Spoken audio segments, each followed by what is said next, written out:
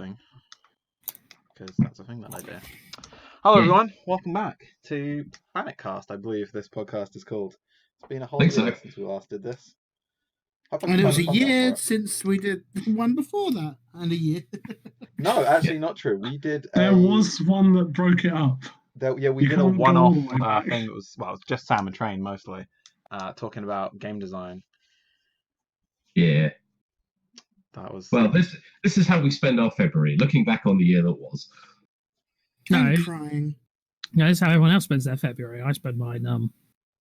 Well, I was going to make a joke about something, and I was like, let's just recount the story of Reese not being able to give blood. Why? Why me specifically? Because I tried really hard to do a good thing. Take my blood. Take it. I booked the day off for this. The intro, and we were already off track. Yeah, that does sound about right. Reese, now you're the person who has watched our podcast most recently. Do you remember what order we normally do this in? Traditionally, it is done in the order that you see it on Discord. You specifically, Yuki, and you tell us what that order is. Yeah. 1 year it was done in alphabetical order, but apparently that just makes too much sense, and that was abandoned immediately. Yeah, because there's 3 J's, so you know. I think the order of the users, the usernames. Yeah, I was going to say. Well, I mean, I think you all see the same usernames, because that would then be Sam, Josh, Reese, Train, and then me. It's how we're appearing in the general Discord chat that we are currently inhabiting. So yeah. Where to spoil the magic, maybe people thought we were in the same room.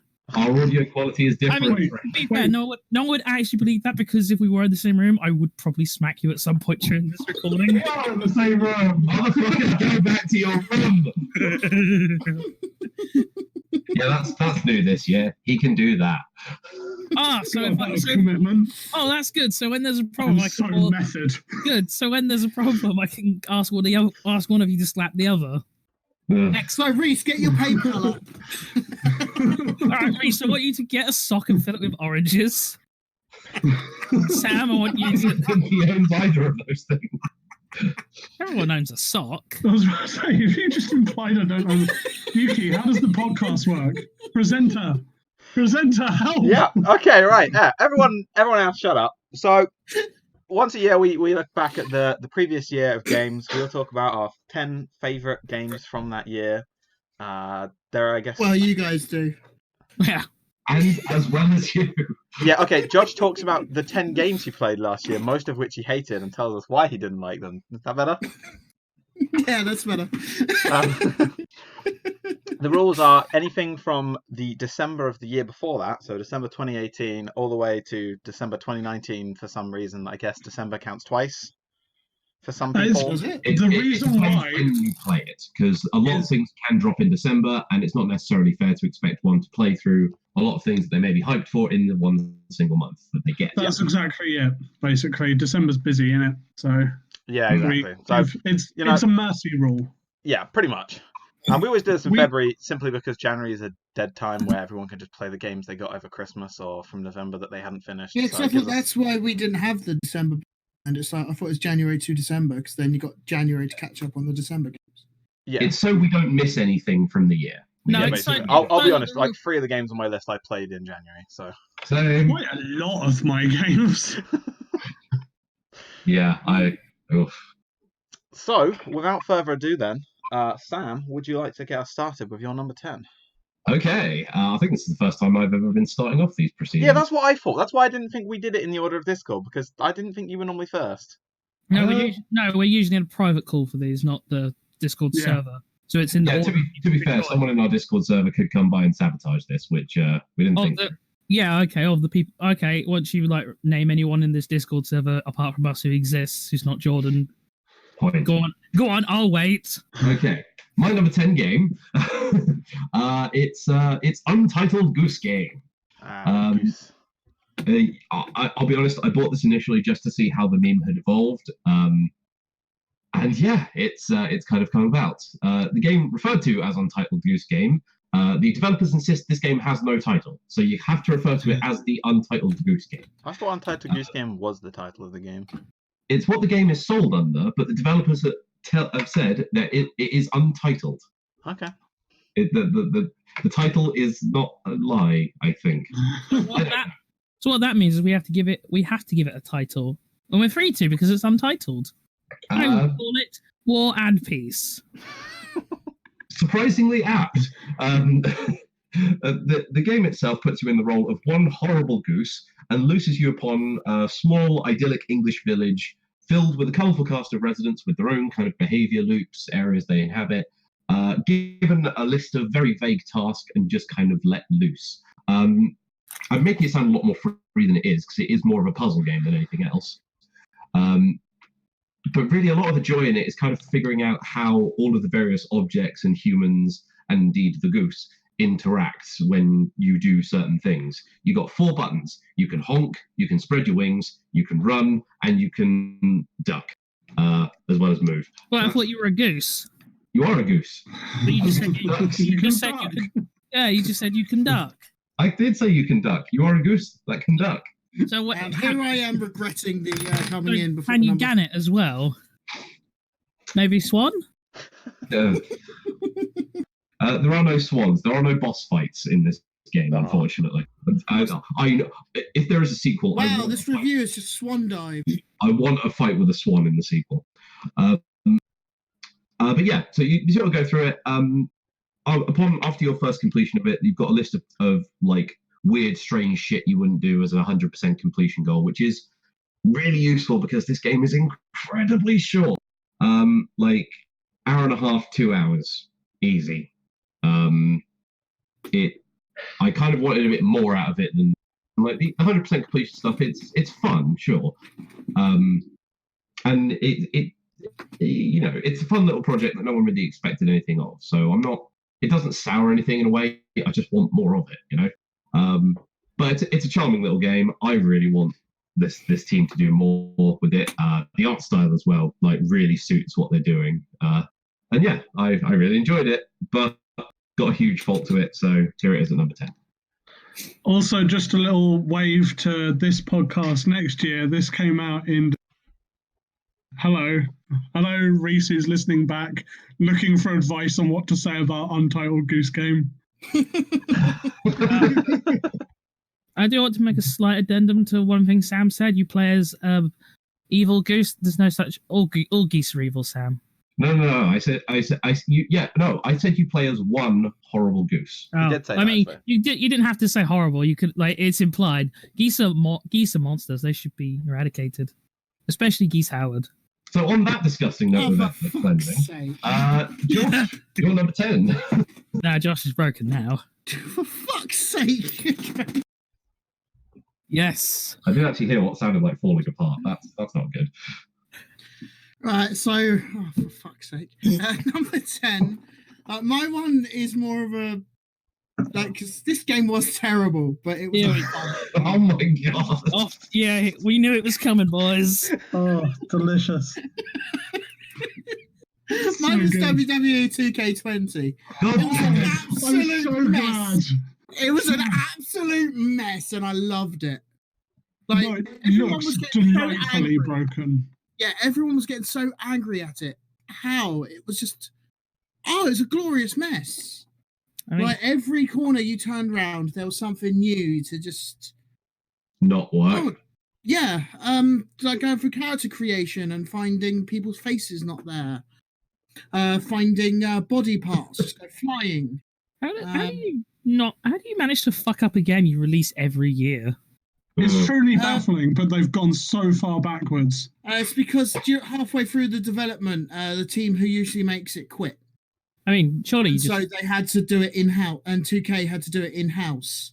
And Surely. they had no idea what the fuck they were doing. I mean, surely you just find all the code from last year and just go Control-C, Control-V, boom. Yuki, how willing are you to do post-production work? I don't know, maybe a bit. Why? I think you should be putting this image on screen from the game. Yeah, it's great. Like, you know how normally you put the game cover up? I think you should avoid that for 2K20 and just put that. I like think that it has that's the BBC News in the corner. Yeah, I was going to say, I think the most actually baffling thing is that there's a BBC News watermark on that.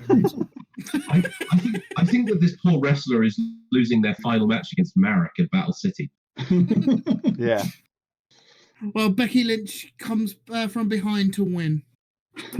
Ugh. Yeah. Okay. Oh, it's terrible.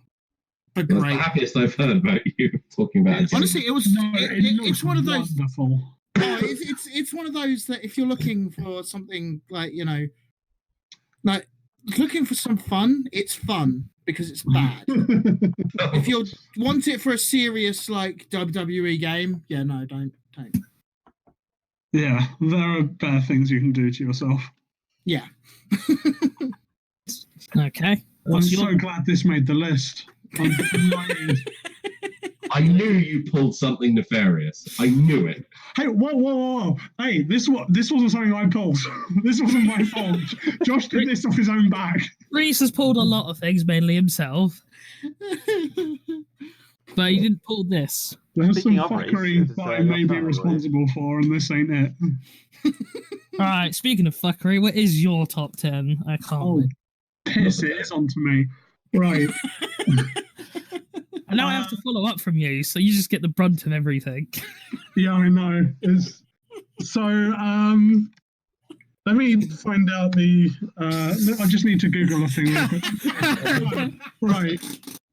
My number 10 game of the year for the year 2019 starts in 1988 with the release of Super Mario Bros. 3, which I did not play. It was released before I was born. There was an internet user by the name of Inferno Plus who transformed that Mario game into Inferno Plus's Mario Royale, which is my number 10. What Mario Royale is it's the first 3 worlds of Super Mario Bros. 3, but you also play against 98 other players. And what that means is that every power-up, only one of you can get it. So the game is considerably harder. It's a race to the finish. And my favorite feature, if you get the Starman power-up, you become tangible in the other players' worlds and you can run into them to kill them. It's absolutely delightful. I am really bad at Mario. It's the first 2D Mario that I'd ever played. Despite me considering myself to be like the platform guy, I feel like that title's been revoked. For the sake of a bit of clarity, I've just looked. The game has been renamed over the course of this year into Infringio Royale. That's the original Mario Royale, right? Due to Nintendo issuing a DMCA claim. Well, you were not going to let... This is what I was going to say about its history and why it's... The original video, which is very funny and well worth a watch, I turned Super Mario into a battle royale. About 2 weeks later, that had a sequel, which was, and it's the reason it's number 10, I turned Super Mario Brothers into a DMCA takedown. Why is it every single thing on Reese's list is going to come with this like fucking asterisk, isn't it? So you have to then go and look at the footnotes to get the full detailed reasons to why it's there. It's not just it's a good game. No, it's a great social experiment. I swear to God, if Fallout 76 is on your list, I will tell Sam to hit you in the face. Get your orange. To come and look at your list for something else real quick. Sam, get your oranges ready. Why do you just assume the presence of oranges? Mario Royale was really good fun, and I can't say that it would be unfair to not have a game on my list for how little I've played it, because that would really bite me in the arse later on the list. So even though I didn't play it for very long, Mario Royale is my number 10. So my number 10 is Super Mario Bros. 3 from 1988. Just a quick note, Train, are you still keeping scores? Oh, was I supposed to be? I've got two. I've got the game. I mean, I'll do it. Thanks, Josh. Well, someone is, Yeah. Okay, I'm sorry, all my opinions are fucking. So, Train? So my number 10 is Demon X Machina. Oh, yeah. Oh, yeah. Because there's a game that everyone came out, everyone did forget about, because it's Armored Core but incredibly stylized with cell shading, which is both like really looks really strikingly beautiful in the screenshots. But one issue I do run into is it does also make some things like blinding to look at. Bit of a problem when there's like fuckloads of things happening because it's Armored Core, and it's like, yeah, you get to pilot a robot, go on missions for vague corporations, and fight other robots. I mean, I like many of those things. That appeals to me, and since From Software is determined to never do an Armored Core game ever again, I got to get my fix somehow. Instead, they're just going to Armored Core edition. Yeah, instead, all they're just going to do is just keep making Dark Souls because they're mega popular. The wankers! How dare they not give? The appreciation to this niche series of theirs, and not the mega multi-million-dollar, style gaming style they basically pioneered. Selfish pricks. But anyway, as one other the sort of reason it's so low down is because it kind of feels weird to explain. Every game's got a fucking asterisk. Yeah. No, hey, my one is relevant to the game. Yours is relevant to everything else. The reason it's so low down, more specifically, is because it feels weird to say this. It both has too much plot and too little plot. And by this I mean, so you get your missions, and they have cutscenes of all these characters who I can't really keep track of because, I remember robots, not humans. And suddenly, so many things click into place. And they're all talking about things, but they're not. It's not got enough cutscenes and enough details to really for it to be something worthwhile following and caring about. But then simultaneously, so there's not enough content in the plot, but there's enough cutscenes and pre-battle ramblings. It just sort of, I don't know, it just distracts you from just let me get in and do the shooty bang bang. It's like, pick one. It's a lot of words and nothing's being said. Have your hard-hitting story, or have no story and just let me shoot things. And it's not even like Armored Core 4, where Dwight Schultz of all people was the narrator, and I could just be sat there like, how'd they con him into this? So yeah, Demon X Machina, a real pretty game, scratches the Armored Core itch. Just one or two niggling things that keeps it at number 10. Cool. I really like the customization as well. It's like really well fleshed out for the robots. The human customization's a bit. Every game needs character. We've got other games for human customization. Sex. My number 10 is Flappertron. Oh yeah, that came out. Possibly one person here might have heard of. Me, it's me. It's Sam. So Flappertron is a very difficult game to explain. I've written down what type of game I believe it is, which is an action-adventure puzzle shmup rhythm visual novel. Oh, fantastic.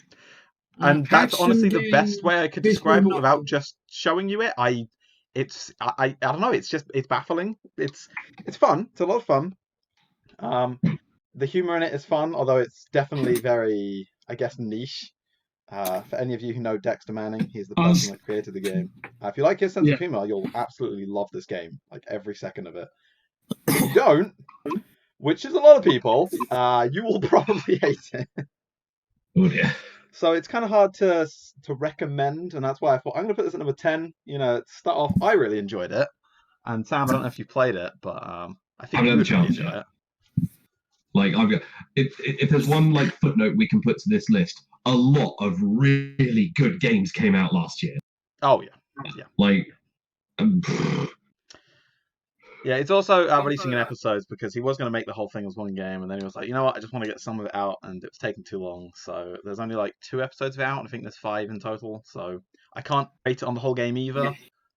So we'll leave it at number 10. It's a very fun game, but I can't really explain it why it's fun. So that's all I have to say on it. Really? To be fair, when you've thrown that many genres in a blender, I think the only thing one can really say is either look at footage or play it. Yeah, but basically, if you look at it and you think, yeah, this seems like it might be fun, give it a shot. If you don't, then move along, get on with your life. Right then, number 9s. Sam. Number 9. Right, for me, my number 9 would be Star Wars Jedi Fallen Order. I don't know how many colons are in that title, but it's interesting. Just one. Yeah, but then just say like Star Wars Jedi, just I don't know, it feels awkward. Anyway, Does it? to me, for the uninitiated here, this is basically the Star Wars entry in the whole Souls-like genre, but also bringing in the kind of, I guess Metroidvania. I was going to say, it's the best way I've had to describe it is it's a hodgepodge of a whole bunch of great games. Yeah, it kind of is. And I think on that note, it really kind of swung through positives and negatives very rapidly for me. Like on one hand, the characters in this game, they're all fairly interesting and make decent impressions on you. I really like Cal and BD1. Like I like actually kind of just hearing them talk. They're just a joy to watch. But swinging that on the other hand, due to the way this game works and the fact that it exists in between episodes 3 and 4 of Star Wars and revolves rebuilding the Jedi Order, one very predictable outcome of this game is going to happen. And it doesn't really play with that very well. I mean, how can you play with it? If your ending's already fixed, and it's like everyone, like no one's going to go into the game no one's going to go into the game with any illusions to how it ends, right? So what can you do? That's sort of the problem I have with it. Well, exactly. On one hand, you've got a huge amount of resources and abilities that you unlock as you go in a fight. And a lot of those are actually kind of new ideas for Star Wars games. I haven't really played one where you can switch between double and single-bladed lightsabers on the fly, like mid-move. And Force Slow is a really simple but really useful power when things come about. But the problem is, it takes too long to get to them. You feel like such a fucking loser in this game for such a long time. Well, here's the general issue. Isn't that the point? Well, here's the problem I had with it, right, is that they have it completely ass backwards in that the stormtroopers are jokes that even at base level you can tear through because they're stormtroopers, right? So it means that even though they're the primary enemy, they're not a threat. The actual threat is from all this shitty wildlife that should be, like, slaughtered en masse. Today's actual threat. I'm sorry, a goat shouldn't be more threatening than a Nazi allegory to Nazi death squads. But it is. Yeah, but to be fair, though, that's pretty much the entire... No, I'm not. But it's an odd disconnect, surely, when you're trying to build up. Yeah, but that's pretty much the same. Yeah, the Empire is this great threat, but everything else is actually far scarier. Okay, nothing in the Star Wars, nothing makes a stormtrooper seem scary. I mean, everything about Star Wars, the stormtroopers are a joke.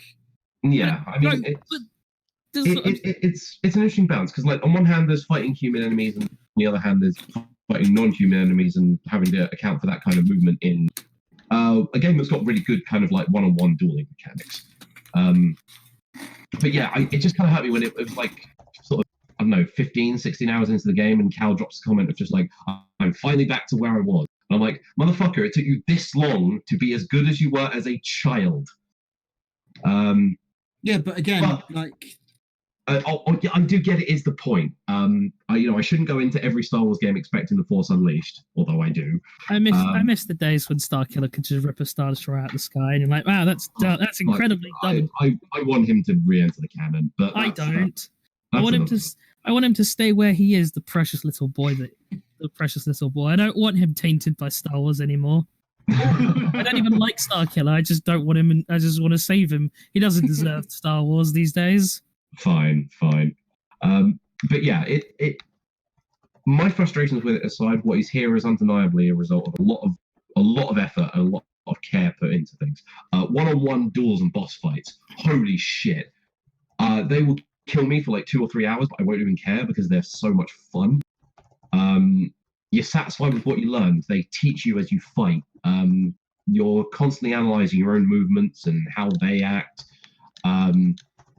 It's just a really good, solid single-player Star Wars experience from EA. And I didn't think that is a sentence that actually could exist anymore. So... Well, EA were just the distribution. Yeah. They also... I suppose. But regardless, it's their name on the box. They're the only people who are allowed to develop Star Wars.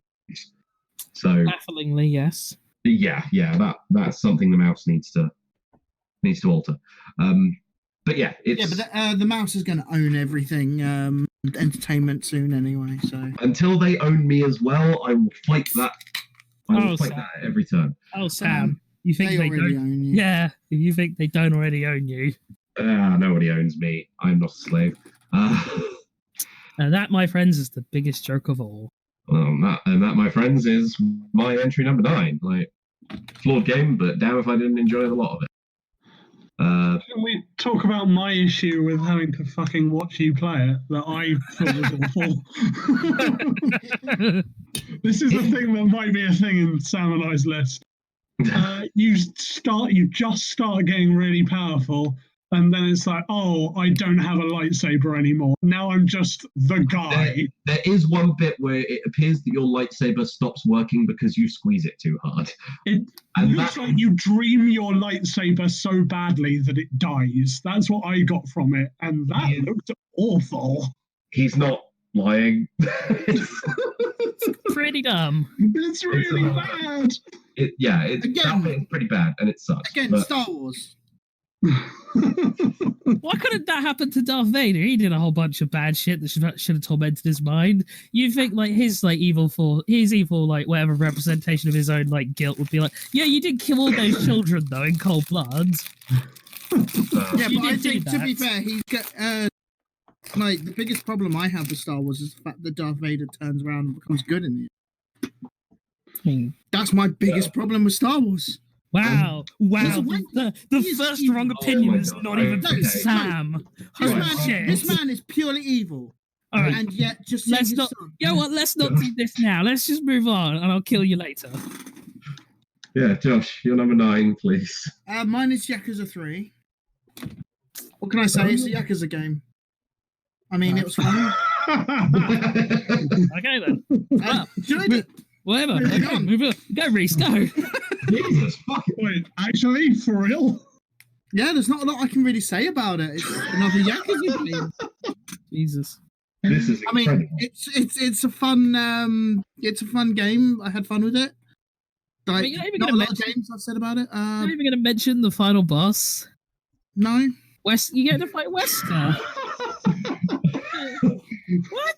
Wow, I kind of want to just take over. I kind of want to just talk for Josh. All right, Reese, I don't know. I think it's because I got a little bit, bored of it. Off of my vague memory. I mean, Yakuza 3 is like the worst in the series, so it's not. Well, Josh, maybe. how is your bit of the list always the best? It's consistently probably because I don't like anything. Because he goes into this with no games he likes. Yeah, but I don't play a lot of games. And then every single one of Reese's is not I like the game. It's I like this vague thing that is like I fringe related to a game. 3 from 1988. Don't you dare! You said it was from 83 last time. I think I've consistently said it from 88 because I have it open on Google. Well, we have someone will go back and Yuki. I heard a 3. Like something 83. Yeah, Super Mario Brothers 3. No. We'll find out in post. One of you can find out in post. I'm not editing that. Oh, I just want to keep telling you to do things in post, and literally none of it happened.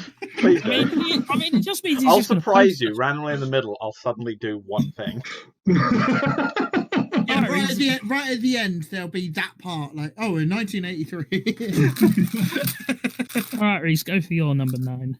All right, my number 9 is it's another weird indie bullshit. Of course it is. No way. That's your whole list, isn't it? No, number 3 and number 3 only. No, sorry, 4. Right.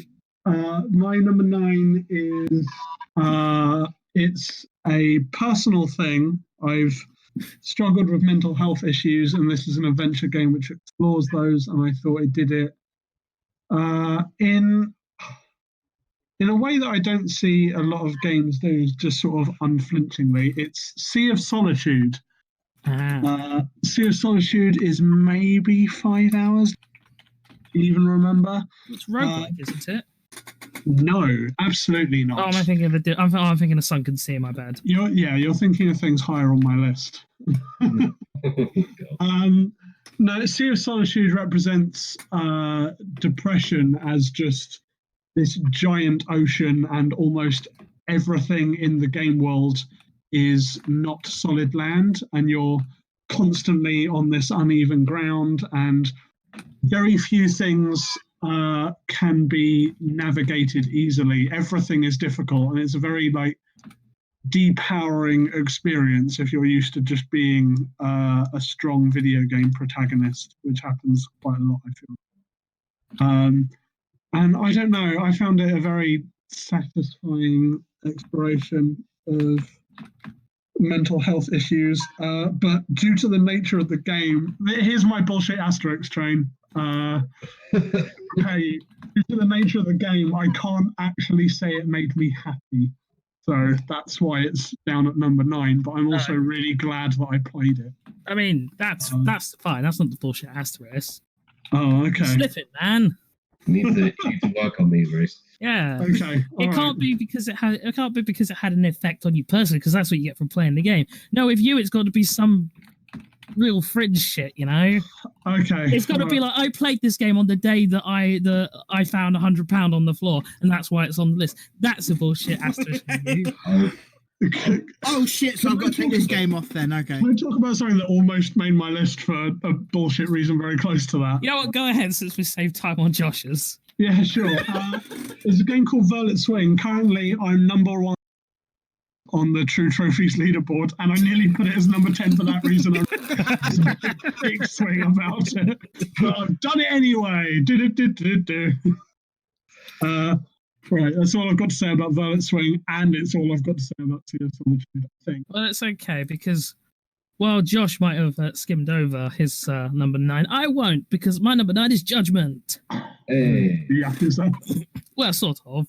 It's a spiritual successor and reusing a lot of assets from Kiwami 1 and 2 and 6 to Yakuza, but it has none of the recurring characters, and it only sort of loosely references events from previous Yakuza games.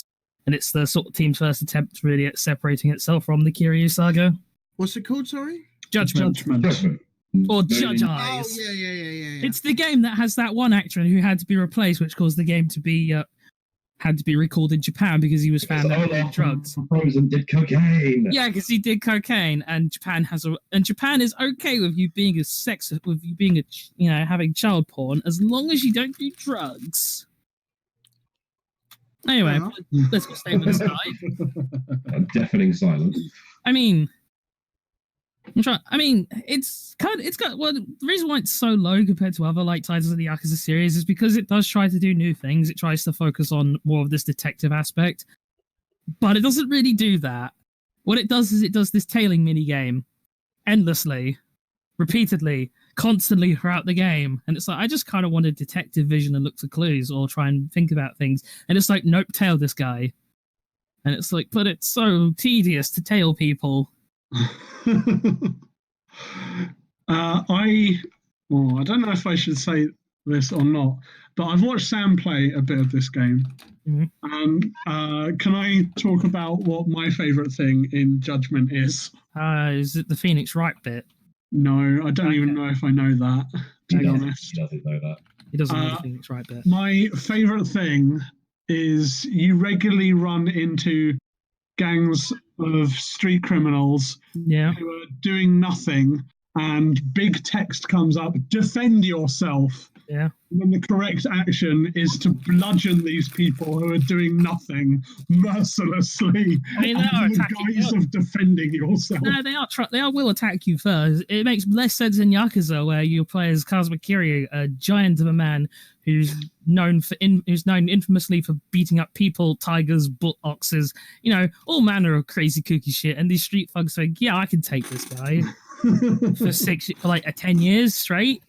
They're like, yeah, we could, okay, maybe he beat us senseless every other day of every other year, but today is the day. Oh, we're dead. Oh, you threw me off the building. Oh. That does happen in Judgment as well. Like, regularly you'll run into people who you have beaten up before. Yeah, and you just kill them again. So yeah, it's a fun Yakuza spin-off that unfortunately relies too hard on one particular minigame to sell its premise. And while the characters are fun because it's so disconnected from the Yakuza plot and characters and elements, the whole world does feel a little bit flatter without Kazuma Kiryu there to, punch Tiger in the face. It's like Interesting. It's like Tak can't really take credit for doing that, or fighting a mega super powered gimp, or running an orphanage. It's like you can't even find a fucking cat in the credits. And anyway, go Those Yuki. credits are beautiful. All right, my number 9 is Cadence of Hyrule. Which, Hey! I really wish I'd gotten to play this. for those of you who don't know, is basically one of the old school top-down Zelda games, like Link to the Past or one of the Game Boy ones. But it's also a rhythm game, and it's also a roguelike game because the dungeons will randomize and change each time you go into them. And my god, does it work! It doesn't feel like it should, but it absolutely does. The soundtrack is fucking amazing. It's the best soundtrack. Let me just double check my list real quick. Yep, I think it's the best soundtrack from any game I've played this year. And that's actually quite high praise, considering something later on my list. Even if you don't have any interest in the game, just listen to the soundtrack. You will like it, unless you don't have ears, in which case I'm sorry. But, I'm sorry that you, the listener listening to this, does not have ears. yeah. I mean, I don't know. Maybe they're looking at the auto-generated subtitles, and YouTube has just decided that I'm saying incredibly racist things. No, it's because you will add in post appropriate sign, like someone to do sign language. Ah, yes, of In the course. corner right there, you can see them right now. It's funny Wow, actually because I'm cool. using She's my really signing just fast. stream space background for the video, so there is actually someone in the corner, and I just checked to see if they were doing sign language or not. They're not, unfortunately. Yeah, Cadence Title. It's really fun. I didn't write any notes on anything. I don't know if you've noticed that. Yeah, but my notes are basically, how long did I play this? Apparently I played this for 10 hours, which is pretty good. Is that about the length of the main playthrough? Or? Yeah, because I haven't gone back to it after I played through. So the first playthrough was 10 hours. So that's pretty good, I guess. Way longer than I expected, I'll be honest. Yeah, and I mean, there's lots of other game modes and stuff in there as well, and it's definitely a game you could replay because the whole roguelike element of it. I've only played for a Zelda, so I don't know how different it is playing for as either Link or Cadence, which I know you can also do. I think you can play as Octavia as well, Mark. I'm not sure. Like I said, I've only played for it once, so probably why it's quite so low on my list, just because I feel like I can definitely get more out of it, and I haven't done yet. But it was a lot of fun, and if you like anything roguelike or rhythm-like, or just Zelda in general, you can actually turn off the rhythm-like part and do it more as like a strategy game, which is... Really? That's actually pretty neat. Yeah, I gotta say, it is pretty cool. Obviously, the music doesn't then play in time with what you're doing. It does still play, and you still get the music, which is cool. You just don't get the cool added beats of like your weapons sounds, and enemy sounds going in with it, which is always cool. But yeah, Cadence Pyro, I definitely recommend it. Before we move off, I feel like it needs to be addressed, and this isn't a criticism at all, but it should be mentioned. I feel like it's very similar / a restyling of Crypt of the Necrodancer. Cadence is literally the main character of Crypt of the Necrodancer. Yeah. Part of the series. I just wanted to not let that go unmentioned. You know? That's totally fair. I'm sure that game's also good. I've never played it. Is like multi-plat, whereas Cadence of Hyrule is not. Yes. So if you want to play it on other consoles, go for Crypt of the Necrodancer. Yeah. It's probably quite cheap on Steam, I imagine. I don't know. So Sam. Good question. Right. Number 8. Number 8 for me is Dissidia Final Fantasy Opera Omnia. This is a mobile title. It has technically been out. To write down. Just write Dissidia. Yeah, I have. Yeah, it's not worth it. It's a Dissidia game. It's not going to be nice to you. Yeah. Essentially, if you played any of the Dissidia fighting games, this game is absolutely nothing like it. It's probably the most generous gacha game I have ever played. It showcases characters from every mainline Final Fantasy title, as well as a few of the spin-offs this time around. But where the fighting games only pick like one or two, usually the main hero and the main villain from stuff.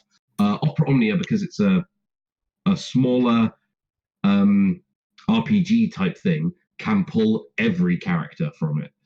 At the moment, my party is who is it? I think it's the Onion Knight and Aerith rocking around with Vayne Solidor. Like you can build parties from across the entire thing, and we've actually just gotten to a stage in the game where nearly everyone is good because everyone can do different things or can sort of bring a new thing to the table. I call it the most generous gacha game in it because none of the characters are locked behind what you roll with premium currency. The premium stuff is all your equipment. And like even without that, you can get a casual level of enjoyment out of the game from it. And even then, the game is incredibly generous with these gems, like hundreds of thousands of gems just there waiting for you as you open up. Like, yeah, you've got to go through like various story bits and stuff, and the story bits actually involves a whole shit ton of characters, which couldn't have happened otherwise. All the voice works in Japanese. I can't imagine them dubbing like fucking 115 at the moment characters. But it's a lot of fun. The combat RPG is very similar to Final Fantasy X, which is probably one of the few bits of Final Fantasy X I enjoyed. So all the better. And there's always stuff happening in it. Like everyone's kind of the team at Square Enix are really sort of in touch with keeping this going. And if you pay attention, because of the release gap between Japan and the rest of the world, all of the Japanese events follow the same release schedule as the global ones. So you can just see what was good a year ago and know what to spend your currency on if you wish to. I don't know. It's the most fun I've had on my phone all year, so I feel like it's kind of justified being here. I feel like that's the tagline for like Snapchat or something. That's the most fun you can have in your phone all year. No, I think that's the Pornhub app. I was going to say, you think that's a tagline for Snapchat? Well, I was just trying to think of something. I was trying to think of something that would involve like porn or something. I couldn't. Pornhub. Well, yeah, I couldn't be asked if I couldn't remember. But I always think like in that more to a website. Who watches Pornhub on their phone? What peasants? You want your porn in like 4K? I'm just saying. Don't tell me how I want my porn.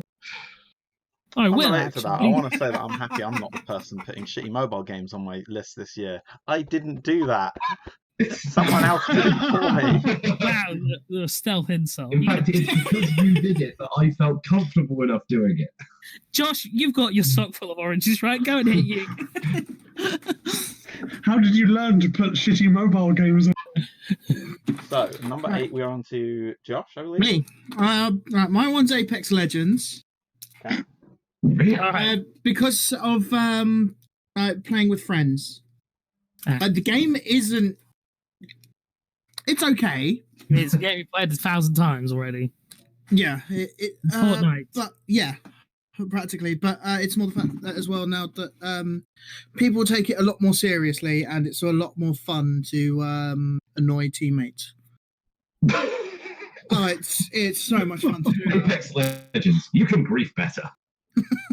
It's because you have to be in a team of 3.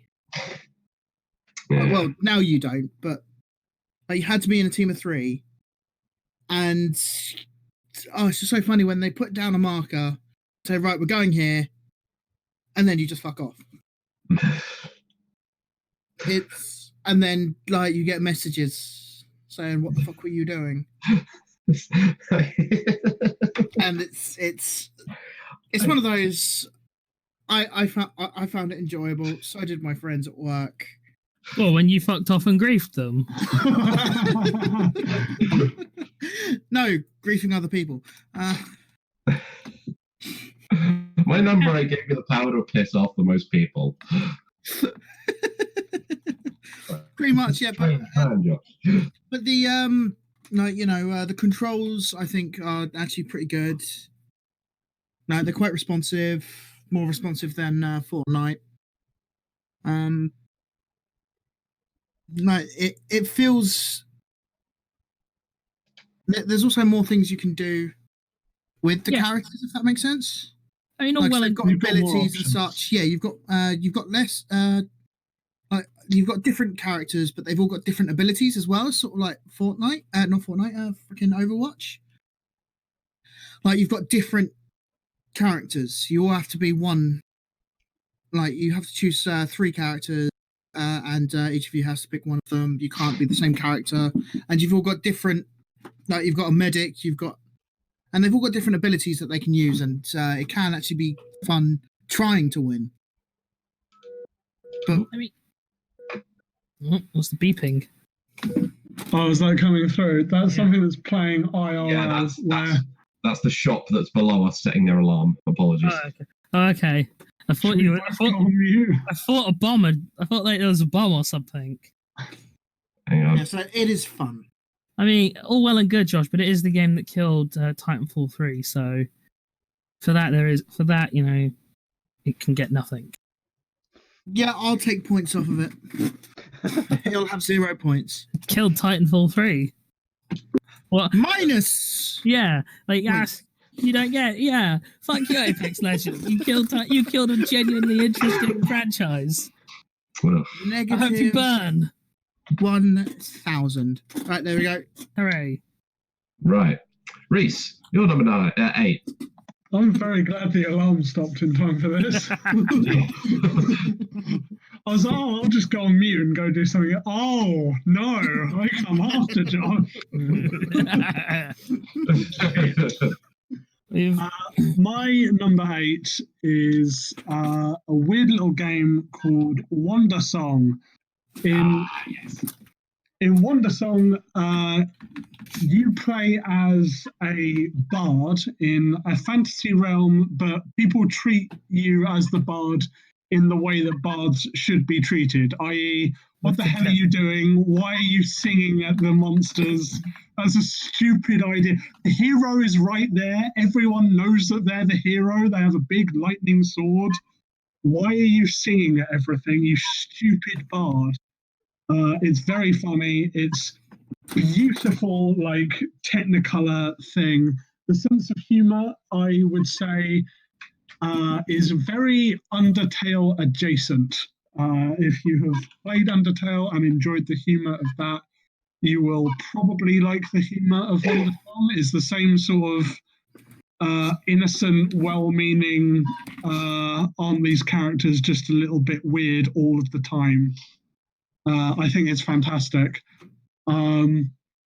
If I can talk about the final boss, I'm going to drag this sentence on for a little bit. So, I've got one question for you before you do that, though, Reese. oh, okay, sure.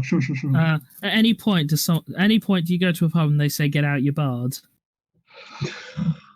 Oh, don't know. If I'm being honest with you. Because if they don't, well, There's a lot of dialogue I didn't see. I because hope you there's did a that. lot of dialogue. well, I hope you deduct points if they don't. There are a lot of very silly jokes, and they're specifically, if you're a fan of I think it's Lesser Dog, where you can keep petting it and its neck rises in Undertale, Yeah. and it has no effect other than you can just do it to make yourself laugh. There's a lot of that style of joke specifically in Wonder Song. Its final boss, I think, is a brilliant thing. You meet, so there's a character called the Dream King, who you have been trying to chase down from the first act, and the Dream King decides, I'm the Dream King, I'm in the Dream King castle, everyone's coming to the Dream King castle to look for the Dream King, so if I'm just not here, then I'm probably not going to get hunted down, so I'm just going to leave. And so he just leaves, which I think is a lovely subversion. He comes So back. if I hear Dream King again, I may like. I'll stop saying it. Sorry. No, Josh, he's saying Dream King, not Drinking. Calm down. He transforms into the Nightmare King, and you team up with the Nightmare King and a witch to fight the person who you thought was the hero from the story, which I think is very interesting. And the Nightmare King still has the classic Nightmare King health bar, like that any boss would have in any sort of old-timey video game, but it's almost an escort mission boss, which really shouldn't work, and it really does. So it's one of my favorite boss fights in games. It's very quirky, very silly sense of humor. There's no good reason why it's this low down on the list, other than I just like the other 7 better. There's no like underlying factor or anything like that. It's just a very interesting, weird game. It's not very long, which is a common thing with all of my games, actually. If Common thing with you in general, eh? If you're someone who puts any stock in the video game should get you a certain amount of time for how much money you spend in, just don't look up anything on my list, actually. Just give all 10 of them a miss. But if you want to play something... It shouldn't be time spent. It's one of those, like, you know... So there's a lot of games, like Dragon Age 2 is fine, but it's a very long game. And it's one of those that... There are some people who ascribe to that theory, and that's fine. I'm just not one of them, and I want to give fair warning to those people. We don't ascribe to game theories around these parts. We don't take kindly to your theories about games. You're only I think good. that's all I've got to say about Wonder Song, I think. Okay. Number 8 for me. It's a little game called Control. Oh, yes. Glad this is on someone's list. It's a game written by a guy called Sam Lake, who I like to call Sam Ocean, for a really long, contrived reason to do with the final line of Alan Wake, another game by Remedy and written by him. It's kind of mentioning Alan Wake. Control's a spiritual sequel, or sort of sequel / successor to Alan Wake, and I guess Quantum, whatever the other game they made, Quantum something that nobody liked, and I was Also Quantum Leap, but I can't. No, that's a show. That's the show where Scott Bakula realizes he's retarded. We've all seen the clip. People also search for Quantum Break 2. Quantum Break. That's it. Yeah, it's the game that nobody liked and whatever. And I apparently there's elements of Quantum Break in this, or at least references to it, but I don't know. But yeah, it's real like interesting sort of love. I guess could describe it as like a Lovecraftian style kind of game, and that you're dealing with entities and concepts far beyond the grasp of mortal man. Its setting, a place called the Oldest House, is an incredibly interesting and dynamic place. There's huge variety in terms of the areas, because it's like surprisingly a free roam sort of third person shooter with other elements to do with like the powers you acquire. And so there's always something to do in the Oldest House and all the various locations. The main issues I have with the game is it's incredibly unstable when I played it. Like, it's my sort of recent game I played where it's like this is not a matter of if it will crash, it's only when it will crash. I had heard this. It was real bad.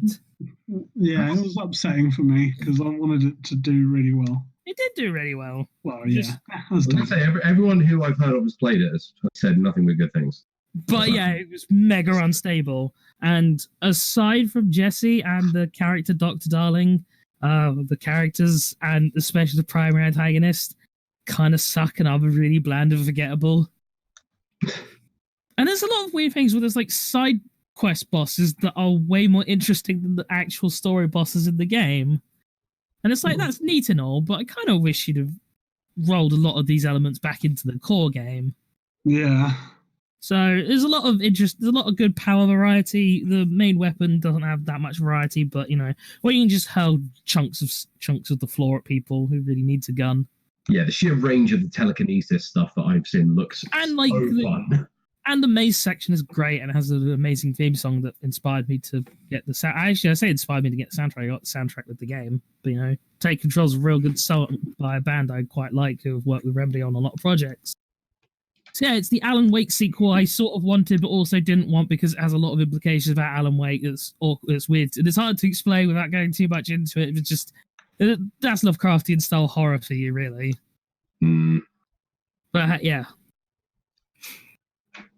I'm glad it made it onto someone's list because it looked very interesting and I can only wish I could have played it, but You But can the play.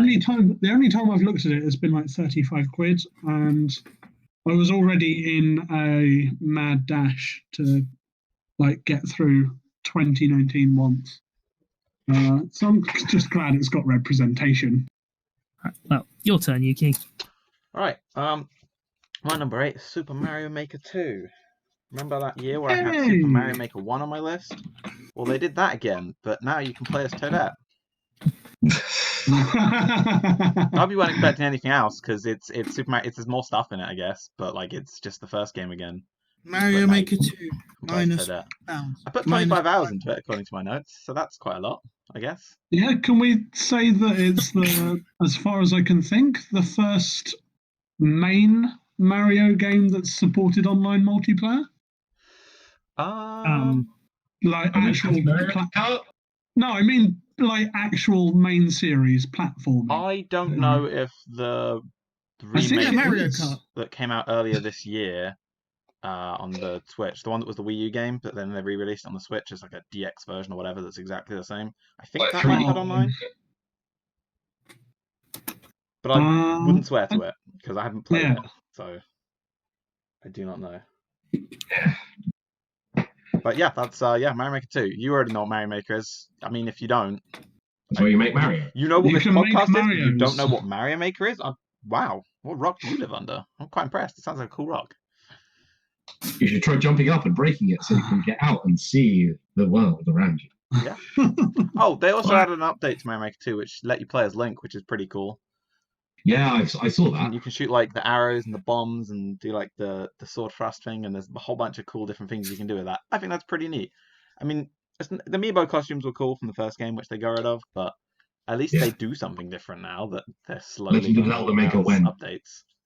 Wake me up when there's F-Zero DLC. Super Mario Deluxe, was multiplayer. I know it was multiplayer. I didn't know if it was multiplayer online. Yeah, there's been multiplayer Marios, but I don't know about. Yeah, there's this little game called Mario, Super Mario, the first game. He's multiplayer. Right, so we're on to number 7s then, I believe. Sam. Number 7. Right, my number 7 is Pokemon Sword. Okay. It did fairly safe. Like it's gonna appear on this. Apparently, this was the year where liking Pokemon became controversial. So, whatever. I really love this game. If you believe the very verbal aspects on Twitter, who won't leave like the various developers alone. But yeah, Pokemon for me is really about story. And while Sun and Moon still holds a lot more quality for me in that area, Sword still held my attention. But where you compare with, like Sun and Moon, like kind of tried to break up the typical Pokemon formula. Go to places, battle at gym, get badge, go to Elite Four, win. But Sword and Shield kind of took it and more refined it. They took what they knew and made it the best it really could be. And so that's all fine. And anyone who knows me will know I care a bit more about the competitive scene for this game, and it's so exciting right now. They've trimmed down so much of the fat of making like competitive stuff sort of ready to go. It takes about 5 or 6 minutes to get a Pokemon ready for the national circuit, if you like. The post game in this is a lot of fun. It's no Battle Frontier, which still sucks, but post game raids are a lot of fun. You're constantly getting rewards that are useful. Sword and Shield is Pokemon kind of crystallized into its best elements. Doesn't push the boat out in a lot of ways, but that doesn't make what's here in any way bad. I am super looking forward to the DLC for this, and that might be how this game will retain the presence on next year's list. So yeah, Pokemon Sword, pretty damn good. So my one is Kingdom Hearts 3. Oh god. Yes. It's quite low on my list. So it begins. Because I enjoyed playing it. I went through it, and to be honest, there was no time where I felt super bored or like. I did. It's called the Frozen Wilds. Yeah. No, because I mean, even the battling is still quite fun. add points. But There it is. my problem is that it's very easy. Now, even on the harder difficulties, it's extremely easy. All you have to do is button mash to win the game. And honestly, I went in hoping that they finally cleared it all up, and hopefully we had an end. That is why you fail. That's not the game's fault. That's your fault. I have a That similar is like stance. that's like going to the ocean and thinking, man, it's great and all, but I really wish I'd have made it so I didn't get wet when I went in this thing. I wish this was dry. Hmm. I mean, I'll say there's a reason it's not on my list, and Frozen World probably. I realized we're going to talk about this in a bit. Also, the cooking can fuck right off. And the cooking's inoffensive. At least I have to sit there and sit through that fucking song while Sora and Don on Give you just go, wow, she's singing all right. Fuck. Can we presume Josh isn't the last person to have it on his? No, we know. I know. No, we already know who the last person to have on the list is. We do. I feel like if we're gonna dissect everything, I feel like it should be left for them. It will be left later. The person who has it highest has to answer for their criticism.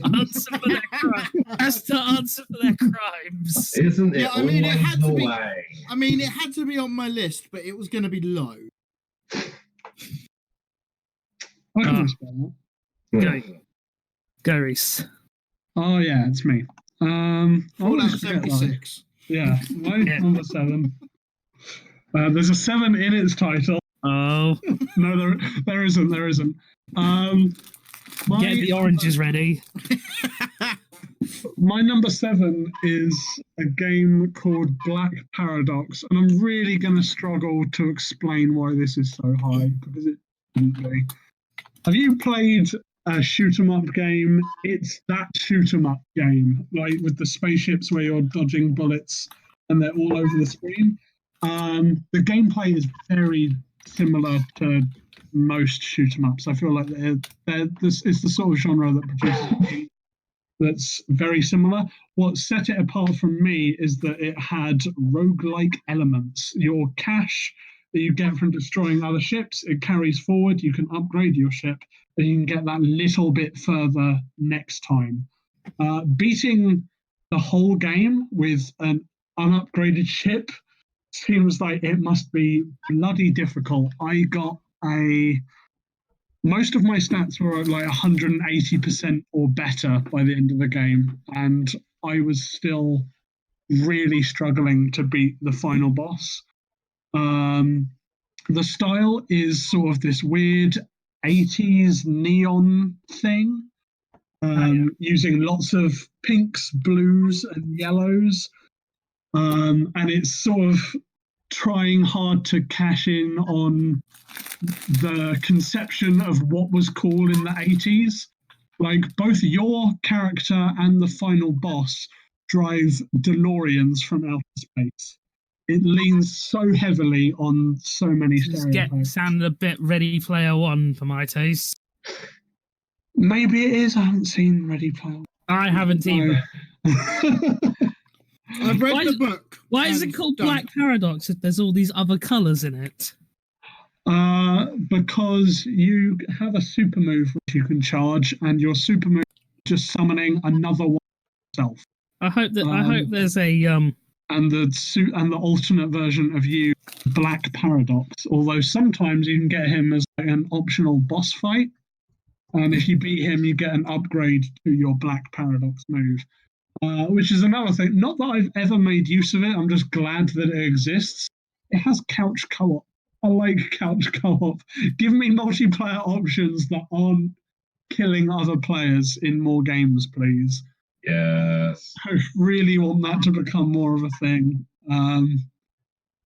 So yeah, I really like the little still designs you get of each of the bosses, especially the Cosmosaur. I think Cosmosaur is wonderful, and I want him to somehow break out of Black Paradox, which is already a tiny game, and somehow get his own main series of games. It's really unlikely.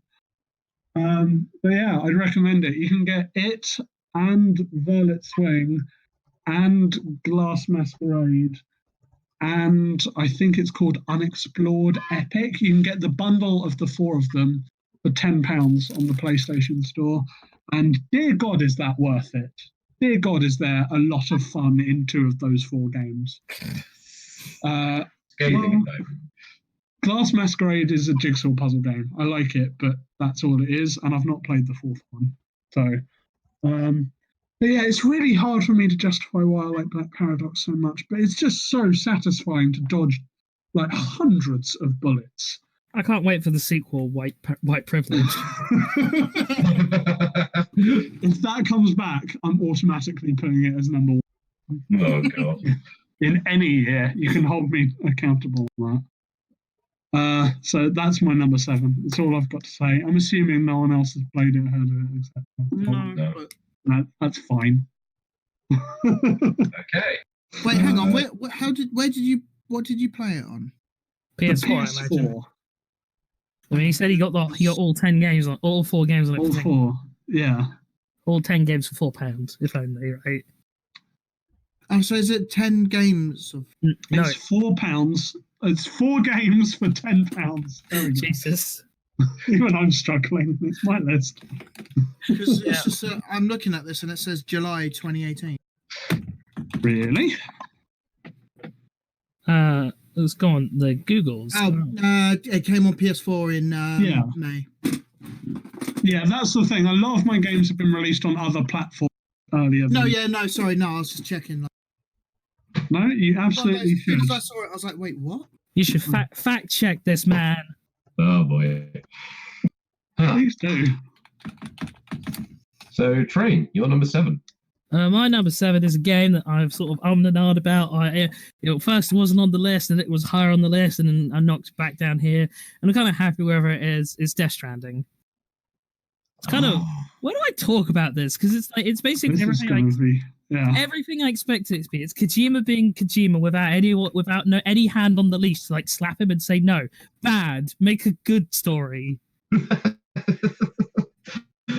Like, you know how when this is relevant. You know how after the Boo saga, Toriyama was like, "Yeah, I think I do need an editor now that I think about it." I kind of feel like I need Kojima to come to that realization. Well, I mean, what was it?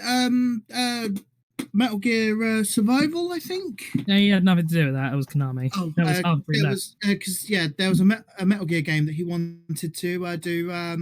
Like, you've got to survive in the desert for 10 days. That's Survive. He had nothing to do with that one. No, but this is why he left. I thought he left because he basically said he wanted it to be 10. You survive in the game for 10 days and it be 10 days real time. I mean, he wanted a lot of weird things, but anyway, that's sort of... And yeah, the Konami just went, no, you can't do that. I feel like it was more the fuckloads of money he spent on a project that was a rather substantial failure, just not by virtue of not selling a lot, just because it cost so much. But anyway, that's not relevant. It's like, how do you really talk about Death Stranding? Because it's like, going into the plot's pointless, because then if I just say anything, you're not going to understand it, and there's no great... And it's not like one of the things where, in context it makes sense. No. Like, you fight like a giant whale that's also dead, I think. And you're like, okay, what? Can you explain that more? No, I can't. That's the game. Like, it's not I didn't understand or get what they were going for, because one of my sort of gripes with it is it's real in your fucking face about what it's about. Kojima is many things, subtle is not one of them. And like, I don't know. There's like a legitimate catharsis and enjoyment to be had when you're actually playing the game. But man, the game, and you can't not talk about the story of this game because it's the selling point. And that's sort of a problem because Kojima can't pace things for shit. So the front and back end of the game are mega bogged down in exposition. And the middle part's great because it's like, yeah, you can just enjoy being a delivery man because that's basically all the game is. You deliver packages. Yeah, I was thinking, like, this is a lot coming from me. It did seem light on the game in the game. No, there's a decent chunk of the game. It's just mostly condensed into that middle point. Right.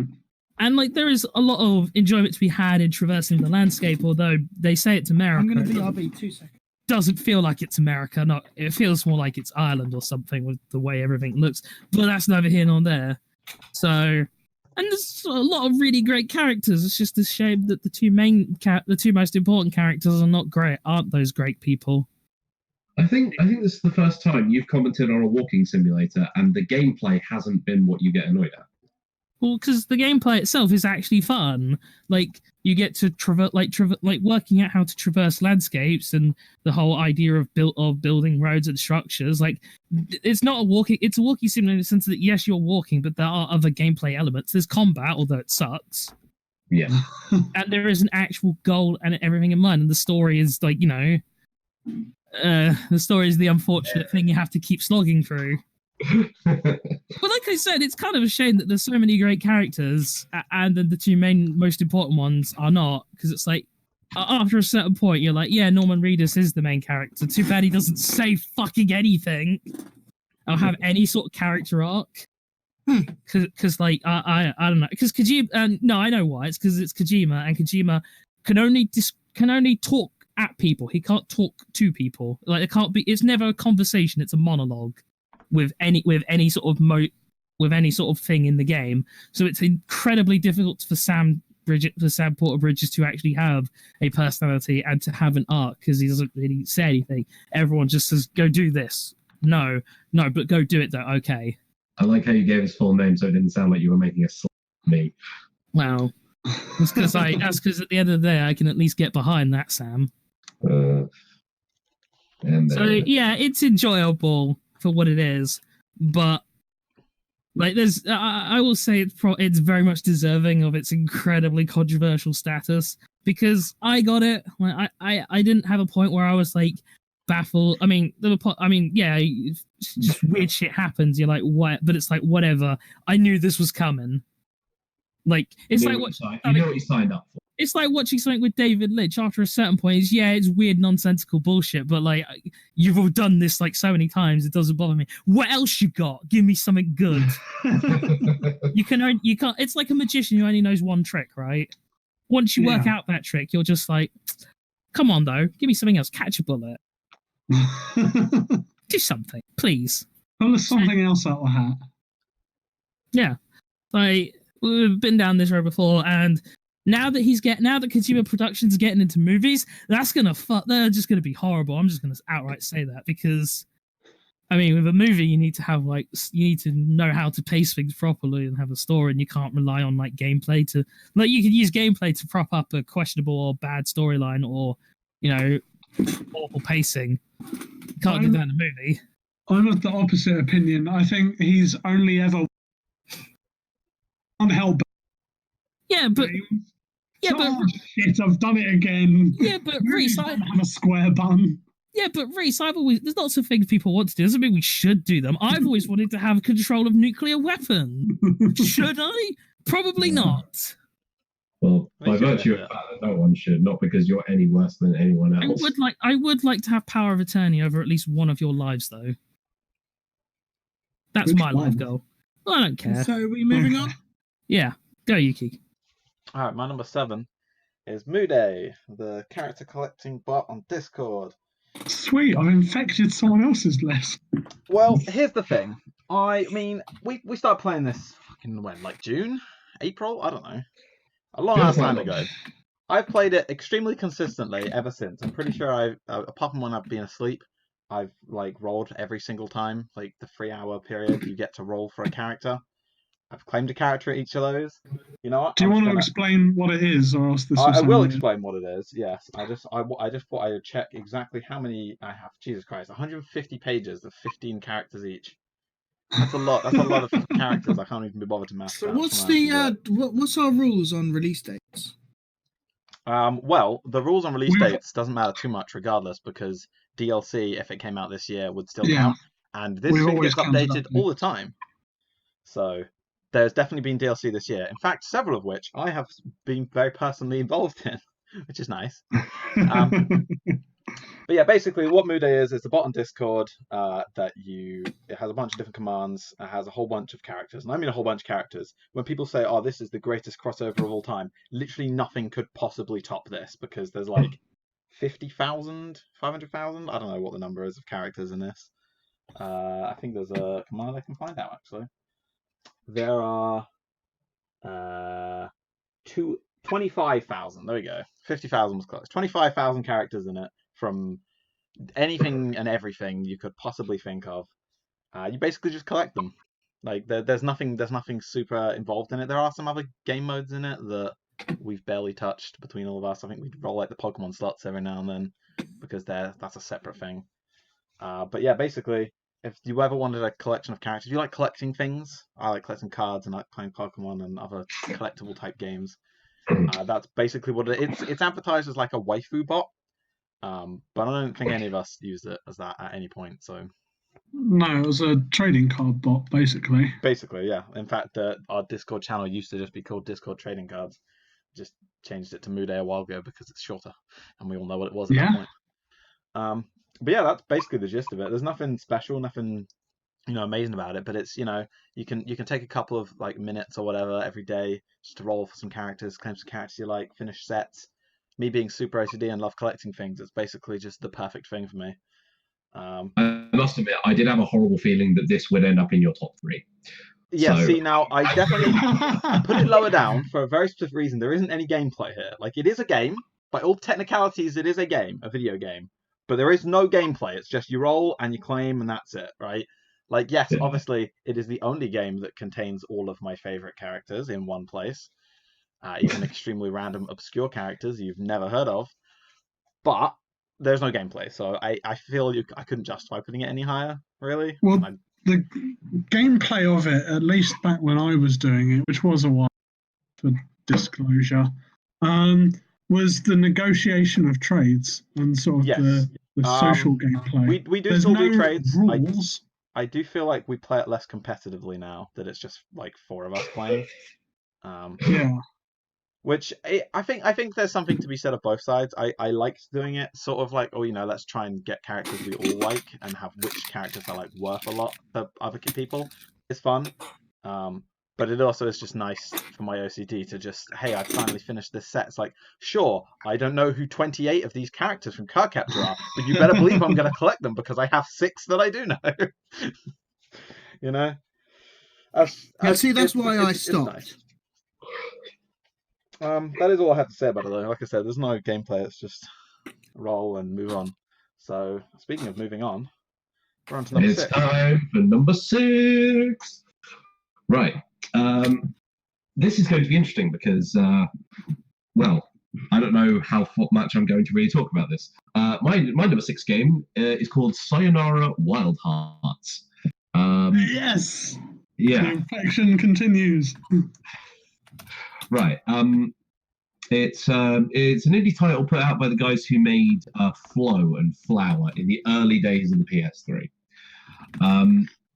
The best way I can describe it is as a rhythmic action auto runner.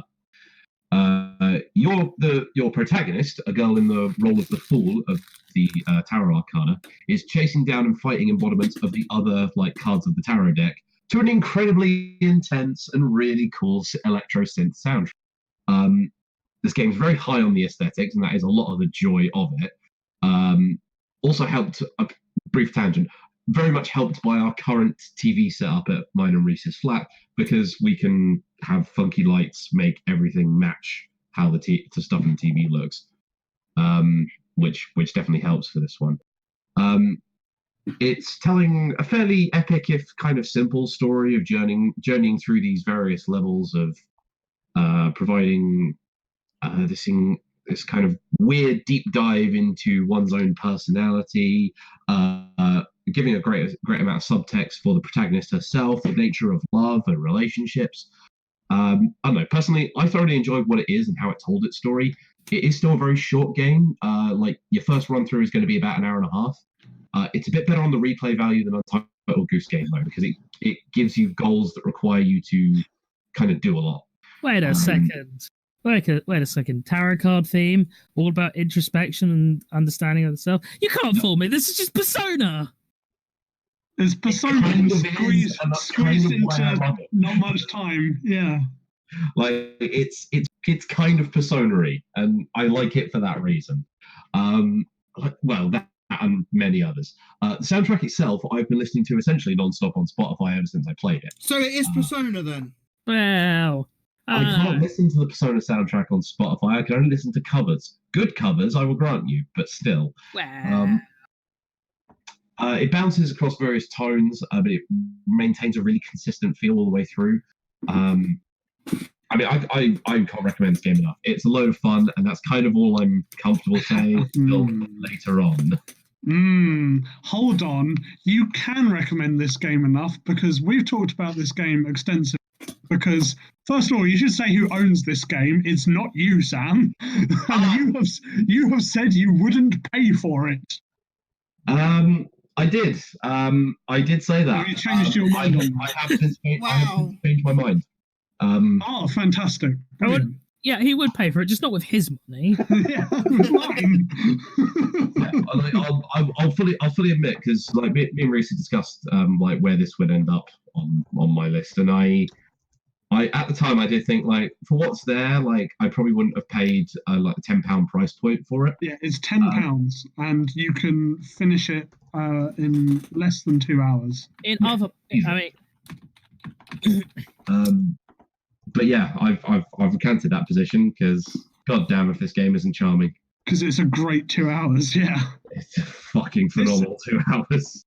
I finished it the weekend, and I simply texted Sam, if I say I want you to play a thing and it will take you about an hour, and I want to say nothing about the gameplay at all, but I think you won't regret the 1 hour, will you play it? And Sam texted back yes, and that's how I got him to play it.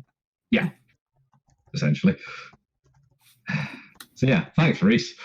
You're welcome, buddy. Josh, number 6. My 6th one is Football Manager 20. I do like. Obviously, people know that I am a sports fan. I am a football fan. I mean, is football even really a sport? Apparently, tennis is a sport, so yeah. Them's fighting words. I don't know. People don't take dives in tennis. They do. Football Manager, I really enjoy because you very much have to micromanage everything.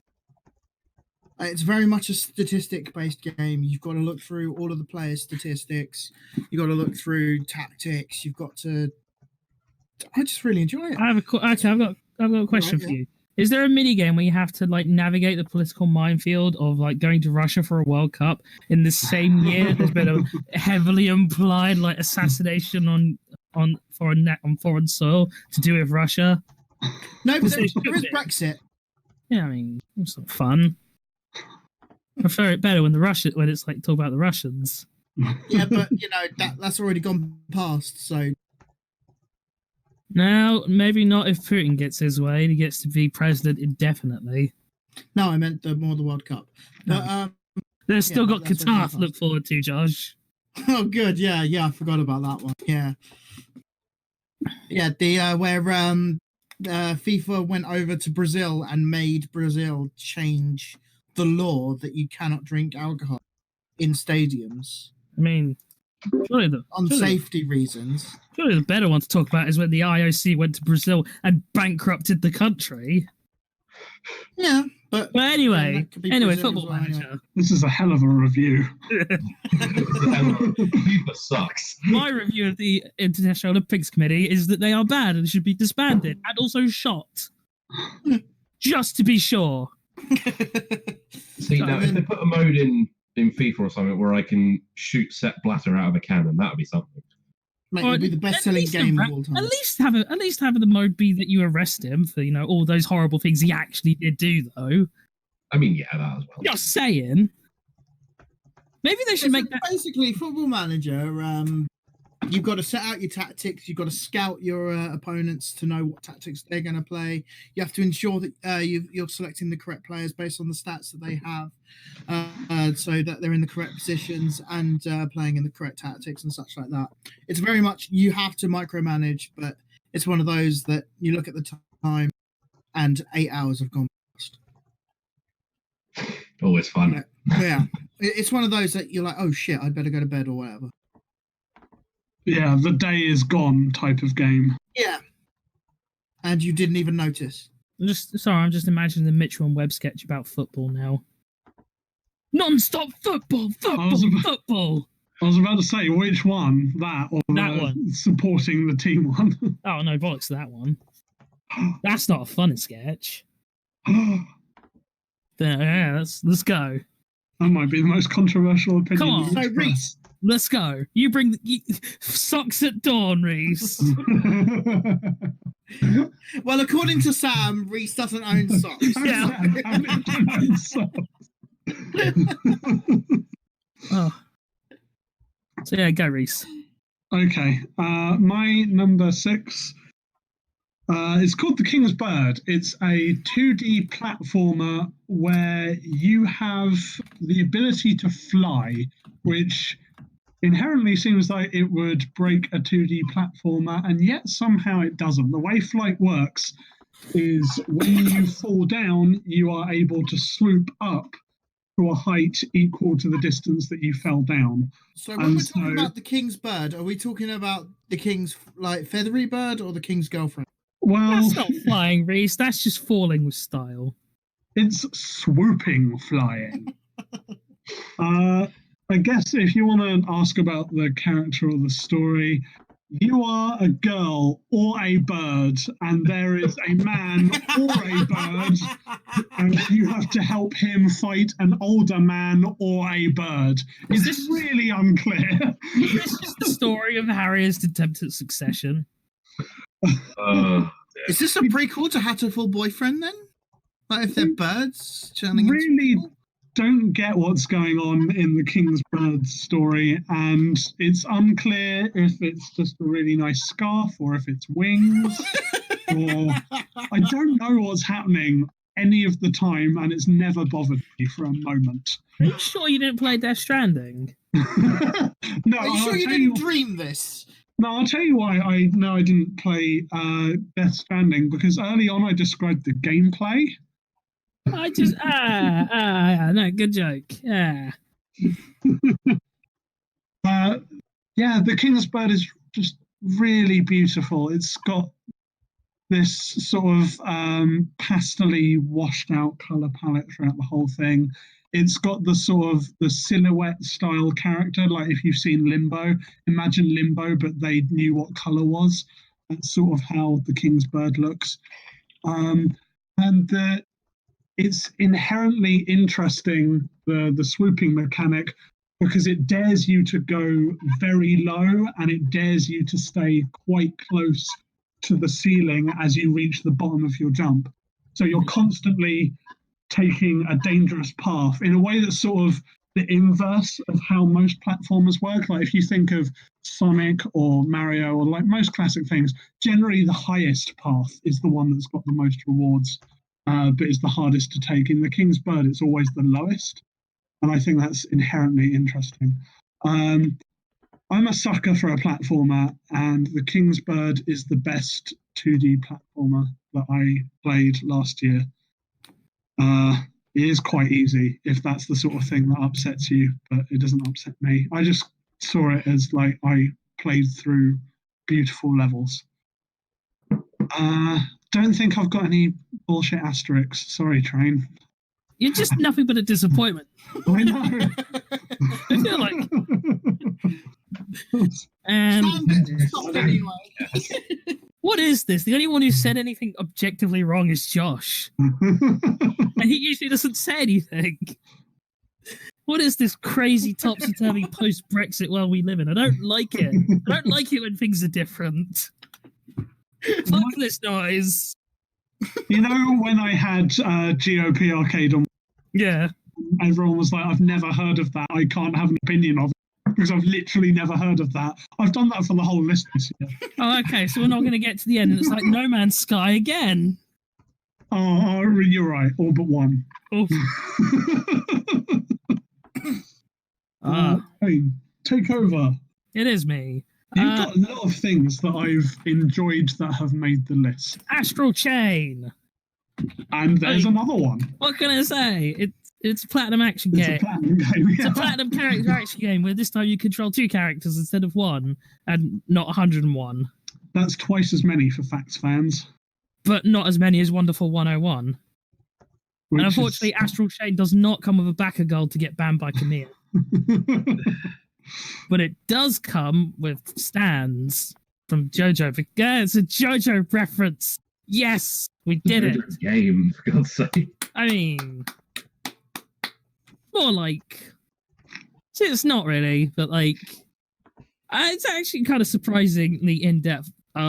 There's a lot more depth to Astral Chain than I was actually expecting, which makes me sound like, oh, I thought it was going to be shit, but no, I just didn't expect it to have quite as many sort of side quests and side options and replayability and replayable aspects and like a sort of free roam like post game. Like generally, Platinum games don't have post game; they have, okay, go back and play again, but do better this time, scrub.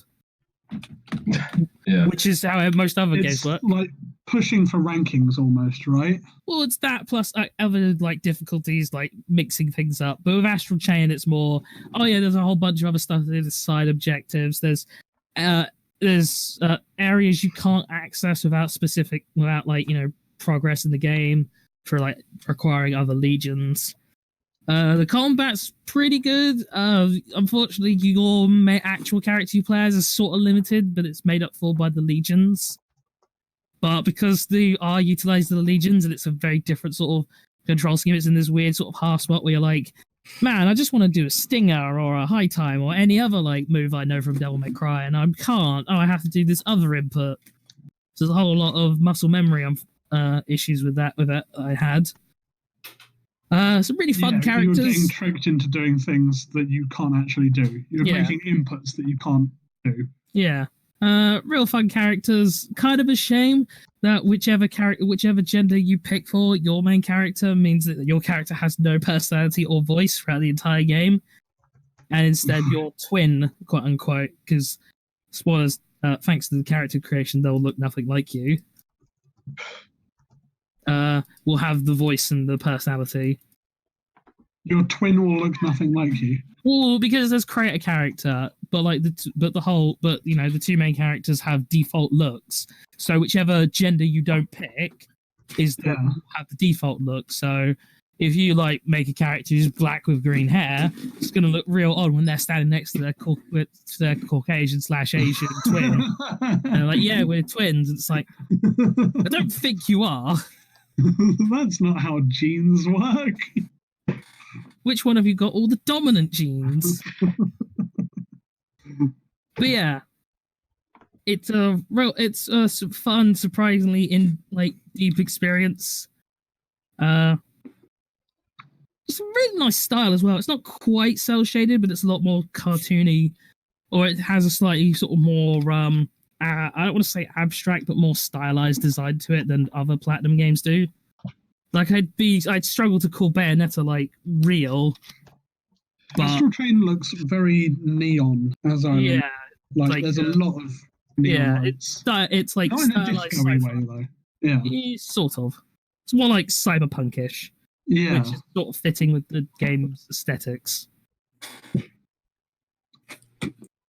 So you've got a lot of games that I wish I was able to make myself interested in. Yeah, but I'm too much of a shit person. Yeah, you are too much of a horrible person, you twat. Go and give blood. Try. Go, Yuki. Right, my number 6. Train probably saw this coming. I get to talk about Hearthstone again, but not the regular Hearthstone, because they added a new game mode. Those fuckers. I thought for once I wasn't going to talk about it at all. I've kind of gone off Hearthstone, and then they added Battlegrounds, and I became addicted. I put 100 hours into this game mode already. I checked before the thing to confirm that. Yeah, exactly 100 hours, and it came out at the end of November. Jesus. Yeah. So it's, I believe, what they call battle chess. Is that what it's called? Auto chess? Something Auto like that? chess, yeah. It's I don't know. auto I've never chess. played that, and because all the other games that ever had that game mode in, like Dota and League, I don't care about any of those games. I wouldn't touch them with a barge pole. So I'd never tried it. But needless to say, it's incredibly fun because it's basically just all strategy. There is some RNG in there. The Hearthstone's one has quite a bit of RNG actually, but I think that just makes it more fun. Sometimes depends on what the RNG is that's fucking you up. Sometimes it's okay and sometimes it's not. But that's the nature of RNG, I suppose. And then sometimes it's just, oh, hey, you play demons, and then who cares? You win. Now it is. But to be fair, that update came out in January, and we're counting this as the game that came out last year. Okay, yeah, you're right. So then it's just you get double amalgams, and it's like, who cares? You win. Yeah, okay, yeah, there we go. That's correct. There was a very short space of time, like the end of December, before the beginning of January, where there was no 2 amalgams and there was no overpowered demons. It was just all poison murlocs. So there was always a winning strategy. Either way, it's just fun. I can't tell you why it's so fun. It's just incredibly addicting. I end up playing it most days. Me and Train sit there and play it for hours quite often. Well, I don't know. It's just fun. If you don't like Hearthstone, you probably won't like it. But I don't know. I mean, it's got like very little to do with actual Hearthstone. It does, but I feel like having that knowledge of Hearthstone in the first place probably helps. It's free as well. I should point out it's not like a pay-for game mode. You don't have to have a collection of cards like you do in regular Hearthstone. You can just play it off the bat, and you have every opportunity as the same as everyone else. So, knowing about Warcraft would be. Because Uh, I mean, Hearthstone is Warcraft cards. well, yes, but I don't mean knowledge of the characters. That's irrelevant. I was more meaning like if you know what the word battle cry means. It doesn't tell you that in Battlegrounds. Right, It's just like, oh, you played Hearthstone, right. you know what that means. Oh, Stuff right, like that. no, okay. No, I get that. Okay. Yeah. still something you could. I think it's still something you could pick up off like. Oh one or yeah, two. yeah. You could easily pick it up if an It's auto not chess like- type of game is something you would be interested in. Hearthstone is probably the easiest one to pick up, I would guess. Presumably. Like just from what no, I've seen of the other ones, they all seem very confusing. That could just be because like you said, you have the Yeah. prior experience. I had the prior knowledge of Hearthstone. And also stuff. you've not I feel like played it's the not others. too challenging to pick up though. Yeah. I don't really have anything else to say on it. Train, I don't know if you have anything to say on it. Nothing specifically. Just, I mean, there's things I wish they'd get rid of and replace. Yeah, but Demons. they do keep updating it, so I'll give them some credit. Not that I like giving that much credit to Blizzard as in general. We kind of avoid doing that. But it's fun. So at the end of the day, who cares? Video games are meant to be fun, and it's fun, and that's all that matters. So the second part. This might be a second video, or it might be one video. I don't know. You know, listening, because you're listening to this. Yeah, thank God that Yuki sorted it out. It's the mystery box. So we're on to our number 5, and I believe it is Sam to start. I think it's Sam and me to start. I will just say one quick thing. I do like that we have surprise mechanics in our podcast this year. They are quite You don't have to pay anything quite extra for them, Oh, jeez. Right. Well, my number 5 pick, which might be the same as Reese's number 5 pick, is It's got to be, or else you don't Slay play the Spire. Spire. If you Yeah, repeat- I didn't hear a word. I didn't hear He that. said slay the spire. Oh, right. Slay the Spire. Shall I double the points? Yeah. I mean, Yeah, we'll yeah. see. Yeah, No, 'cause you're adding the same value to it. are you both like, Yeah, we've got it at the same position and it's Okay. the same game, and we've played a lot of it together, despite it being a single-player game. Most evenings when one or the other of us has gotten home from work, the other one is on the telly in the front room playing this game. So Yeah, it's this is another one where I in my room, and I was like, "Oh, this needs to be promoted to living room game." Sam needs to see this. all right, sorry, I just had to fact check the date on this. PS4 release was 2019. May 21st. Yeah, May 21st. Yeah, I just double checked because I was like, I feel like Slay the Spire has been around for years. It has been around for ages. On PS4, it hasn't been, and that's the platform that we've played it on, and that's the rules that we use. I'll allow it. Yeah. Well, I don't know how to go about this. I think it's the first time we've had 2 topics at once. No, No, me and Train both put Spider-Man at number 1. Yeah, I No. mostly said Spider-Man was the greatest game ever. Was the greatest game of that year. Okay, right. Well, to establish what Slay the Spire is, it is a roguelike deck-building RPG. You start as one of 3 playable characters, 4 if you have a PC version, which we don't. There's a 4th character, which means that Slay the Spire picks next year as well, because it'll be extra content, baby. Well, they are saying that a mobile release of this game will come out next year, or this year, however time works. So, and I checked. It said there's an iOS port in the works for this year. Yes. Fucking A.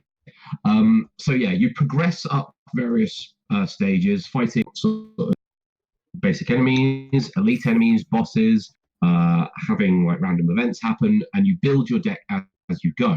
And your quest ultimately is to slay the spire. It reminds me a lot of, like, if any of you have ever played like draft play of a TCG at like a game shop or just among friends or anything, it reminds me of that, but then you play like Final Fantasy with it. Like it just works in really nice fashion, and it's a very, very challenging game, very hard. It's so interesting that it's so challenging as well. See exactly what the enemy's about to do, and it's turn-based, so you can prepare for what they're about to do. You're like, well, how can it possibly be difficult? But it is. Yeah, because none of your actions are necessarily guaranteed. You start off with basic attacks, basic defense, and a couple of special actions.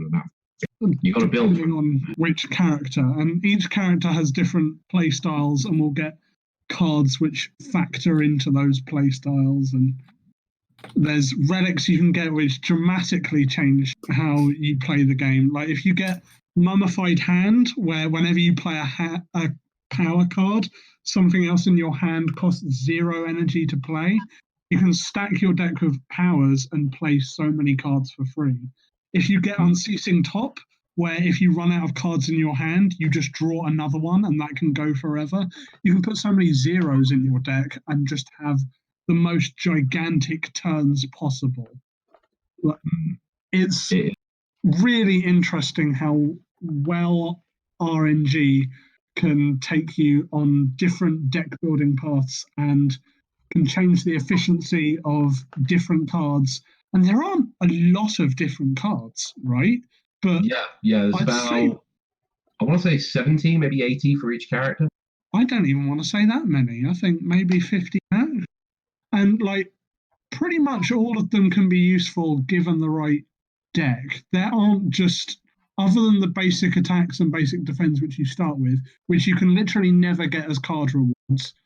They're just, this is as bad as your deck's ever going to be, sort of thing. Yeah, you can only get better. Yes. You cannot RNG worse. Well, you can get like curses, which is its own interesting thing. They're just like cards which do nothing in your deck. You only draw a certain amount of cards, and if you draw a curse, then that's just one fewer card that's available. Sometimes the curses have bad effects, as well as just being an awful card in your deck. There's an endless mode, which we only very recently and have been having a lot of fun with, and custom stuff. You can put modifiers on for certain runs.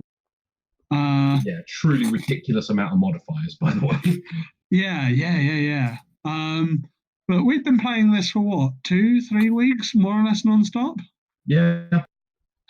Like between the two of us? It's stopping soon, pretty much.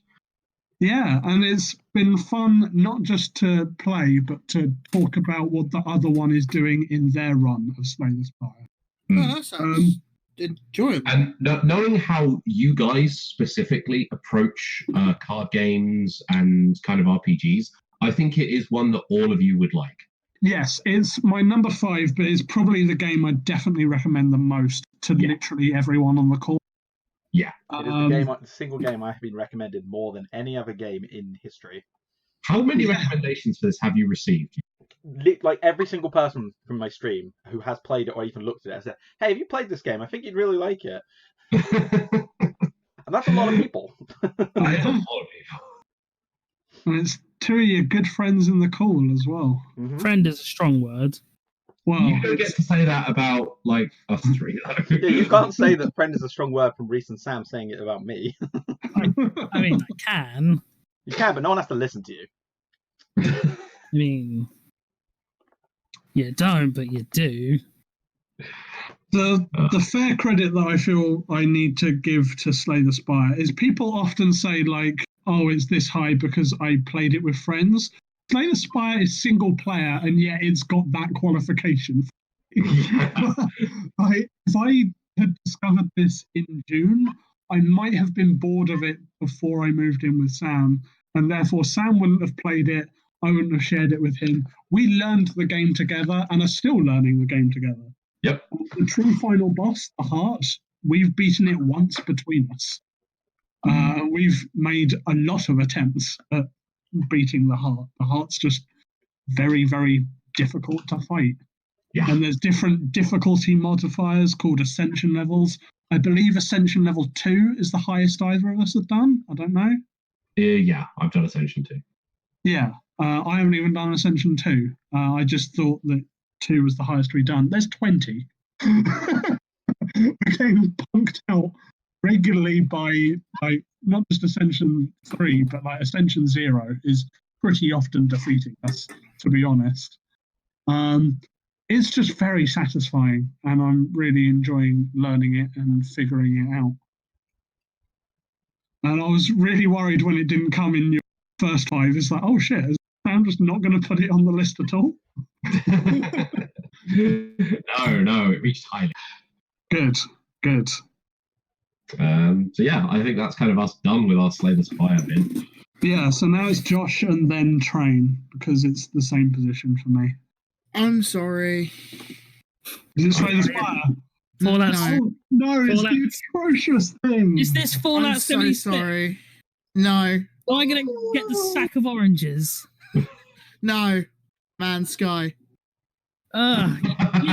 Yuki, you're closest. You hit him with the sack of oranges. Don't worry, I'm already preparing the oranges. You guys can't see, but Reese is dancing in my doorway right now.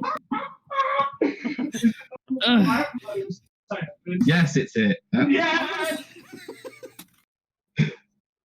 Oh, dear. I'm sorry, but I actually really enjoy what it is now. Meanwhile, There's so much you can do now. I'm pretty sure Reese hates it now. He's on the way. Yeah, I really like it now because there's so much to do in the game. The story's still kind of weak, but it's one of those games where you can make and still follow on with that story. I just really enjoy like creating new like you can create your own bases now, create your own homes. Like you can create a spaceport for yourself, like building everything. You can have space battles, you can have land battles, you can learn different languages. It's one of those that honestly I really, really enjoy this game. The mining is just a small part of it. Yes, it can get repetitive, but honestly, it's one of those when I see, oh shit, I've not got enough of anything. Right, where am I going to go now? No, it's one of those exploring, not for exploring's sake, but exploring so I can find more materials to come back and build a better base and make it look better, make it work better, make it. I really do enjoy this game, and it's one of those that it is how little.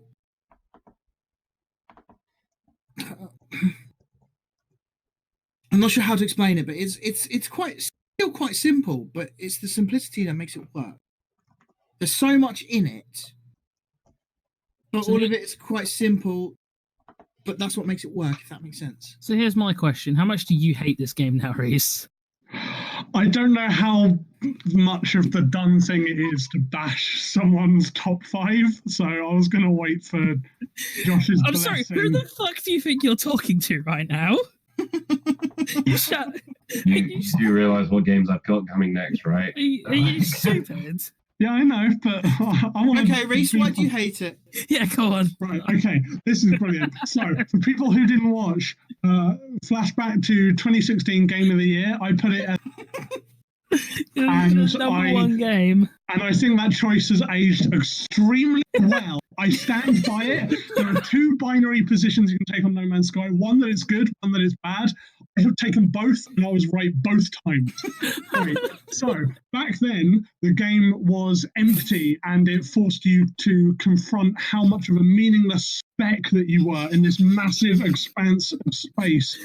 There weren't missions. The game wasn't trying to put you at the center of the universe. It was putting the universe at the center of the universe, and that's what it should have been. And now it's just any other you are the hero guy RPG. And I think the game is a lot less interesting for it. Now the game having has played through the story fully. What the fuck? Now that the game has again, you content are tiny. Like with the new content, it's that. I'm sorry. Yes, but you can influence so much. God, You can make such a powerful ship and then board that ship on a frigate, which is massive, and end entire wars between factions of battling space pirates because you show up and wink at them. I'm so disappointed the first part of the podcast isn't between me and Sam. I was really waiting. See, I like the fact that you can do that, and yet you're still a nobody. I do want to say this. I am playing it out for comedic effect. I have boosted up No Man's Sky in 2019 and an enjoyable time of it. But what I don't like is people going, "Oh, Reese, now with all the updates, isn't No Man's Sky really good?" No, friends. I'll have you know, I knew the second they made the game good, or they made the game good, you would hate it. It is the most Reese opinion possibly that I've ever had. Yes. And so now I've had to have the explanation of why I'm the only true prophet in this world of why I was having 70 times a year back in 2016. I had to have it again in 2019. It's like no. This we've moved on from Genesis. We are now in the New Testament, and God said, "Let there be Atlas," and the Atlas was bad. We don't want the Atlas path. Send it away. Put it back when there was no Atlas path. There was no path at all. It was just a meaningless exploration that forced you to confront how little you mattered in this world. And that's just the news. Just read like the Daily Mail or something if you really want that. It really does show you how small you truly are. How small so much of the universe truly, all the living creatures in this universe are nothing. Even the Atlas is nothing. Small, speak for yourself, Josh. It can, but also you become the one person languages, you know? Oh my God. No, because then again, the Atlas says loads of people have done it. Yeah, but you're the only compared to the Atlas, you're just a speck again. You're a nobody on this path. Here's my question: did the Atlas shrug though? I don't know what it's a reference Actually, to. I think it kind of does. It's just sort of like, go on then. Wait, you're a philosophy student. You've never heard of Atlas Shrugged? No. Jesus. Never heard of Ayn Rand? Jesus. Wait, that's not true. I've heard of Ayn Rand. Exactly. That's the most famous thing they wrote. It was Atlas Shrugged. Oh, okay. Jesus Christ. It's a DOS's degree, Train. I thought this is true. Yours is just covered in orange juice. You're even allowed to have the real copy. Fuck me. I do like No Man's Sky, but it's very funny that everyone else has U-turned, and so I U-turned.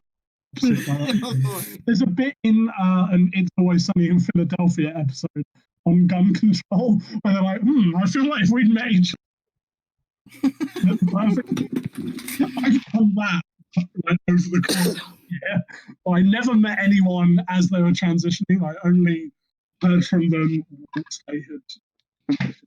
That's helped with the games, like, because the game was released in so many copies and then tanked spectacularly, that it just went into like every bargain bin. And some game shops didn't even have bargain bins, and they had to No Man's Sky copies. And so when the game got updated, it was still viable for like a £5. But no, I respect it being on here. I'm glad it's on here. I just think it's an interesting one for me. I'm sorry to steal your spotlight, Josh. You're gonna say it's our number 5s, or the Reese takes over everyone's spot. I probably won't take over trains because he'll probably say something I've not played. I'd be impressed if you took my number 5, or you tried to take over my number 5, because there's literally nothing in it that means anything to you. And what is it? Super Robot Wars T. Go on, Reese. Okay, Fucking go on. No, it's okay. Yeah, go on. I'll wait. You can tell me about your in-depth knowledge of Magic Knight Rayearth and Cowboy Bebop. There's probably a Gundam in it. You should talk though. Can you name a single Gundam? Go on, I'll wait. I don't think I can name a single mech, and Exactly. I've even watched a mech anime. Exactly. I See, mean, my favourite part about it is Craig Charles. before or after he got accused of kidnapping? Both. Okay then. Anyway, so yeah, Super Robot Wars T. I'm a big fan of the series, obviously. I skipped X because X had like no series in it I really liked. In fact, it had series in it I really didn't like, and V was on my list like 2 years ago. So it's no surprise T's back, or T's here, because I really like the original characters. I like the fact that it's sort of a joke about Japanese corporations and salarymen. It's like that's surprisingly critical for Japanese property. That tend to like doing things like that. Might be why I also like Agretsuko. But as I said, a whole bunch of series that I love. Unfortunately, it's like Martian's success of the Desco's in it. Unfortunately, it's the bad movie and not the good show, the good TV series. Can't have everything. Robo's in. Gal Gai's in alongside Brave Express Mike Guine. It's like Mike Guine and Gal Gai in the same game alongside the cast from Cowboy Bebop and Gunsword. And hell, we even managed to get Magic Knight Rayearth in, which is like actually more of like a magical girl series that has mechs like at the very end. So nice of them to get it. But I mean, if Bebop can get in, anyone can get in. Even Expelled from Paradise, which is a relatively recent movie, it's actually quite an enjoyable one. I recommend Expelled from Paradise. Not really not really about mechs, but So yeah, good game. Yeah, quality story. Hybrid. You bring up Super Robot Wars, and none of us have anything to say about it. I mean, the only one here who can say anything about anything is Yuki. That's kind of because he's seen Cowboy Bebop. Yeah, Cowboy Bebop was great. Like I could copy and paste the list of all the series and like literally the only one on here that any of you have seen is Bebop. Yep. And it's specifically just Yuki. Like amazingly, Sam's never seen Bebop. I've seen some of Bebop. Which okay. Not seen Gunsword though. No. Or Get a Robo Armageddon. I've also seen all the clips. I've only seen Cowboy some Bebop of characters because you showed me them. Or Arcadia of my youth. Oh, that's another point. Captain Harlock's in, who is a character who's apparently in a lot of things, but I know very little about him beyond in the game, so sucks for him, I guess. Just a bit. But yeah. Cool. Well, Yuki, Right, show you around. continuing Train's theme of number 5s that absolutely under no possible circumstances could ever be on anyone else's list. My number 5 is the YCG. So I'm expecting a certain phrase from Josh here, but no. Is Josh muted? No, what phrase? I'm not getting called an ad whore today. Hooray! Okay, sweet.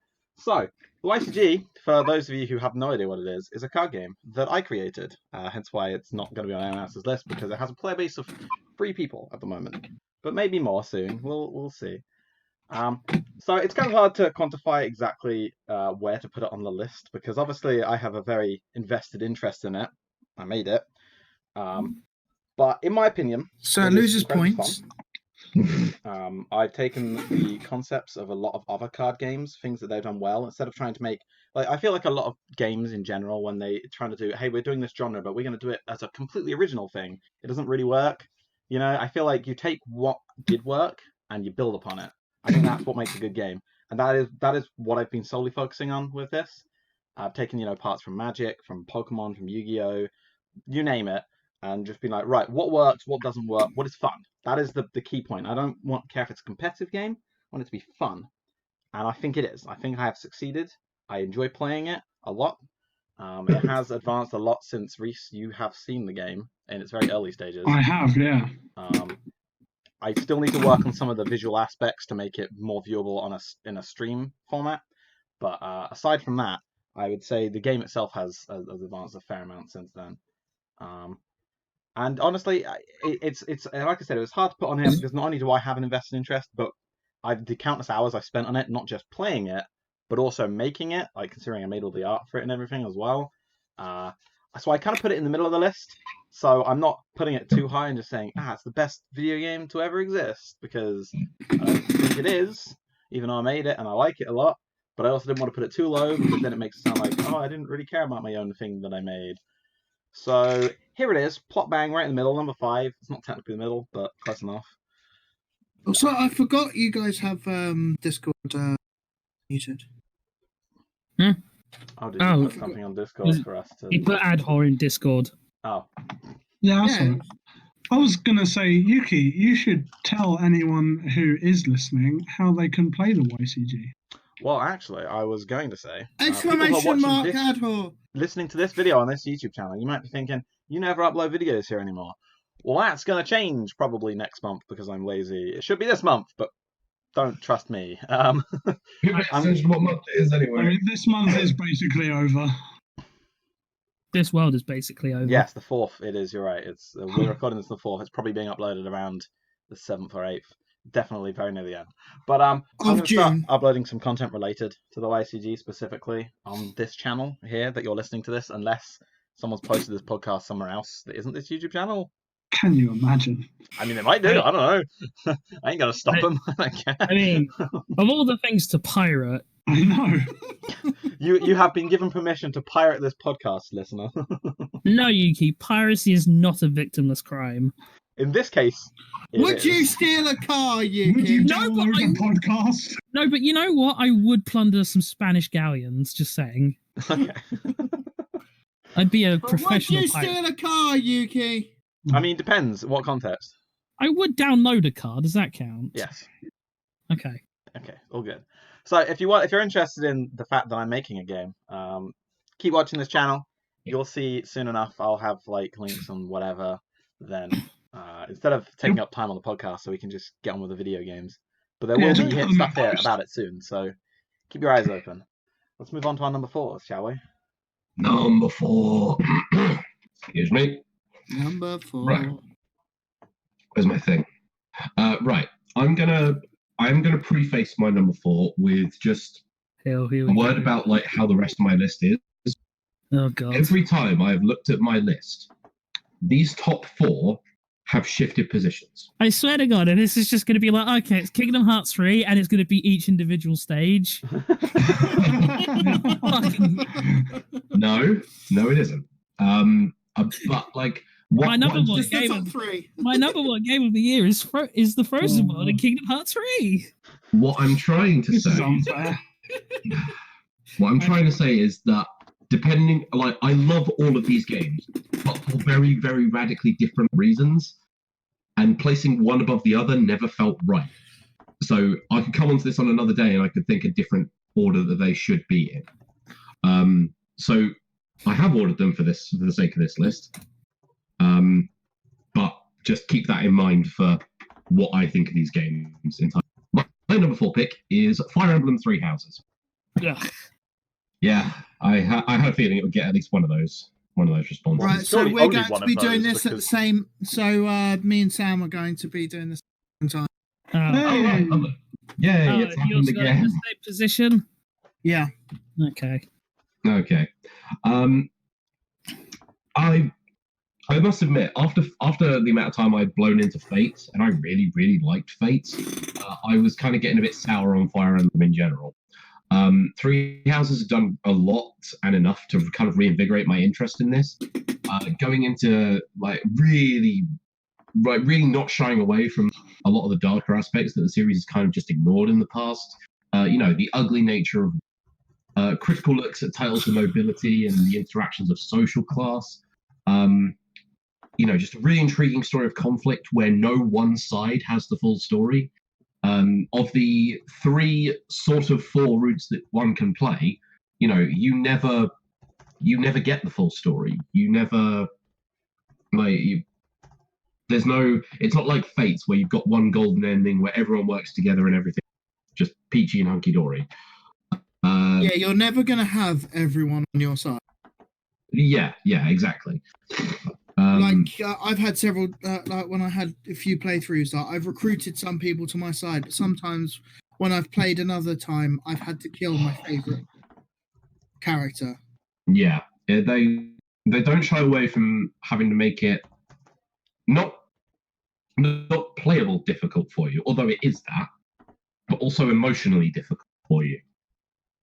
Yeah, who am I going to put in my team? You get to know them really deeply. Both good points and bad. Everyone's got their flaws, and it's not shied away from. It's used to drive motives not just for them, but for other members of their classes. They don't always get on, even if their support levels will only increase. But you know what? It's not a perfect translation.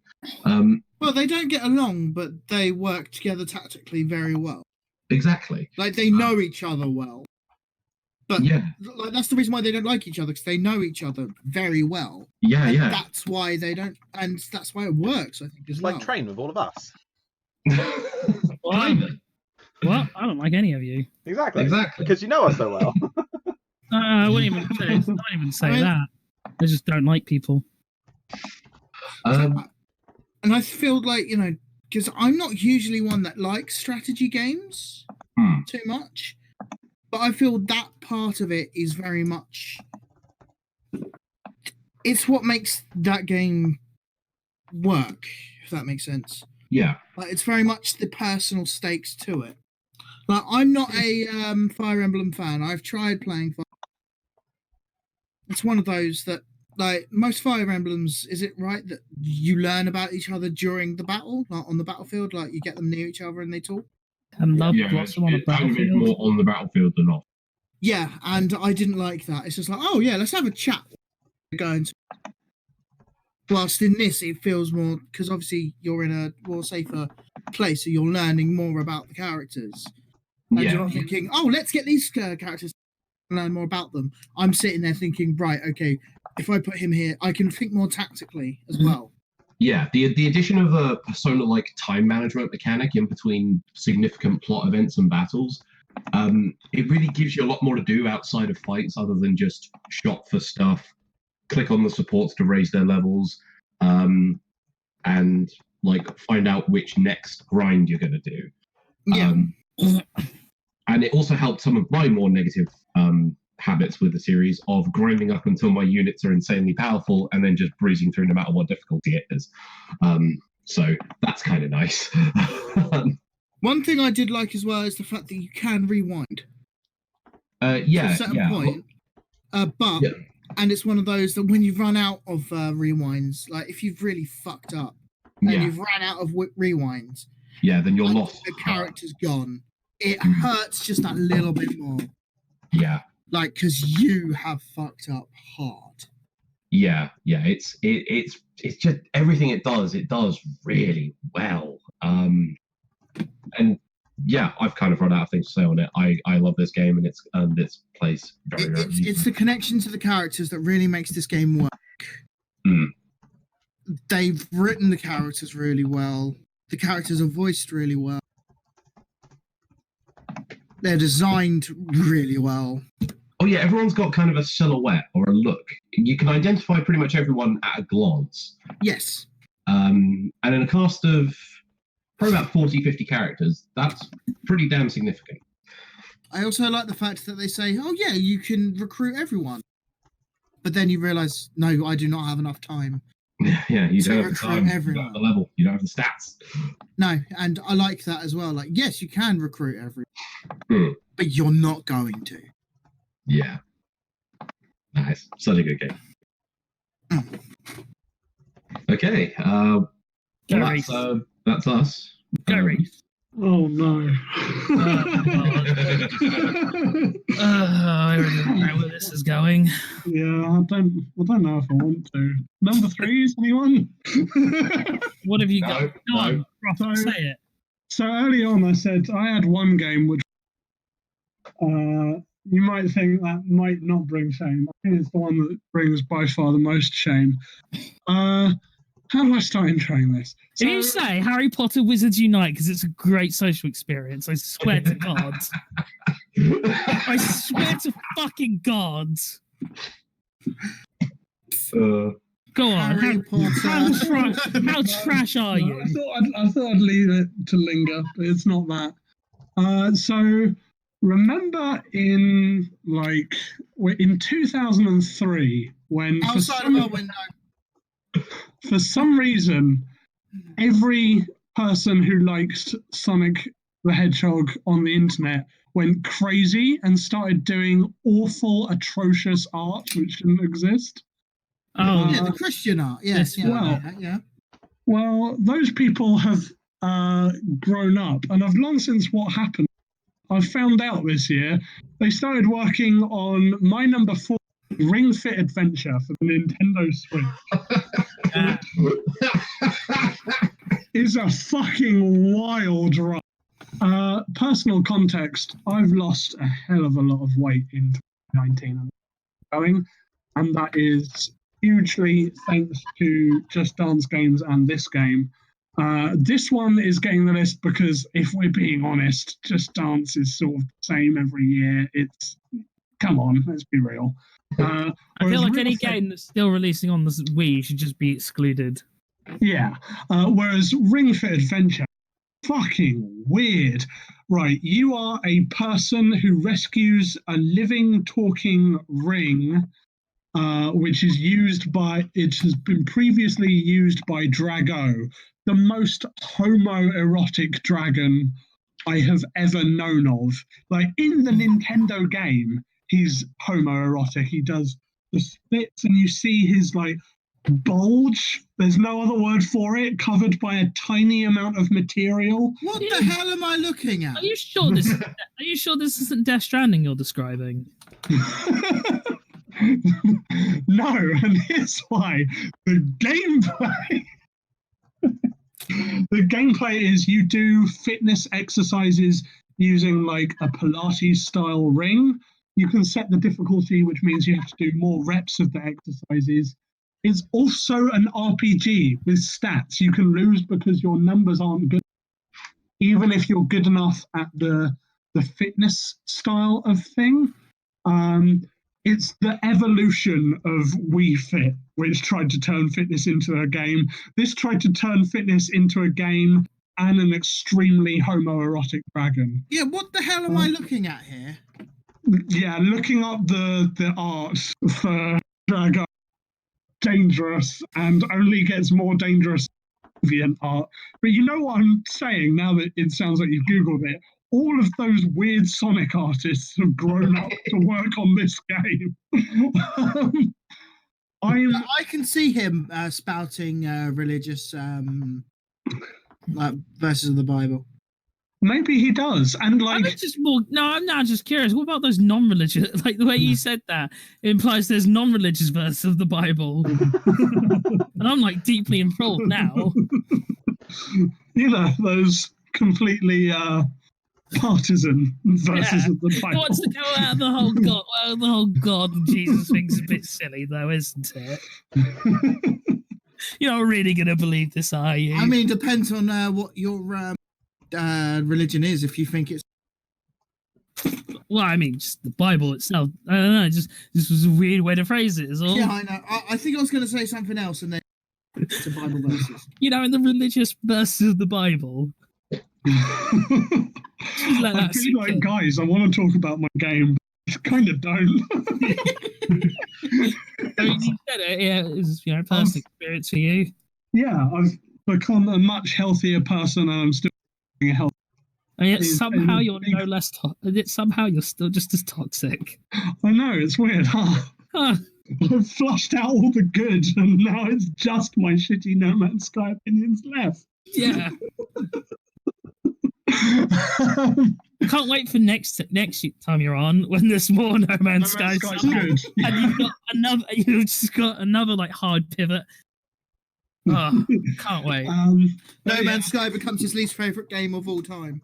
It would be disingenuous to not put a fitness game on the list due to how much of a role they had, even just diet change and Yeah, like I'm looking at this thinking I might, because I'm looking at reviews and it's apparently okay. it's a legitimate RPG experience where Yeah, I know, that's why, because I'm going to the gym, so it's and one it of those makes like, me want to use my single-use power-ups, which almost no video games do, if I'm being honest. Yeah, almost none of the RPGs I play, maybe that. So yeah, that's Ring Fit Adventure. I won't lie, I was tempted to not mention it at all. But I was like, it's going to make it an interesting list if I mention it. It's going to be very unlike what everyone else has, I imagine. Although, Train, the punchline would be if it's also your number 4. I highly doubt. Is life that good? Is life that good? I mean, I'll be honest. I'll say my number 4 one is. Don't think anyone here except maybe Yuki can guess. I might be able to, I guess. I don't know. Go on. Actually, you know what? Give it a try. I'm kind of curious. Oh shit! Now you're making me think about things you've told me about. Yeah. Oh, how much- I didn't have to do that today. How much do you listen to one of your It's the associates? Sigma DLC of Overwatch. I No, would I put don't, that. I don't think I would put that I on. might just know it like- when you say it, but I don't think I would could put guess it. I would actually put Sigma on the list just so it would creep you out. To have to, if I went to Google pictures of his feet just for you, Reese, just for the shit you pulled. And number 4, put Drago feet. To show feet. But no. My number 4 game is Ace Combat 7. Oh yeah, of course. So I'm kind of trying to think of how best to describe it, because flight sims is something I've always liked but never like gone super into. And like the Ace Combat series, I played the first one on the PlayStation many years ago, but back when it was called Air Combat, to show how long ago that was. I remember I had a demo for free, I think. That was fun. But so yeah, I got a lot of people recommended 7 to me. So I jumped in and I was like incredibly surprised at just the kind of level of quality in the game for what it is. Which sounds like a backhanded compliment, but it's like you have expectations of what kind of game you'd get, and it's like it's very much not that. Like there's so much like variety in terms of the jets and what they do, and each one has like a different loadout of special weapons, which means that for all of the missions you have like different ways you can approach them, which you'll be doing a lot because you need to get points to unlock more planes. You're really selling me on this. One of the more interesting things is there's a surprising amount of plot which takes place in a sort of in a fictitious like variant of Earth, with like the whole idea is it follows this war between two major continents, and like you're playing, and it's kind of one of these few games which these few sort of style of games which like actually acknowledges how fucking overpowered the main character is. So it's like you start off when you're a rookie, and then like as you progress through missions, everyone's like, holy shit, this guy's like shooting down planes left, right, and center. He's doing all this crazy shit that anyone else would do. I don't know, and it's kind of fun. It's kind of fun when you get to like, that's the protagonist. and it's kind of funny when you get to the final mission and you've got like enemy chattering like, oh shit, it's 3 strikes. Fuck, run. I've got engine trouble. You always have engine trouble whenever you see 3 strikes.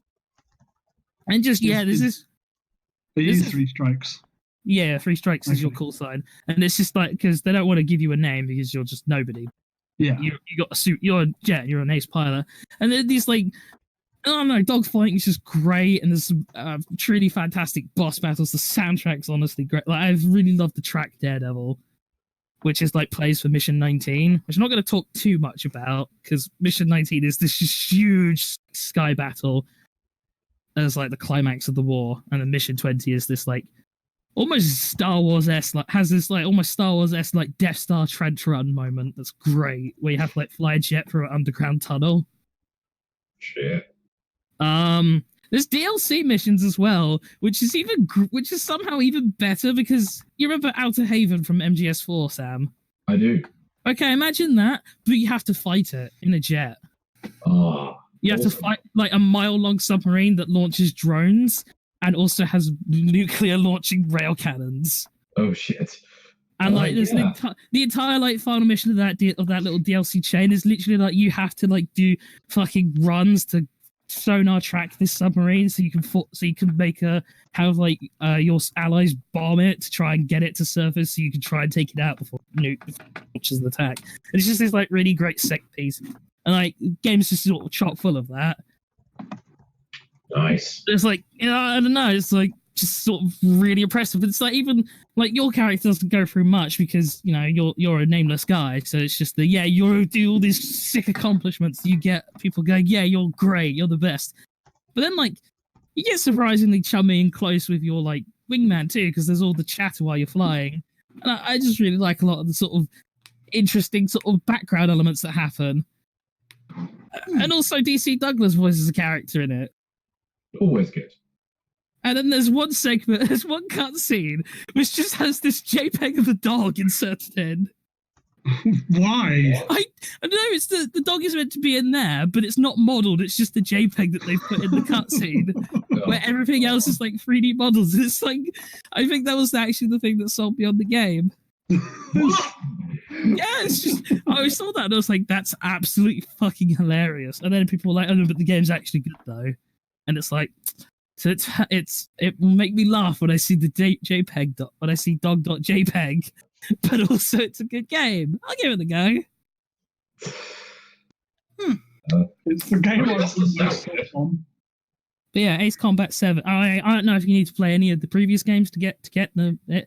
I mean, the story is, yeah, there's this one country and they start shit, and then you're a member of another country, so you have to like you have to start more shit and just kind of go from there. I mean, there's like, I guess you could say there's like a whole commentary on like the use of drones and unmanned vehicles, but I ain't about that. I just want to pew pew bang shoot stuff out the sky. And nothing's more satisfying than getting 8 missile lock on a whole squadron of people and just letting them rip. Oh, yeah, Ace Combat 7. I did not expect this game to be as high on the list, and and I was like, no, but I had so much enjoyment out of it. But like, yeah, I had to keep it up here. I can hear the smile on your face. Yeah. Yeah. That's good. Awesome. All right, well, my number 4. Train probably already guessed this. Bloodstained Ritual of the Night.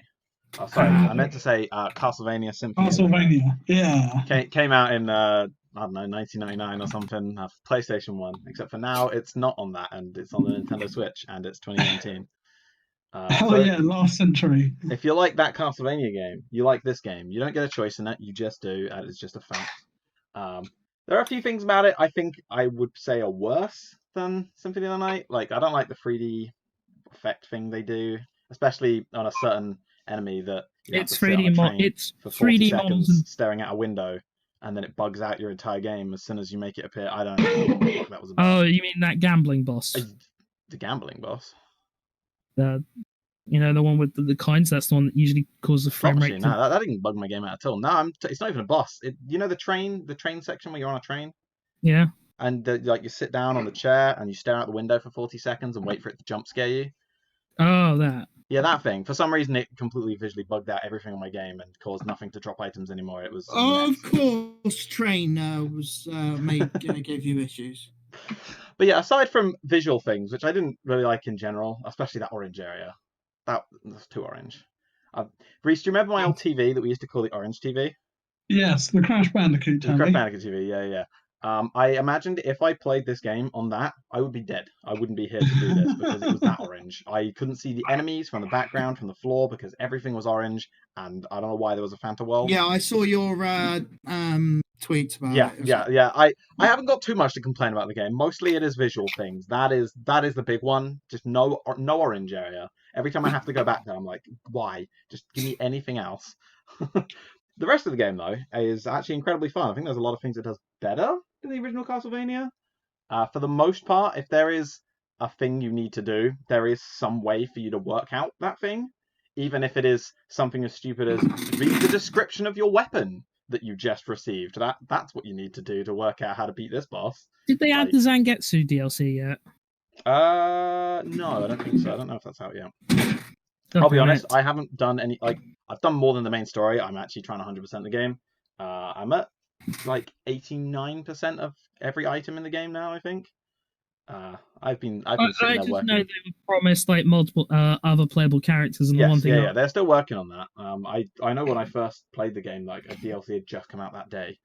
I don't know what it was, but I'm guessing it's one of the many extra modes. That's the point. There's loads of extra modes. I don't know what any of them are. It's this high on my list, and I haven't touched a single one of them because I have put 60 hours just into playing the main story. So it's just to let you know, it's orange. Just all of it. What? Oh, that would suck. But yeah, it's a very fun game. Basically, if you like any kind of Metroidvania game, it is one of the better ones. It's probably... I still haven't worked out if I prefer it to Symphony of the Night or not, but it's in the top 2. It's definitely in the top 2 for me. It's better than any other Castlevania game I've played, honestly. It's just a lot of fun. There's a lot of throwbacks to old Castlevanias, multiple of them, which is great. The characters are terrible, which is great. Terrible in a good way. Especially the person who gives you the quest to kill the demons. Kill those murderers dead. I love that person. She's terrible. The voice acting is awful, by the way. If you like awful voice acting. Except for Miriam, actually. For some reason, I am already looking this up. Wait, Zangetsu? Are you saying Zangetsu's got terrible voice acting? No, I'm saying his voice doesn't fit him. He's Snake. He's doing the Snake voice. He's not doing anything else. It is just Snake. And I love it because it doesn't make any sense and it doesn't suit him at all. But I love it. I just point out, when I say terrible voice acting, I mean great terrible. Not bad. You don't want to listen to this. I mean, I love every voice and every character. So yes, no, I love this game. I love everything about it except for the visuals, which... Am I putting away the just from the sock? No. Okay. I want all of you just get in a room and just have a sock fight. It's just to see who can injure the... It's unfair on Reese because he doesn't know any. Well, it's just a game, right? You want to see how much injury you can cause the other person without leaving a mark. That's the game I play with my nieces all the time. Can you be the punching bag target for us? No, I'm the referee. Okay, sweet. Can we all gang up on the referee then, guys? No, because then you're disqualified, and I have to bring a knife to the sock fight. Okay, but what about if we all already had a knife? No, that's not how sock fight works. Then you're just doing too a bad knife because I'm not listening to your rules. I don't play games by your rules, Train. You haven't played Socky Knifey before, have you? I have not. You're right. I'm not planning on. That's not on my game of the list. Game of the list. I'd have gone with calling it Chop Socky, but No, but then we wouldn't have got a Simpsons reference in, Sam. Should we move on to number 3? Yes. Number 3. All right, Sam, there you go. Right, my number 3 is Kingdom Hearts 3. This one, of my whole my top 4 things. Which level is it? Yeah, you say. Which level is it? Yeah, it's the whole game. I'm not doing the bullshit thing that Train thinks I'm to do. I'm not an idiot and think this game doesn't have its flaws. The game is up here because the level design is incredible. Every time I go into the second bit of the Toy Story world, going into that toy shop, I am still floored by it. Yeah, I'll grant you that is a good level. Even the Frozen world, which I hate. Every sane person who likes this game hates the Frozen level. It's almost like Frozen should have been in the game. I fucking agreed. But it still fun to go through. There's still like it's one of the few action games where verticality is a thing, and that is very rare. Yeah, but Olympus. Yeah, but the problem with that is Olympus did that and did it better. Yeah, agreed. I'm not saying that the Frozen world does anything new, different, or significant enough to justify its presence. I'm saying it's not an exception to how everything does. The Pirates of the Caribbean world. Holy shit, I love that world. The battle system can be boiled down to just button mashing.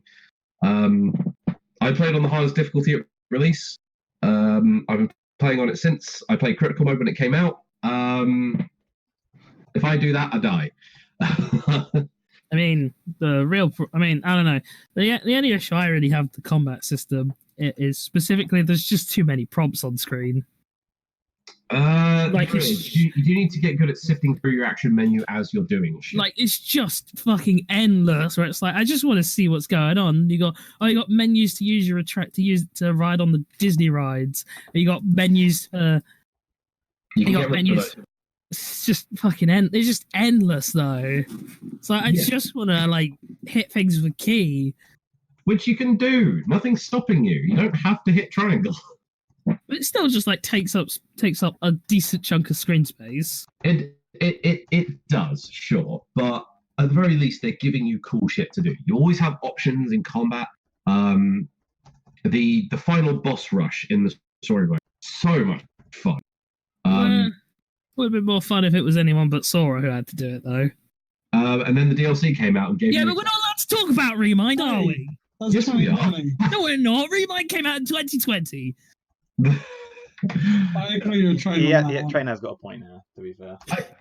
You don't get to use Remind. No, you don't get Nomura's apology. I'm sorry. Oh, I'm not sorry. Oh, wait, actually. wait. I've just realised, Train, this means that he can put Kingdom Hearts 3 on next year's. Yeah, he can. That you should expect. Yeah, I expected that. Well, I kind of wanted to talk about it here, so I didn't. You're going to have to wait for a year. You're going to have to wait for a year. I don't want this fucking conversation again. Rules are rules, Sam. Like, if not for rules, what separates us from the animals, like Reese? Like, I already accept that you're going to argue with me when I call this a good conclusion to the story that was already being told. Conclusion? Hey, what? Exactly. And there exclamation question mark? Conclusion? Yeah. The main villain is dead. Tell me how that's not a conclusion. Except he's not, because the Master of Masters is the main villain now. Yeah, Xehanort, because now it's been shown that Xehanort was not the main villain. And that's not even Remind. That's like that's 3 and also that stupid fucking mobile game that's important. I can't even remember what it's called. No conclusion. This is as much a conclusion as fucking Empire Strikes Back is a conclusion. Anyway, I'm sorry. I don't mean to rag too much. Yeah, I do. Continue. Yeah, you do. You always do. So, this game wraps up the current story arc better than I thought it was going to. I didn't think we were going to get like as many people saved as we did, and we did. The seeds are laying for future stories for Kingdom Hearts, which is great because it's cast of characters I love. The downfalls are obvious. The frozen world is here, but there's just so much shit to do in everything else, and all of it is fun. Combat is never a dull moment. I think there's a lucky emblem around here. Got patched out very quickly, and I also found them all very quickly, so they'd shut the fuck up.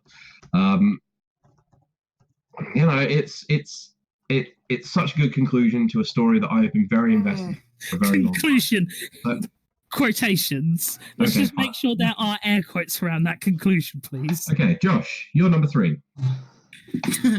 My number 3 is Star Wars. Wait, Jedi? Fallen Order. Anyway, basically everything that was said earlier, except I really enjoyed like the combat. But another thing that I really enjoyed was the fact that the stormtroopers weren't just there to be cut down. Like they had personalities as well. Like the fact that I'm cutting down people, and one of the stormtroopers is like, "Oh crap! Oh crap! Oh crap!" Like he's actually.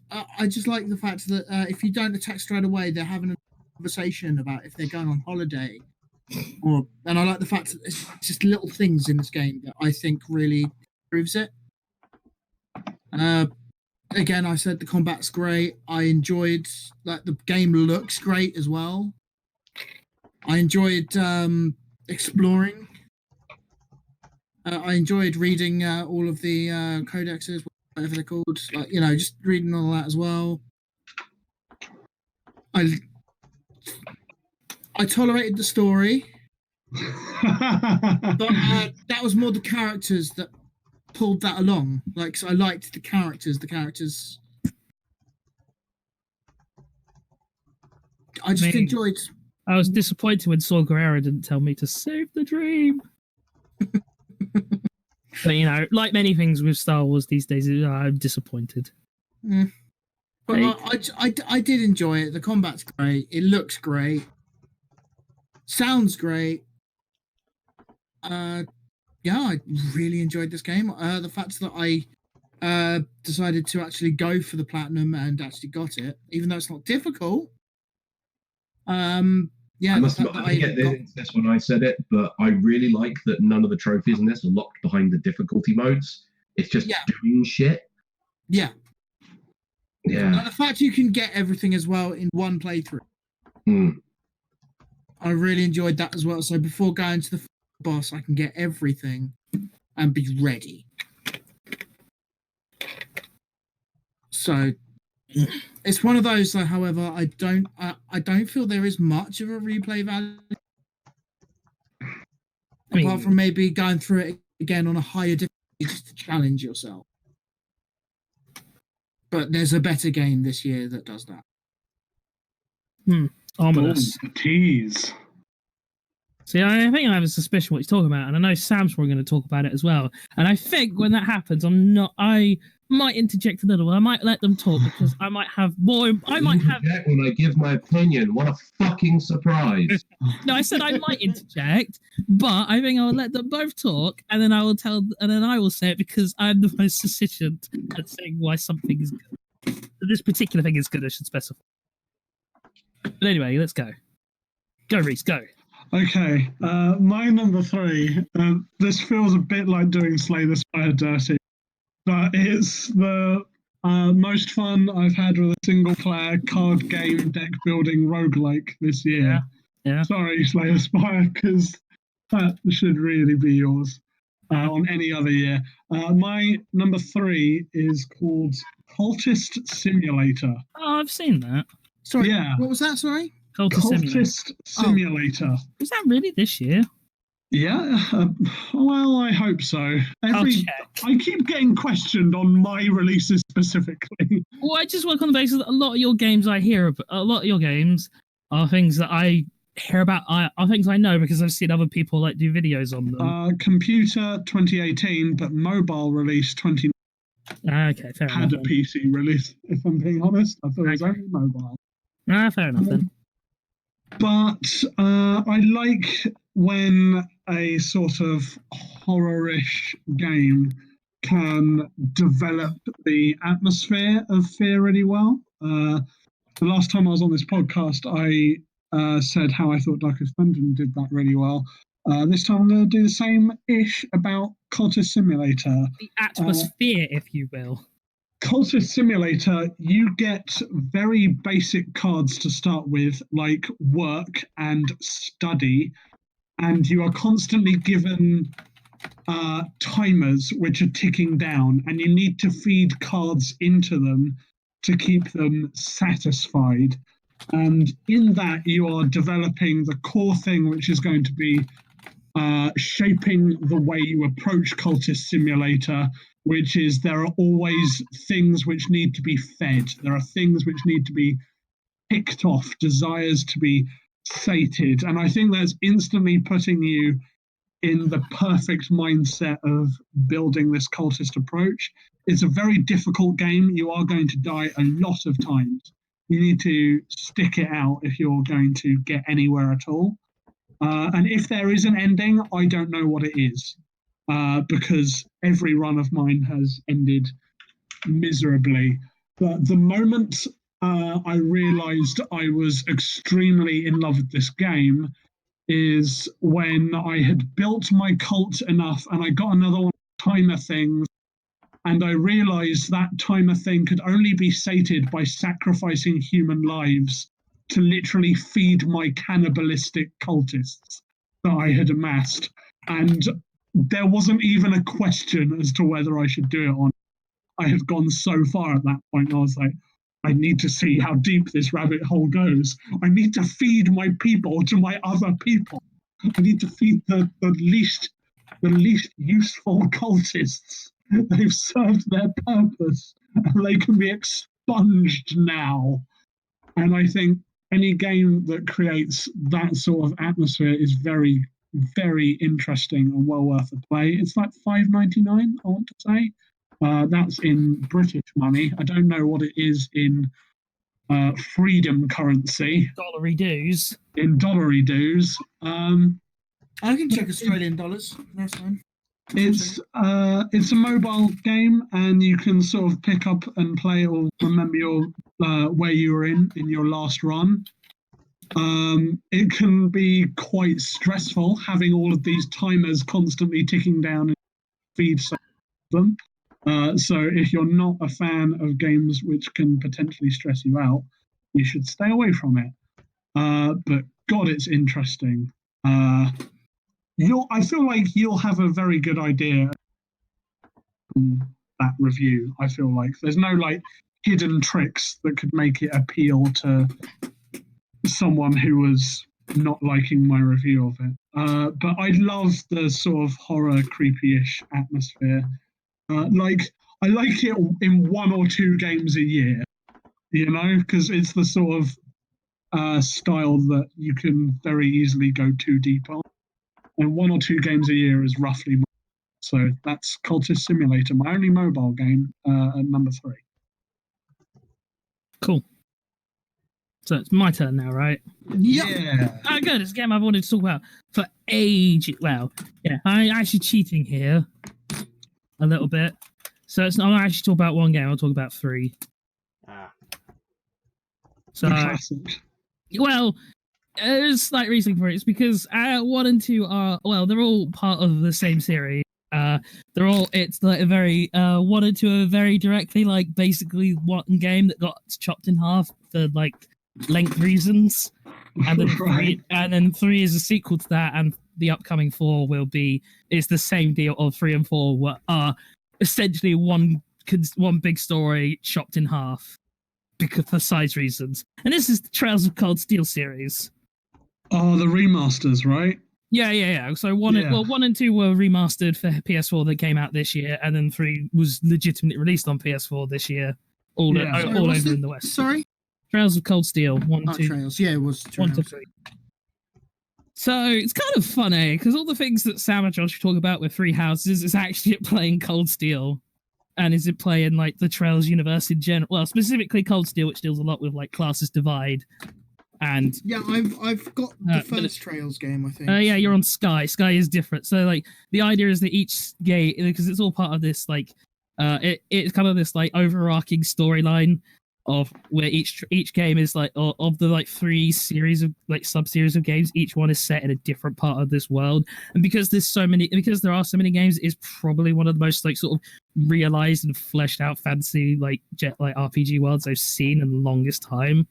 Like it's kind of incredible how morally ambiguous and shades of grey it gets in terms of what you're dealing with, especially in Cold Steel, where there's a lot of interest, where there's a lot of well, let's just say that the things happen in Cold Steel 2 specifically, and it's really ambiguous which side of the conflict is morally right, and in fact, neither of them are particularly great. It's just which one has the biggest douchebag at the helm of it at the moment. I see. And Cold Steel 3 adds on to that, where it's like, ooh, yeah, you sort of picked a side, but maybe that wasn't even the best choice. Ooh, maybe everything's is a bit wrong. So there's so much to it. And Trails in the Sky is like, I mean, I don't want to talk too much about it because it didn't come out this year. Trails in the Sky is like a different style of, whereas like Cold Steel was like heavily sort of influenced by Persona. The first game is set in a school. You're a student. You got like a very similar sort of time and date mechanic alongside like the idea of bonding with characters, and character bonding does progress into other games, but the setting slightly changes. Try not to give away too much as to what happens, because fuck me, the ending of Cold Steel 1 is pretty like game changing. It goes from like, yeah, you know everything that's going to happen. It's like, whoa, we just changed hardcore into the game we're in. Now it's exciting. And there's a lot of similarities between what, as I said, the Three Houses and a few other properties that I won't say because they might spoil one of the biggest twists I can think of in a JRPGs, like in terms of what they reveal and happens and how the gameplay shifts. And there's just a bunch of really fun characters as well. It's kind of fun. It's kind of beautiful how like some of them are just introduced that are instantly memorable. I don't even want to say like how one's introduced because it's probably one of my favorite character introductions and like general vibe to a character. And it is also nice in that when it starts off, you think you know where everything's going to go. Like specifically, there's a very anime, very classically anime tropey moment between two characters.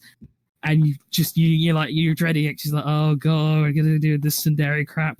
And then like within an hour or two, the girl's like, yeah, okay, yeah, no, sorry, I actually want to apologize about what happened because I know it wasn't your fault and it was just a huge misunderstanding. So why don't we just move past that and continue on as like, you know, responsible people? And you're like, oh shit. Oh, that's lovely. Yeah. This game's smart. Fuck. I can't run now. I have to play more. And goddamn, the battle system is great. Like there are some bullshit, OP, dumb shit you can do, but it requires so much experimentation because it's not just you have your attack commands, your magic commands, but you also have like craft. That's called a craft, which is like special series of abilities that are unique to every character. And goddamn, if you like playable characters, this series has them in spades. I think Cold Steel 4 has something like 40 characters. You could potentially have. I thought there were only 3. No, yeah. The Cold Steel 4's up. It's released in Japan, but it's upcoming. Oh, okay. So it's like there's like 40 characters in that, and that's taking characters from across all the other like series of games. Because man, this is like Cold Steel is like 8. You're like 8 games in by the time you get to Cold Steel. Yeah, because you start off with Dragon Slayer, The Legend of. No. You don't have to worry about all of that. It's literally the trails. So you go from Trails in the Sky, and then all the way to Trails of the Cold Steel 4. Yeah, and then Ao no Kiseki and Zero no Kiseki, which haven't been released or released sort of, or localized, but you know are getting localized. And also, if you play Cold Steel, there's a lot of familiar voices. DC Douglas plays 2 characters in the series. He plays the best character and the worst character. If you like Persona, a whole bunch of Persona VAs are in it. Or people... Even Crispin Freeman's in it, bizarrely. Good lord. And it's like, that's a surprise get. But yeah, I really loved it. It's one of, like, as I said, the most realized and in-depth and smart like JRPGs and worlds that I've had, and the way it deals with these shades of grays and these complex, like... And yeah, there's a lot of like really strong character moments. There's this, but you get to, like, there's a point where you meet someone from a city state that gets annexed by your country, and she fucking hates you because your character's sort of directly responsible for it as well. And it's just the awkward moment of like, well, yeah, you're trying to be nice and help her, but she doesn't like you because she hates you for being instrumental in annexing her country. But also, you saved her life, so it doesn't downplay these sort of complicated character relationships either. And you know, there's a nice bit of humor meshed into it as well. But I will say it does predate Persona 5, so if there's any similarities between the aspects of Persona 5 to Cold Steel did it first. It's a nice little jab at a game that was on a previous year's podcast. Oh yeah, well, it's just because there are a few elements where people might go, hey, wait a second, this is just like Persona 5. It's like, Cold Steel came out first, though. Oh, but yeah, highly recommend the games. Don't worry. I've got Trails of the Sky on Steam, so yeah. You can get Sky, or you get all 3 Sky games on Steam. You get all the games on Steam.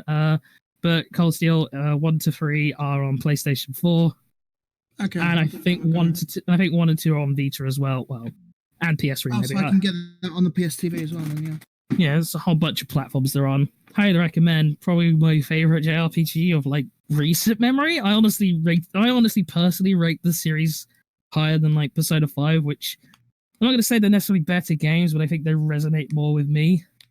No, that's fair. Sorry, Yuki. Yeah, well, okay. I definitely don't have anywhere near as much in depth to say about my number 3. My number 3 starts back when I was 10 years old. I played this little game. It's called Outside of our window, Yuki. Huh? It starts when you're 8 years old. I'm sorry, because Okay. it's too long ago. Played this little game called Super Smash Bros. Melee. You might have heard of it. No. Yeah, unfortunately, it's too long. Too long ago. So when I first played that game, I was looking at the characters. Wow, there's a lot of interesting characters. Some I know, some I don't know.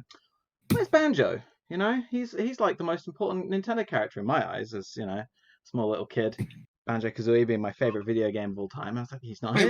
So weird. So I thought, that's all right. He's probably in the N64 one. They just, you know, Rare don't own. Obviously, I didn't know the GameCube game was made before Rare was sold or whatever. It's fine. I thought he'll be on the N64 one. It's fine. So I played that one. He wasn't there either, and I thought, this is just weird. You know, he's like the most notable of all the N64 characters in my eyes. Again, as a small 10-year-old child, and I thought this doesn't make any sense. 16 years later, I'm 26 now, and Banjo-Kazooie is finally in Smash Brothers. Can we get a round of applause, everyone? No. Yeah, go on then. Okay. So we can add just characters to. You can maybe have a golf clap if you're good.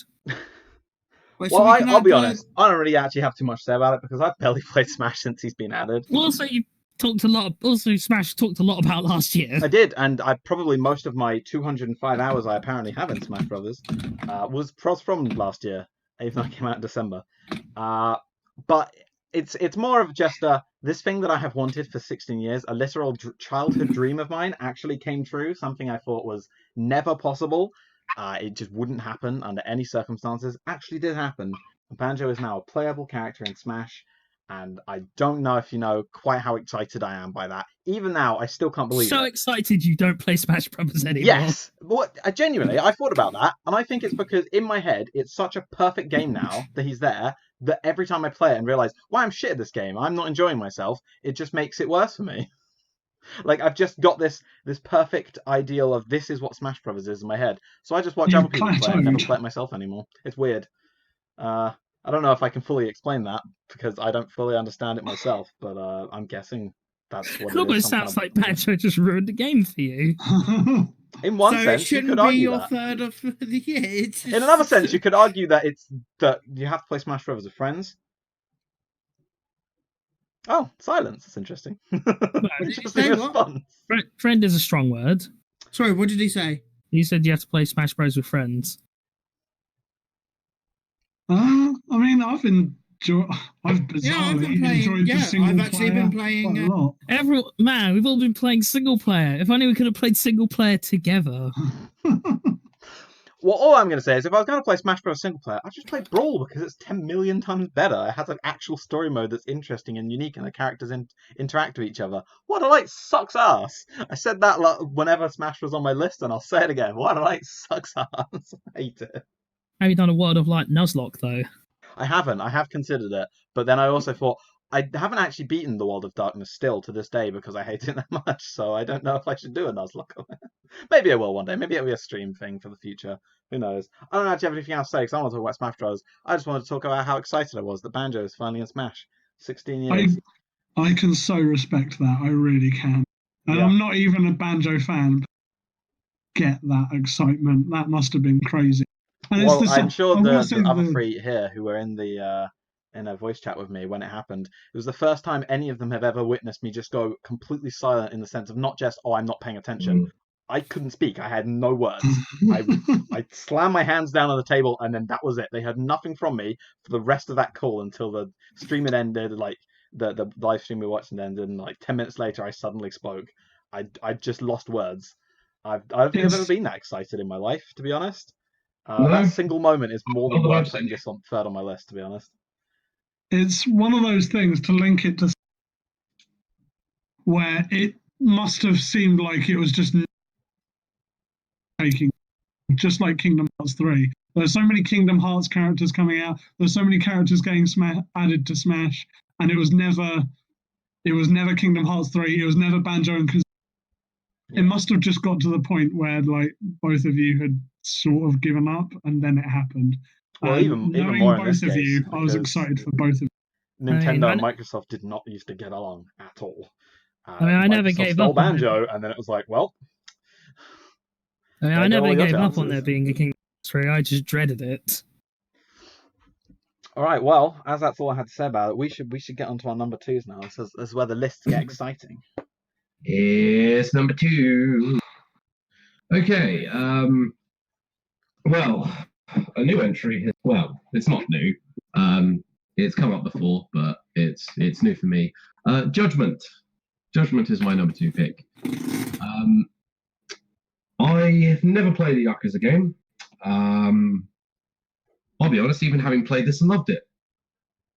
The only Yakuza game I'm excited for is the one that no other Yakuza fans I know are excited for. So, I mean, 7. yeah.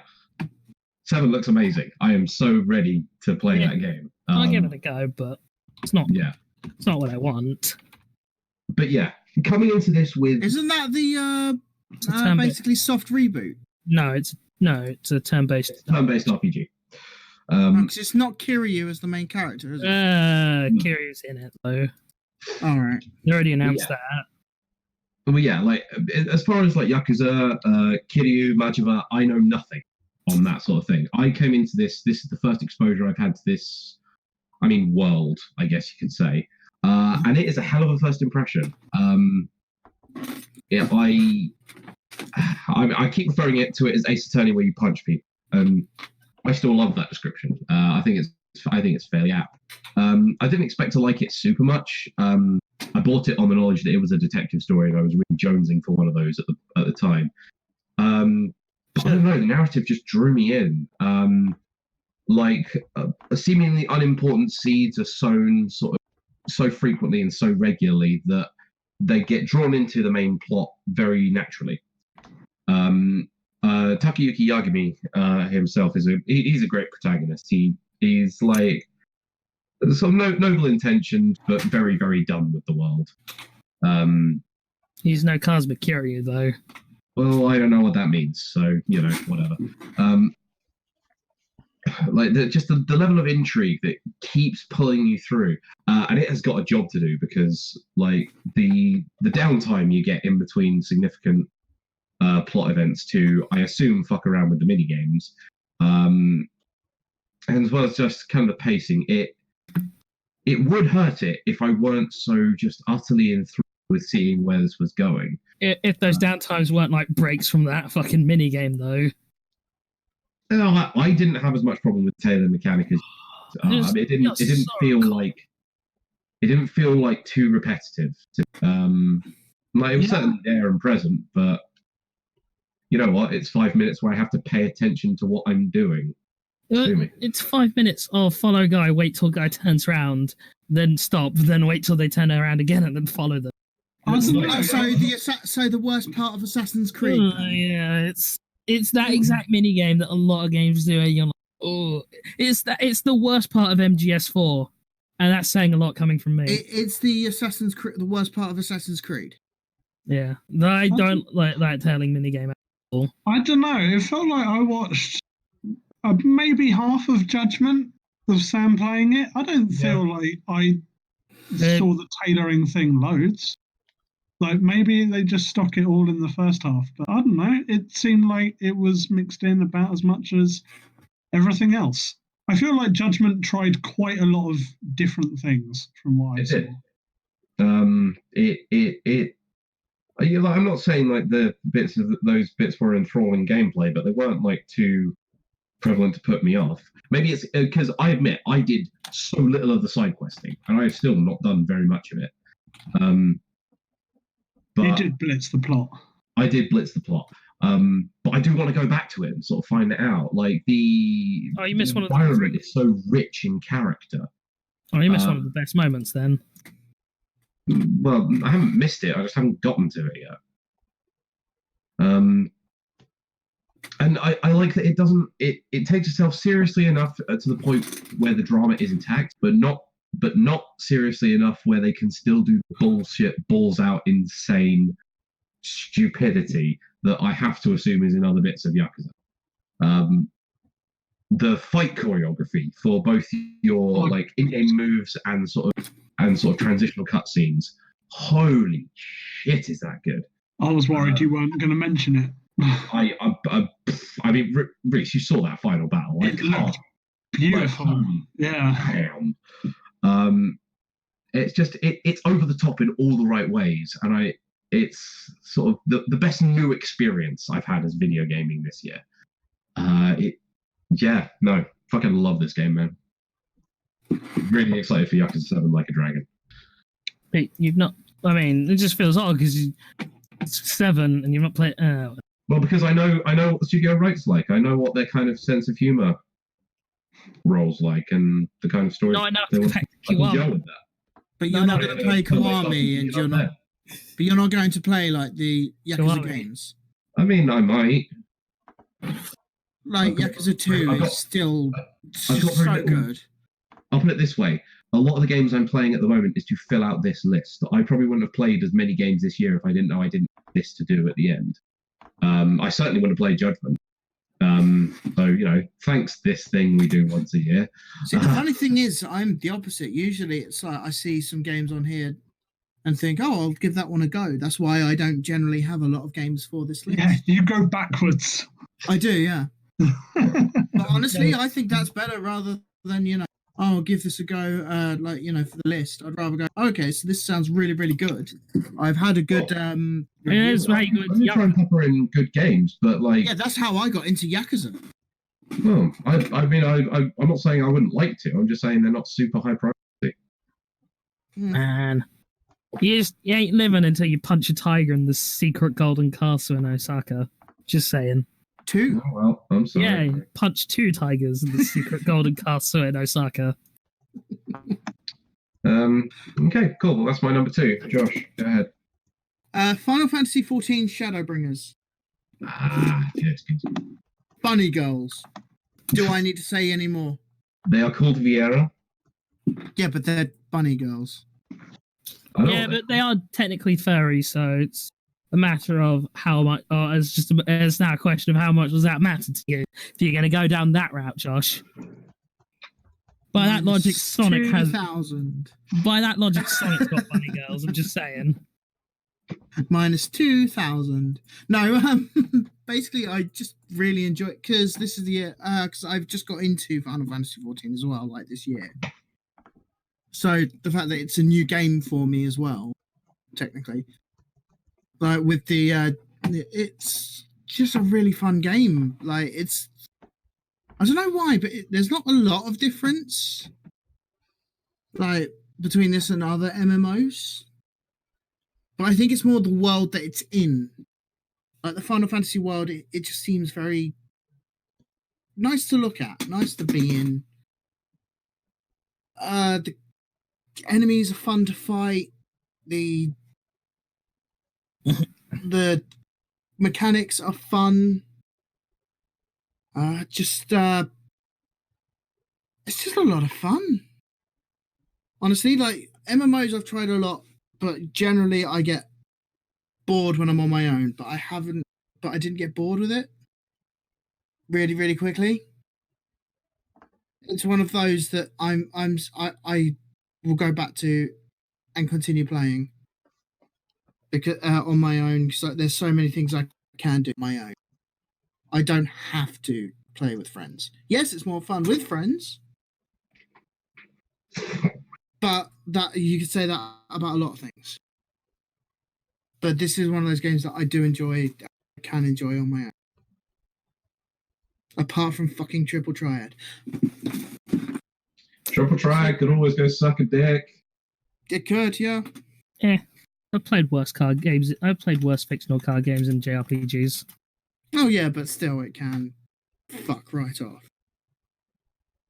But yeah, just if you like Final Fantasy and you like MMOs, or even if you don't want to give one a try, Final Fantasy 14. That's It's a good game. I was expecting one of you Final Fantasy boys to say something about it, because I ain't.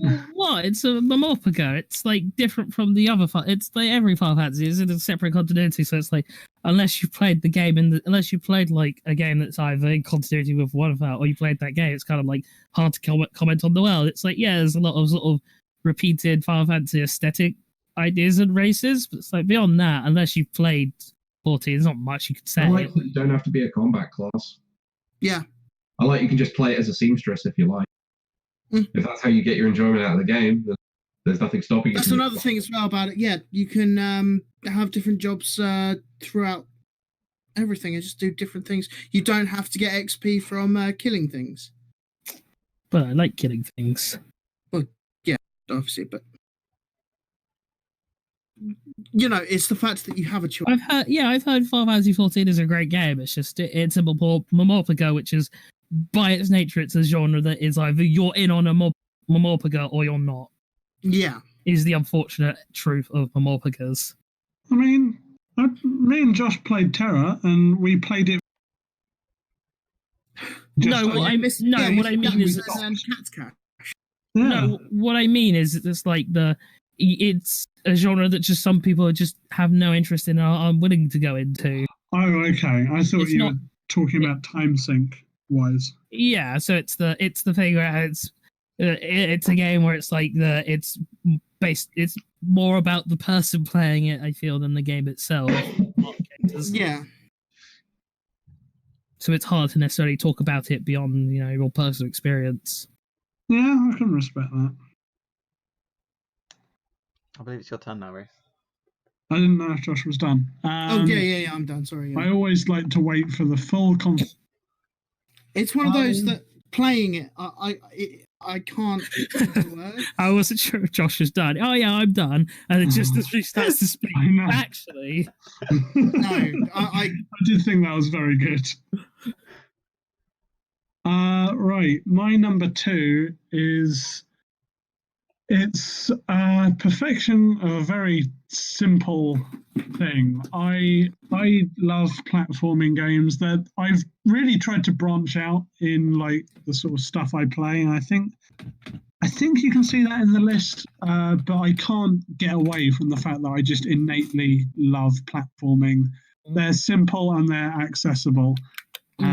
My number 2 game of the year, its PS4 release was December 2018, is called Raised, and Raised is spelled R-A-Z-E-D. It is made by 2 people in England. It's extremely indie, and if you were trying to design a game based on all of the stereotypes of things that Reese likes, it would look a lot like Raised. It's got beautiful, bright technicolors that don't make any sense. There's almost no story, and what little story there is just stupid bollocks. Like, you meet all 4 of the characters in it in the very first scene, and 2 of the characters are your shoes. You have power-ups as you go through this 3D platformer, and all of them consume energy. Your energy. About. What's that? Are you sure this isn't Death Stranding you're talking about? Let me get to the gameplay. That'll make it clear. So you walk around with a baby. You're a delivery driver. Wait a second. No, you have these shoes which are constantly draining your energy/life, because it's your energy used for your ability to die. It's recharged just by running. It doesn't recharge by moving in the air. Your feet actually have to be touching the ground. And so there's this interesting balance of constantly trying to make sure that you're running, even though sometimes it's actually your abilities that make you faster. You get upgrades so that becomes less and less of a thing. And if you're good enough at a game, you can get the limit removed entirely, so you can use all of your abilities infinitely. And dear God, is that fun. And it reopens up every level in a new way, where you realize with the ability to boost, the way that boosting works in this game, which is if you wiggle back and forth, your speed goes up basically infinitely until you stop existing on the screen. Every level you can play and feel like a speedrunner where you're sequence breaking it so hard. Every ramp is an opportunity to get straight to the end of the level because you can zip back and forth so much that you can just fly there. Raised had the unfortunate position, because it was released in December 2020, it was my number one for this list right up until, I believe, January 1st of this year, which is a bit unfair on Raised. But if you like platforming, I feel like this is kind of the best platformer. It just feels like it's got it perfect, you know? And there's something to be said about taking a very simple, which is get to the end of the level, and just doing it extremely well, extremely tightly. It's unlike most things on my list, it's not trying anything new. It's not trying anything strange, which is often, these days at least, stuff that I like about video games. I like being thrown into weird territory. Raised is just that thing you've always loved and doing it extremely tight. Yeah, it's after Slay the Spire, it's probably the one I would recommend the most, but I would still probably recommend Slay the Spire more. I don't know. I wish Raised was something that got more recognition. Also, like, I feel there's not much to be proud of in the. It's nice that just two guys from England made this game all by themselves. I enjoy it for that reason as well. You know? So you are a Brexiteer. You're too British. That's why you're playing it. I am extremely British. I think we should take it back. I feel like our NHS is now adequately funded thanks to Brexit. I've never had any issues with them.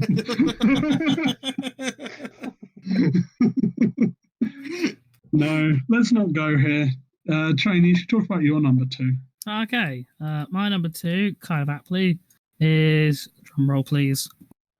Okay, no. Resident Evil 2 Remake. There it is. Oh, No one saw I that mean- coming. What?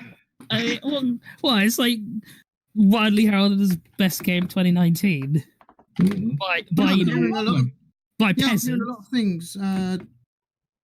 Like, I haven't played the original Resident Evil game. Wanting Me. to, because I've now got Resident Evil 2 for free. So, and I've got Resident Evil 1 now. PS1 or PS1 or like original RE2 or No, Resi 2 on PS4. so you got the remake. Why haven't you played it already?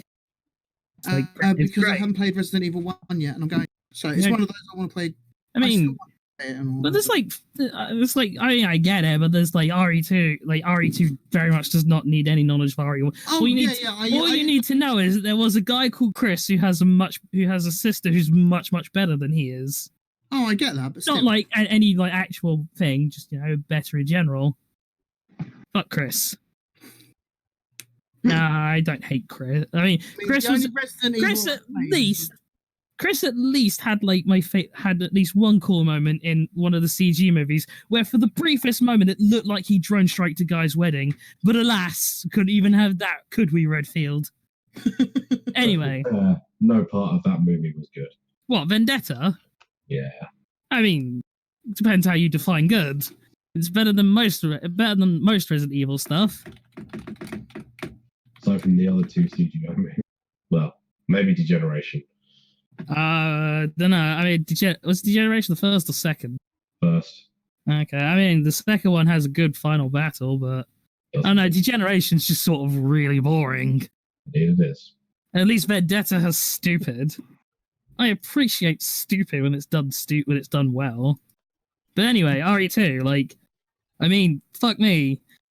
What do you say about this? Like, everyone's seen it. Like, you've seen the RE engine at work. It's ridiculous how good the game looks. It's ridiculous how incredibly intuitive and well thought out the game is. Like, Jesus Christ, like, you talk about adaptive difficulty. There's so many elements that the game keeps track of in terms of like how the statistics on how many shots you hit, how many shots you hit well, how many times you get damaged, enemy locations. That it just forever is adjusting difficulty so that you're always it's always at a point where, as long as you're playing well and not like a complete idiot, you're never like, it's challenging, but it will never be no, it is impossible for you to do this.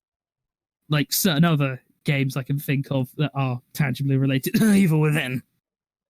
Sorry. I don't know why I said that. But anyway. Yeah, I don't know why you coughed. It's quite clear you sound.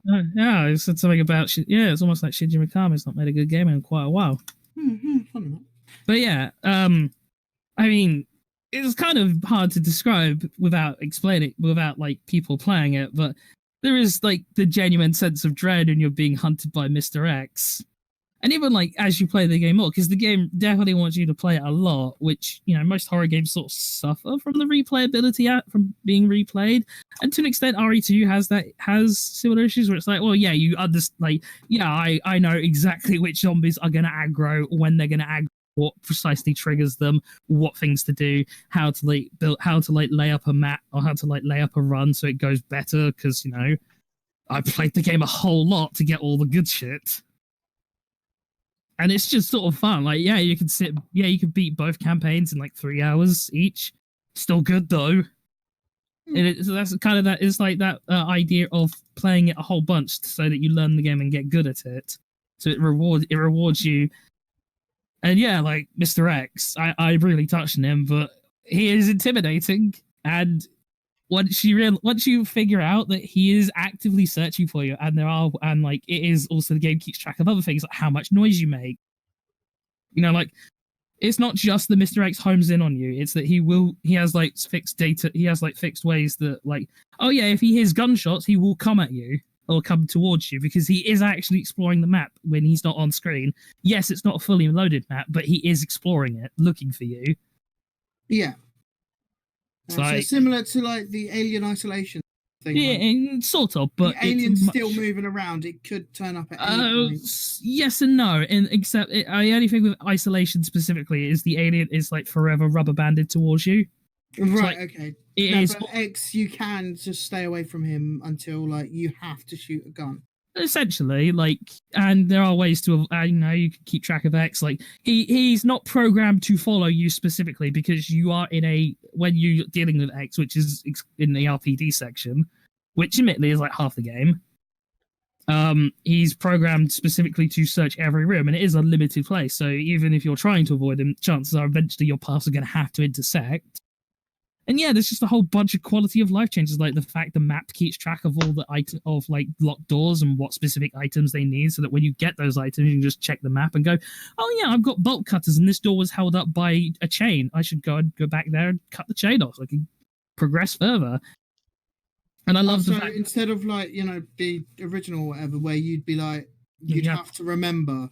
Yeah, or there was a gate at some point, or like you'd have to run past it again. Or there's things like you can get combinations for safes and stuff, and they don't randomize. So you can totally, if you remember the code, or, you know, more likely look it up or write it down, you can like cheat. No, not cheese, because you don't get anything like game breaking, but you can definitely like get items, you know, earlier. Or help you through on subsequent playthroughs, because yeah, the game does want you to do those other playthroughs to do better, so that you do get rewarded with these things. And it's just the detail and everything, like the sheer amount of animations related to the zombies, related to the lickers, related to all the enemies that you fight. And it's not the most faithful, like it's not a straight 1-for-1 remake, but it hits all the right beats of the right beats of RE2. And it's just, man, the boss fights against G are great. The stuff with X is great. Like, there's so much great, like, just level design. I'm not going to say soundtrack is amazing, because it's not much of a soundtrack. Well, there is this sound design, and it does like hit all the notes that you need for the horror. But it's not like, and the kind of other thing I know Sam will appreciate is there's no jump scares. All the horror, all the horror comes from the fact that you're up against a whole fuckload of enemies, and you need to be a bit smart, and even appreciate the detail that like lickers are blind. But if you get the suppressor on a submachine gun, they don't react to submachine gun fire. See, that's one thing I hate about horror things, that they keep on relying on the fart joke. I mean, the jump scare. I mean, a jump scare, It's if just it's so done, cheap. yeah, but if a jump scare's done well, it's great. But that's neither here nor there. Well, Matt, but yeah, it's like, yeah, not every weapon's like good, and there's a whole bunch of stuff that when you play the game more and more and more, and you optimize everything, you're like, okay, this gun is good specifically for this section. Keep it here, hoard ammo, do nothing with it. Okay, that section's over. Who cares about this anymore? Okay. But it's that whole play it whole bunch. Love the game. Really like the added Ghost Survivors mode. Fuck me, Fourth Survivor is a nightmare to do, but it's fun. Where you have to play as Hunk and basically run through the entire game against just endless, super aggressive enemies. That's great. Tofu mode's back. And the fact that the zapping system, the idea that you can play, that you technically have 4 campaigns, although it's really 2. Yeah, it's Chris and Jill, right? No, it's Leon and Claire. And the whole point is you can either do one version, you either do what's called Claire A and Leon B, which is that you play as Claire first, and then she goes through the RPD and does her thing, and then you pick up Leon, who comes in after she's already left, but good luck trying to work out how the timeline of it works. And it's just, yeah, the idea of doing all these puzzles and seeing all these like way things change across the scenarios. And yeah, as I said, it's technically 4 campaigns, but really it's 2. Yeah, just God, the first shot of the game where you see that burger and you're like, God damn, this engine though. Because how the RE engine works, this is a little aside, is you have to scan like physical objects to render them in. And a bit of spoiler for possibly next year's list, but for RE3, they built and scanned a full-size Nemesis. Oh wow! So, I mean, I've never played any of the. I've watched the films because I remember you going with you to the. Yeah, I remember we went to the third one. It was pretty shit. I watched them around yours, but yeah. But you owned them. Yeah. But yeah. Because we watched it and then watched the first one and then I think we got it. Resident Evil 2. Amazing game. Quality game. Would have been number 1 any other year. Well, okay, maybe not last year. But yeah. Just in case no one else has it on their list, which I think is a real possibility. I wanted to make my addition to the Resident. I'm sure it's a little thing. It might have even. I wouldn't know. I know nothing about the original. But the way you manage your inventory is managed in real space, and so you have to worry about things like, well, the gun is very good, but it just takes up a lot of space in my inventory. Resident Evil's always done that. It's not just things that occupy one slot. I know one thing about like, so I have played Resident Evil 0, and some of the things just doesn't make sense in terms of size, like in the inventory. It makes more sense in.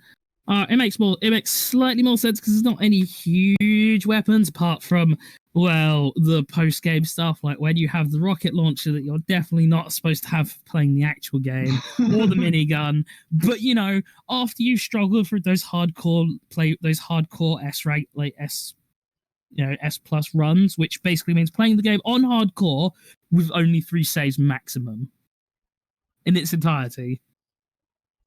So that's fun. That's very lot of trial and error I had to get through that, but I did it. But yeah, there's a lot of when your reward is you get an infinite rocket launcher or an infinite minigun, and it's like there's genuine satisfaction of just going to town or going back to RPD and just having like, yes, this used to be difficult, and now now I have the power. But yeah, fantastic game.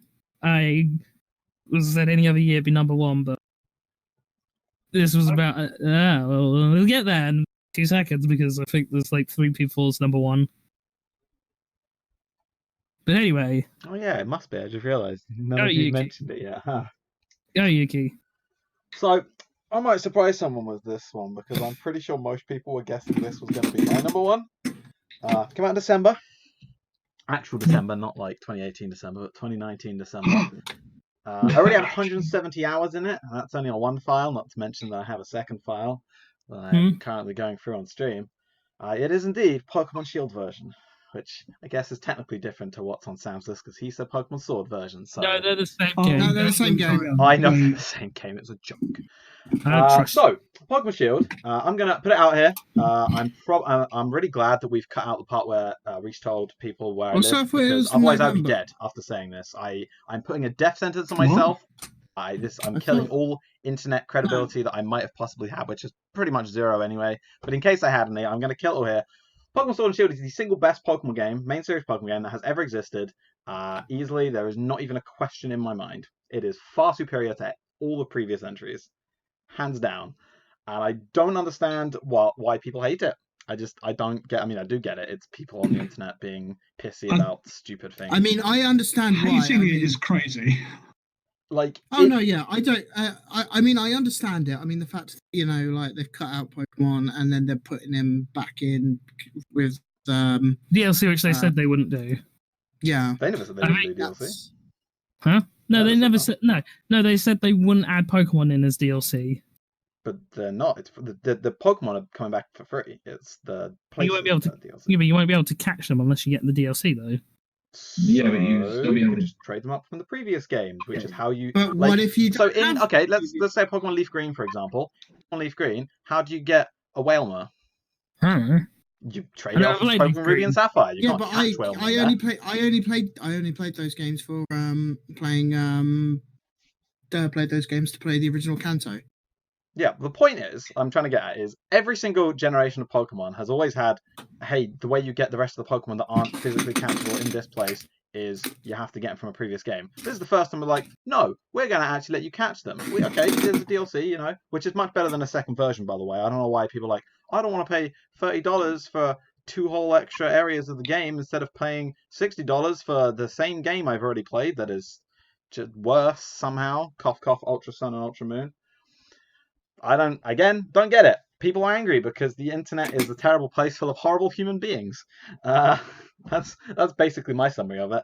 Pokemon Sword and Shield is by far the best. The characters are really interesting. The story is told incredibly well. It's very subtle rather than just, we are bad guys. We do bad things. We are going to take over the world. Like, who cares? That shit's been done a million times. Oh yeah, there was a story. Let's have the bad guys be not actually bad guys. There isn't any bad guys in this game. Like, that's fantastic. We've got the supposed evil team.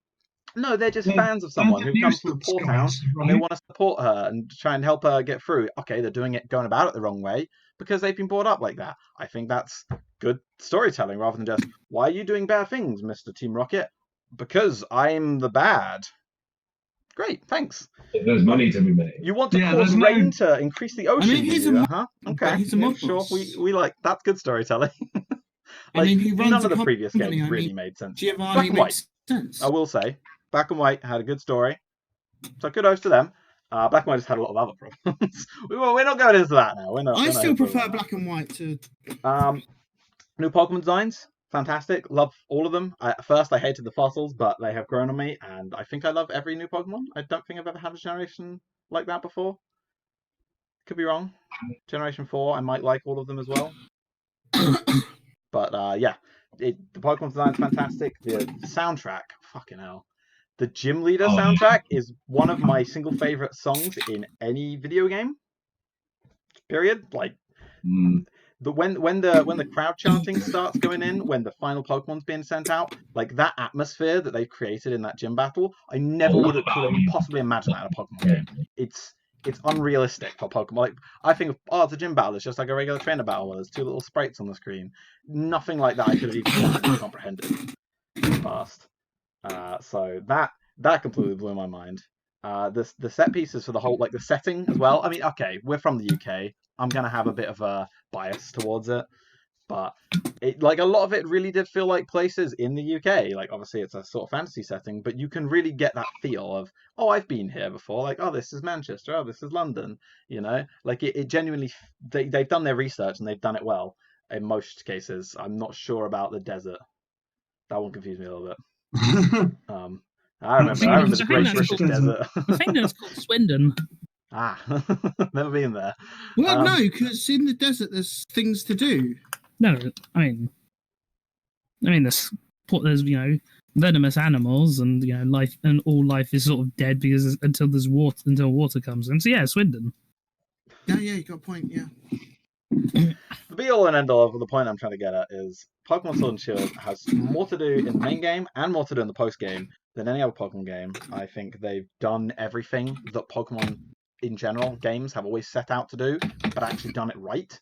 Like, I feel like every other game in previous of the franchise has got close to what they want to do and then like faltered on everything else. Like, each generation does something really well, but doesn't hold up everything else. And this one's like, no, we've done it all. Sure, they cut some Pokemon. They cut literally all of my favorites. I should be the one complaining the most, and I don't give a shit. Even if we weren't getting any of them back, I'm ignoring the fact that DLC exists. I'm just talking about the base game, pretending that they didn't even announce DLC. I still would have it here at this point. I just can't understand why people don't like it.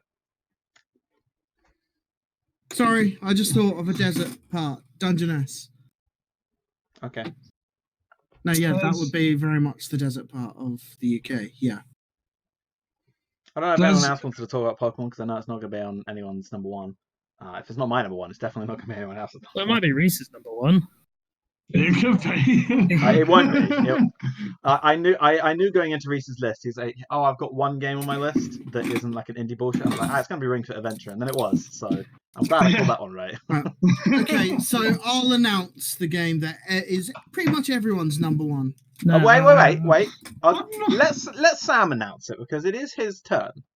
I was actually going to talk about Pokemon. 76. Oh yeah, I did ask about Pokemon. I thought no one was talking about Pokemon. Yes, please talk about Pokemon. I've been trying. It's hard to form a cogent opinion on Pokemon. There's a conception of greatness, which is we often conceive of greatness as something being bigger and better. In fact, that phrase is so ingrained into Western culture, especially. There's a more Eastern conception of greatness, which is narrowing something down, like marble, and you're making it more the statue you're trying it to be. I feel like Pokemon is like that, where to me it is very visually similar to its last installment, every installment, but also is clearly more like the thing it is trying to be. And Pokemon, as always, feels more like the thing it's trying to be. And I think it's fine. Like you don't have to. I don't think it needs to be bashed. I think it's getting an undue amount of hatred. I think if these people sat down and played Sword and Shield, they would enjoy the time they spent with it. I enjoyed the time I spent with it. Yeah, it was like 3 minutes, wasn't it? Yeah, it just wasn't much of the time, because it's also quite similar to Pokemon games I've played before. I think that's fine. And like the same thing happens if I'm on this podcast on the year a Tekken comes out. Tekken's probably going to be on my list, and the same thing can be said. It's like, oh, it's fewer characters, and it's the same thing but prettier, and like that's fine. It's fine to have that opinion about stuff. Yeah, Pokemon hate's dumb. What about Temtem hate? Is that dumb? Pokemon's lovely. Pokemon's lovely. Enjoy your Pokemon. No. But you did, though. Enjoy things. No. I tried. No. I don't understand how we've ended up with this friend group. Right, Go on then, Sam. Fallout 76. I mean, still my thunder. I mean, yeah, we're on the number ones, and to no one's surprise, mine, Trains, and by the sound of it, Josh's, is Devil May Cry 5. Oh, right. Okay. Oh, Reese, did you actually not work it out? No, I had no idea. I predicted like ages before. I was like, it's going to be the top of 3 people's list. I already know. I mean, well, as I said, like it could have been any of my previous 4 in this position. I put DMC5 here because there's really no meaningful way I can critique this game. It is. I mean, there's one. I only have. I'm going to say the one nitpick that I do have with the game. Shoot. Is just V's playstyle. Like, it's incredibly easy. No, it's incredibly. And this is a real nitpick. Yeah. It's the fact that it's for this game. easy triple S. I mean, You can just mash buttons and you've got a triple S rank. yeah. I want to make a point here, Josh. And I know this for a fact because I looked this up because I was curious because I was like, I want to see how qualified other people are when it comes to talking about this. You played it on human. Yeah, you played it on human. Yeah, you played it through on human. Yeah, it's almost like I don't have a lot of time. No, but if you listen to what I'm trying to say, the whole point of these playstyles specifically is it's high risk, high reward, and on human it's different because it is the easiest. It's the easiest setting. So there's a lot of reward, very little risk. V is designed to be incredibly challenging on the higher difficulties, except for heaven and hell. But I'll get to that because I'm the only one here who did that. Because heaven and hell is its own thing. I mean, you should kind of co-opt this entry, I feel like. And if I'd realised it was actually going to be all three of you the same, they'd finally. And me and Yuki should have gone before. That's fine. I mean, Yuki can be the sad aftermath farts. I mean, if you want, well, we could still have. No, I'm just saying that's the only issue that I had whilst playing it. But I just went for a really, really nitpicky thing. I had like a slight gripe with a bit of the linearity of some levels, but that's just Devil May Cry. Like, it's not all about that's just a gripe on Devil May Cry. Exploration. It's about sort of. I mean, it's like the only Devil May Cry game you could. I mean, there's only two games you could really explore it, and that's 1 and 3. And there was no reward for the exploration. There was no point to it. Like, well, yeah, exactly. Getting lost in Tem and Negru is not something that's good because you explore all of it through gameplay anyway. It's just a waste of time and a ruining of your ranking. Yeah, exactly. And DMC5 is kind of it's celebration of the series as well. It like Devil May Cry doesn't have a whole bunch of lore, but it draws on nearly everything. The fucking anime series characters appear and are referenced here. Even if one of them is surprisingly black now. He is surprisingly black now, but whatever. Like, I don't bother me. It is that thing where it's like, huh.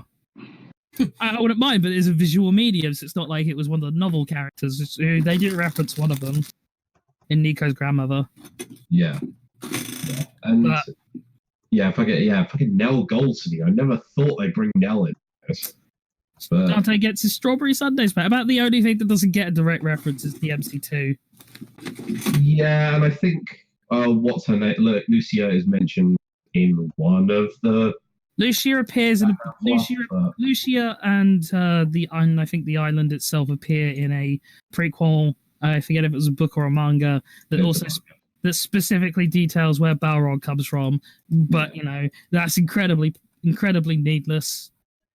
Yeah. And who cares? And I don't think it's surprising DMC2 is the one that doesn't get the direct reference because it's controversial. Well, I wouldn't say controversial. It's universally hated. It's universally despised, even by the guy who directed it, who directed DMC5. He's like, oh yeah, no, that game sucked. Sorry, I'm just going to make the 2 best entries of the series as apologies. Yeah. Right. So yeah, I would never call DMC. Looks beautiful. Pretty much everything good I'm going to say can be said better by the other 2. So I'll just DMC2 is as controversial as saying Nazis were bad is controversial. You are aware of what year it is, right? 2020. Yeah. It's still not controversial to say Nazis are bad. It's just controversial to say Trump is bad. There's a difference. You said the same sentence twice. There's a difference. One's the snappy addresses, and the other one has bad hair. Almost called it a wig. Not even sure if it's a wig. It looks like a wig. Anyway, I mean, the MC5 is basically the best game ever made. Like, I know everyone else is like, but what about FF7 or Ocarina of Time? And it's like, fuck them. I mean, people might say that, and you know what? They're wrong. They are. Yeah, Yuki's about to get a lot of hate for putting this video up. No, I don't give a shit. People can bad mouth. I'm not going to sit there and even play FF7. Like, literally, it's like, goddamn, it's so difficult. It's like everything I've ever loved and liked is a DMC game, and it's all here. And it's like, man, you get into it and you just, like, you know, you get that first moment where you're like playing as Nero and it's like, yeah, this is coming back and there's all the new moves. Because I played the fuck out of DMC 3 and 4, like, Also, the so music much. is fucking great. I mean, I was going to get to that. I think there's a whole segment, so I'm going to fall back on that.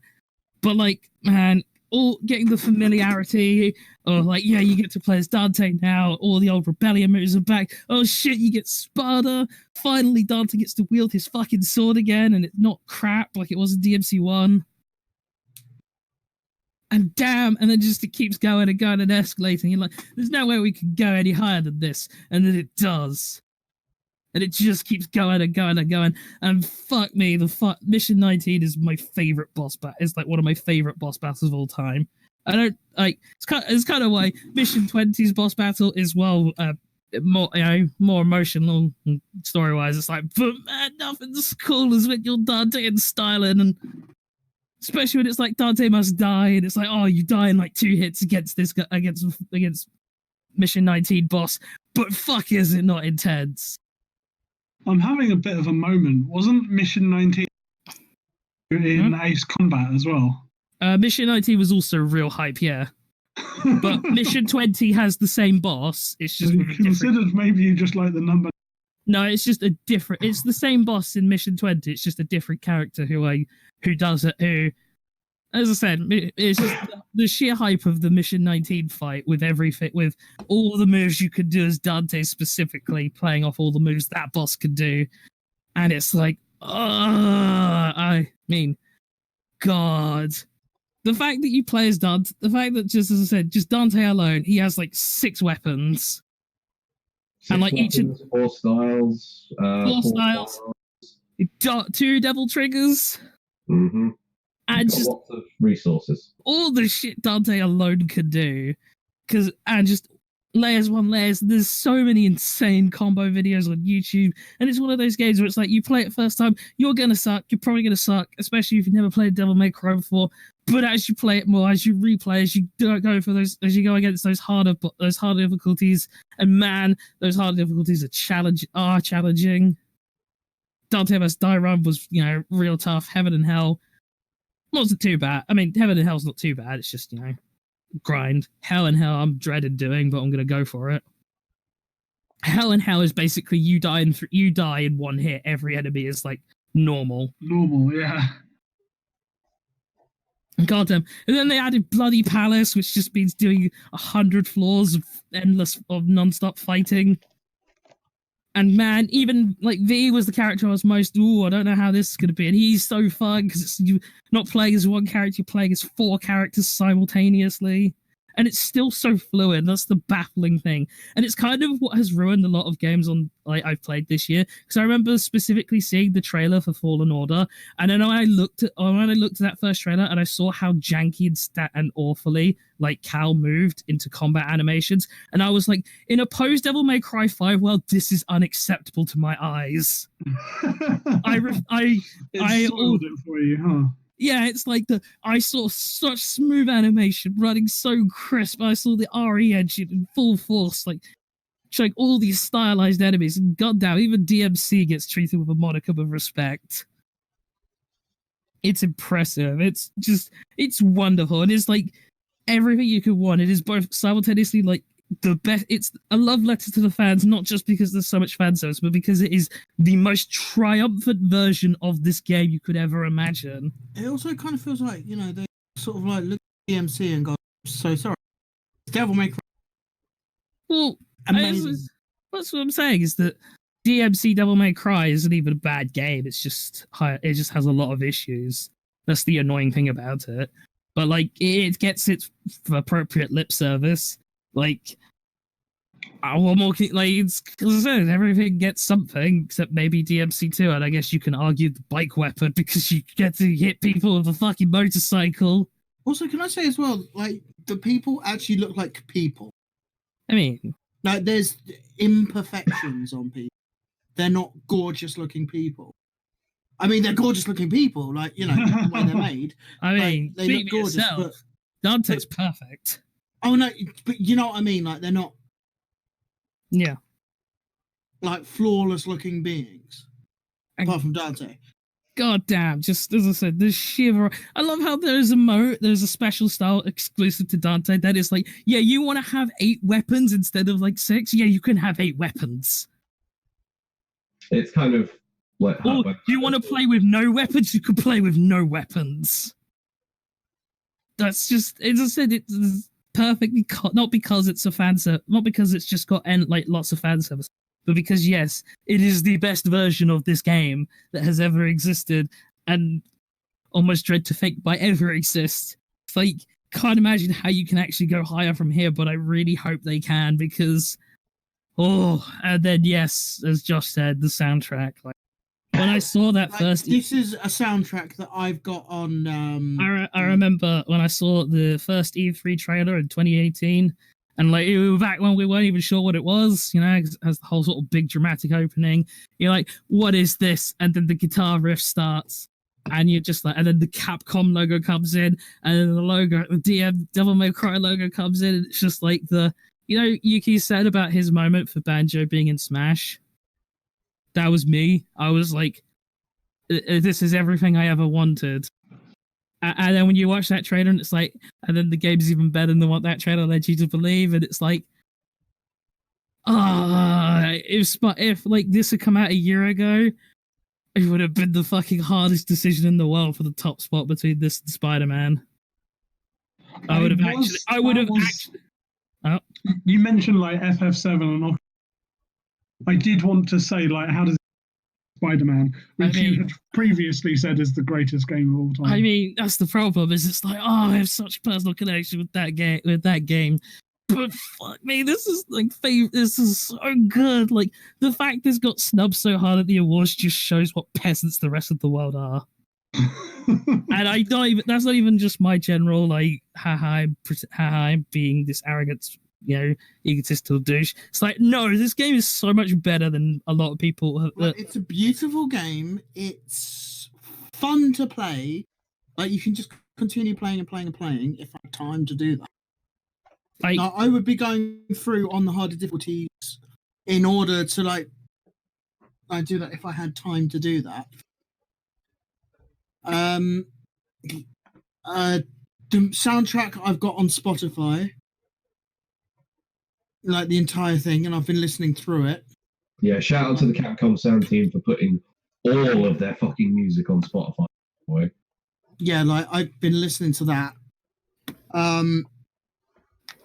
It's actually a good story. Like, there's no point where I'm just like, just come on. Like, it's just like, okay, what's the next mission? Oh my god, what's going to happen? Who is this character? Why have they just turned up? Like, obviously they've got something to do with this character. Like, you know, yes, it's obviously like, you know, yes, the final boss is easy to, you know, who is this?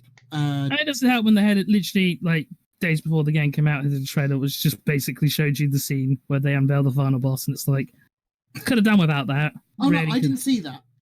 I unfortunately I played through it blind, like even without seeing the. Unfortunately, I know a lot of people who are also mega hyped for it. So like a lot of the Twitter feeds that I don't follow because I don't have Twitter, but I check on the day that trailer basically just went like explode, and it was like, oh, thanks social media. I didn't think they released a trailer that would basically confirm what everyone suspected, but nobody had the guts to.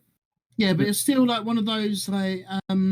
Now, if only they could make that that is my gripe with my little gripe with the game, is that there is in the files there is the complete profile for the 4th playable character that almost 100% works if you just basically flip a switch, and it's like, give us that DLC now, Capcom, please. I want more. My complaint is I want more of this perfect game. Also, one thing, like, you know, I had is when I looked up the song, looked up Nero song. Oh, Devil Trigger. Yeah, and it was like, wait, hang on, why is Nero song called Devil Trigger? I mean, to be fair, that you could get. To be fair, like that is just that's just, you know, a theme of the song. Oh no, yeah, I get that, but it was more sort of like, wait, like, I mean, why is like Dante's song called Subhuman, considering, well, he's more than human. He's even more human than he isn't. And V's is Crimson Cloud when he's very purple. Yeah, it's like, you and know, black. you could have swapped them around. And It's like, I think all those titles actually fit those characters, but that's. I wouldn't say Crimson fits V. Other colours fit V. Purple, blue, black, but not Crimson. Violet. Crimson is very much a Dante colour. Exactly, and what dominates V's life? Poetry. No. Pretty sure it's poetry. He really likes that book. Devil May Cry 5. Huh? Guess I'll have to play it at some point now. I mean, there is like one particular poet's brand of poetry. Yeah, it's one poet, and it's fine. I mean, it exists. It's something that is there to give me a character quirk. That then also gets like expanded upon more. And man, you know what? The actual hypest moment in the game for me, we find out that Rebellion is not trash. When they're just like, yeah, okay, Yamato could do all of this cool shit, but here's what Rebellion can do. Yes. And it's like, I waited so long for us to finally get some justification as to why Dante got the short end of the stick on that. Why Sparta was like, here, Virgil, have the sword that does everything. And then finally get to see what Rebellion does, and it's glorious. It has one of my favorite musical tracks associated with that moment. Oh, but yes, I'm done wanking off Devil May Cry 5. And I'm glad that with the scoring system, DMC5 is Game of the Year by our standards. It's undefeatable, yeah. It has 30 points just alone. I was going to say, whatever the second game on the list is, I'm pretty sure it's just whatever Reese's number one is, or whatever my number one is, just because it's shared. No, it'll be Pokemon. No, it won't be. Pokemon have like 12 second, points, right? Are yours and Reese's the same game? No. Then Fire Emblem Three Houses is second. 14. I forgot two people shared that, right? It's because every time people shared things, they said it together, and I just completely forgot. Wow, I'm glad you say that, because I've got a thing that we didn't talk about together, because it's drastically far apart on our list. My number one is a game which Sam had, an indie thing that one of you has heard of. It's Sayonara Wild Hearts. Oh, there you go. Again, feel bad for Raised, because I only played Sayonara Wild in January or very, very, very late December. I can't remember which. So for a game that's like an hour and a half, there's a surprising amount which was not covered by Sam, and that's just because the game wastes not a single second. It's incredible. The thing that captured me that Sam didn't really touch on is how much genre hopping there is. For a game that's so short, it goes through shooter, it's an on-the-rails runner, there's platforming bits, you're briefly doing Tetris, you're briefly doing Space Invaders, there's loads of quick time events stuck in there. You can be driving a car which has actual drift mechanics. And again, this game is like 90 minutes long, start to finish. Like, we did it after Sam got home from work, and he gets home at 7. So like, there's just ample amounts of time to do it. I can't remember. I think it was Resident Evil 2.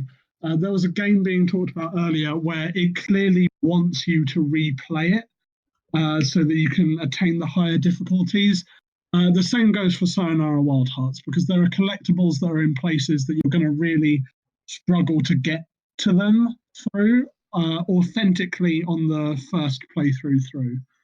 And to get the score rankings, which you get by getting as many collectibles as possible, and also you try to avoid dying, you need to learn these positions. But like, if you're a master of the game and you never die, it's like an hour long from start to finish. It was made as a music album first, and then there was a game put on top of it to match the timing of the music. And dear God, does it show that it's an album first? It's so beautifully timed with everything.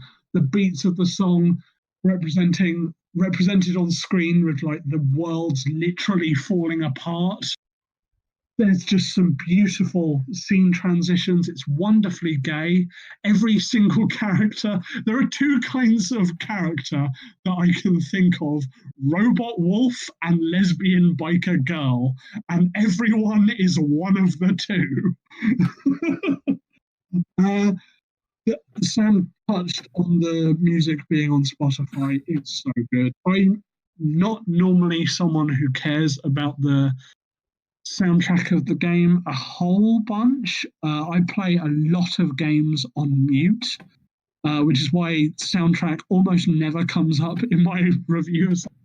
But sometimes I play something and I'm like, oh, I've ever heard this song before. What is it, Reese? It's the main menu theme. I just don't know it.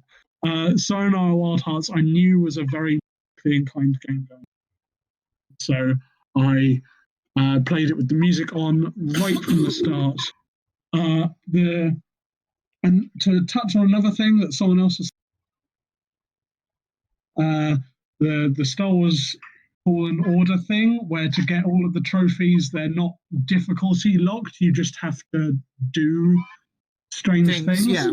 Sayonara Wild Hearts is really good at doing that. My favorite thing that I've had to do for a trophy is in the level where you're driving in a car, you can get points for drifting. Drifting happens if you turn too hard. You also get points for near missing an obstacle. You have to complete the whole level getting 0 points. You have to drift like a worthless chariot. That's the description it gives you. And it's bizarrely challenging to try and get even 1 point, because you have to dodge every single collectible as well. And they get Queen Latifah in to be the narrator, but they don't teach her how to say KO properly. So Sayonara Wild Hearts has just gone up from 15 points to 1,000 points. Gotcha. She's done the opposite of Apex. She says "ko" instead of "ko," which I don't know why. She must know what "ko" means. But she says "ko." I love that she says "ko." It's got a full representation of the journey, but you can totally see the story in like without the arcana elements if you wanted to. Like, it's not shoved down your throat. There's no dialogue, so the story is so up to interpretation, which I love. I would be more into stories in games if they were not repeatedly force-feeding you like objective truth and was just leaving more up to the imagination. I think it's more interesting that way, more fun. And, you know, standard Reese things, it's all blues and pinks and bright colours, none of that grey and brown nonsense that you're going to see in loads of other games. I really like the game, and by virtue of it being so short, I have played through it start to finish, I don't know, 10 times, 15 times. I really enjoyed when I had first finished it, saying to Sam, I want you to play this, and I don't want to give you a lot, but it's very short, and I don't think you'll regret your time. I have sent the same thing to Declan, because I think the same thing would be extremely true of Declan, and if Declan was ever doing these podcasts, I think this would get a high rating as well. I believe that he's out, the truth is out there somewhere. I believe that Declan's out there somewhere as well. I don't know where. I mean, he did it 1 year. I know he did, which is why I've come back, so I can say I've done more than him. I want to be more present than that. But yeah, Sayonara Wild Hearts is really good. I love it so much, but also I do understand it's hard to tell people, even as someone who doesn't put much stock in the money hours argument, it's really hard to tell people, hey, this game costs a tenner and will last you an hour and a half, go buy it. But this game costs a tenner and is an hour and a half. Please go buy it. So good. I love it. I love it. I love it. I love it. I mean, technically speaking, speedrunners can do like Sonic 10 minutes or whatever. So I mean, Yeah, that does require, well, sort of. Like that's 10 minutes. That's 10 minutes doing How a run. much do you have to play the game to be able to but you play know Have what I any mean? idea I'm how just much saying- they play? I'm just saying though. No, but what I'm saying is it can be done in that speed. So that's why I don't subscribe to the. And then some But then I guess the argument you can also make is, absolutely awful. but then the argument you can also make now is that speedrunners get paid to do, can get paid can get paid to do that. So it's not. No, but it's I'm actually business still to them, which is I'm far still easier saying- to justify. It's like taxes. Yeah, I'm still saying though, like there are bad games that are long. Mass Effect Andromeda, for instance. Could have just said Mass Effect, you'd have been right, and you've been right 75% of the time. I like the one Mass Effect I've played, Hence why I said Well- 75% of the time. but this is about 2019 games. And you got the lumbersome job of topping off the Devil May Cry Wankfest and me going over Sayonara again. Well, I don't really have as much to say about my opponent game, so I feel kind of bad. Okay. 2 years ago, there was a game that came out of left field and topped my list. It was called Dragon Quest Builders. So last year, they made a second one. And I'll be honest, I thought, well, okay, I really love the first one, but they're not going to be able to improve on it. And then they did.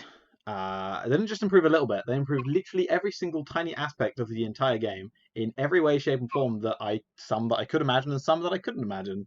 And it's like top 3 video games I've ever played. Like just full stop, it's up there. I don't know if I can fully explain why I love it so much, because at first glance it's like, well, it's just Minecraft with a story, right? And kind of, like it kind of is. But I feel like there is more to it than that. Like obviously it is an RPG, it is Dragon Quest. You still have all the sort of Dragon Quest things you do with the monsters and the leveling up, and you actually have leveling up in this one a bit more than you did in the last one, which is interesting because the last one was just like, nah, you just level up gear, and you kind of doing this, but there's a little bit more to it. But there's a proper story in this rather than just here's 3 separate worlds that are completely unrelated, or 4. I think it was 4 in the first one. Go do the story there, and then as soon as you leave it, it'll never be mentioned again. Like you'll see one of the characters in the final scene, and that's it. In this one, you have like a home world, which is basically like your Minecraft, build whatever you want here sort of thing.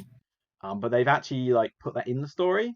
So every time you go to a new place and do whatever it is you're doing there, you then get to choose which characters you bring back with you to your homeworld so they can help you build up. And the NPCs will actually build things, which is a godsend, instead of just standing around while you do literally everything and they do nothing at all, like in the first one. But yeah, it's just more like if Dragon Quest Builders is the kind of thing that you look at and you're like, nah, then you won't like it. Like I'm not. It's not a game I could say, hey, I'd really recommend this. I think it's fun, but I can completely understand why other people wouldn't. I don't have anything much. Everything I said about Dragon Quest Builders 1, that but more.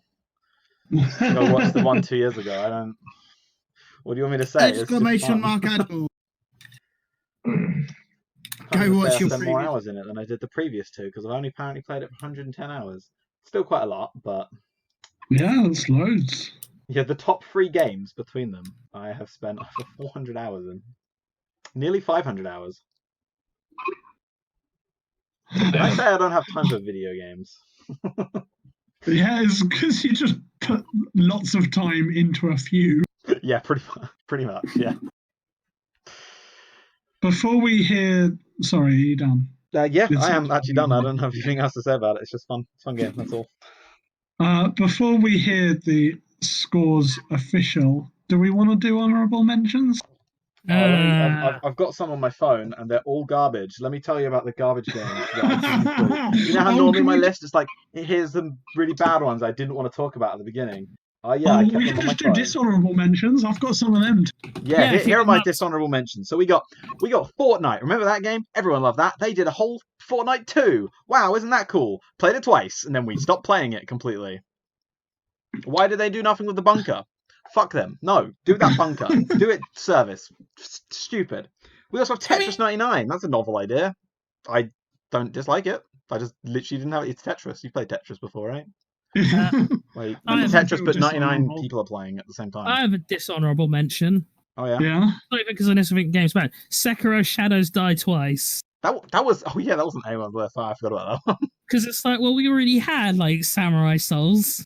I was about to say, is it because it's Dark Souls again? Yeah, it's Dark Souls again, and we've already had it, and it fucking stole Game of the Year awards from other more deserving games. Oh, did it? Wow. And it's like, fuck you, Sekiro. I never played you, and now I super want it out of pure spite. Honestly, that's why I'm probably going to end up playing Ghost of Tsushima, hoping it's a better samurai game. What? I mean, I won't play it because that's killed. That's a game that's killed Infamous, and I like that game. I mean, yeah. I mean, dishonorable mentions to me would be Kingdom Hearts 3 for all the reasons I stated. Mm. Mine would be, The Division 2. It's another game I've never played, Left Alive, because, like, man, I was so excited for that game because it's a stealth game with mechs that had art by Yoji Shinkawa, and it's like I wanted that to be good, and then it just was so not awfully bad that like I couldn't even bring myself to bother to even try it. Yeah, I'm going to put The Division 2 because it was just something that could have been really good, and just really wasn't. Like, But it was just so dull. I like how the Division 2 is not. I like how the Division series is not at all political. They say as the game literally uses it literally has you standing in the White House as a safe, and it's like not at all political though. And To be fair, and then you got to save the president, and then not at all political. no, not at all. My pick for dishonorable mention.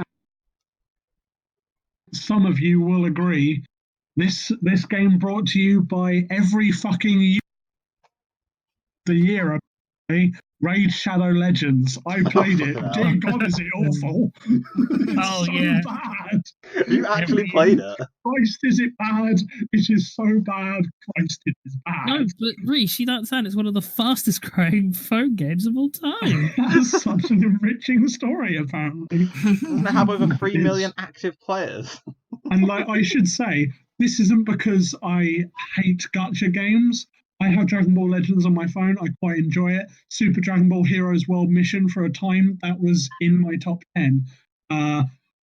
It's not because I dislike gacha games. Raid Shadow Legends is just bad. It is the sinful mess that your kitten has left on the carpet, and now the whole carpet has to be thrown out. Just before we get to our conclusion, I should say that this podcast is brought to you today by Raid Shadow. Unless they don't give us money, you take that fucking back.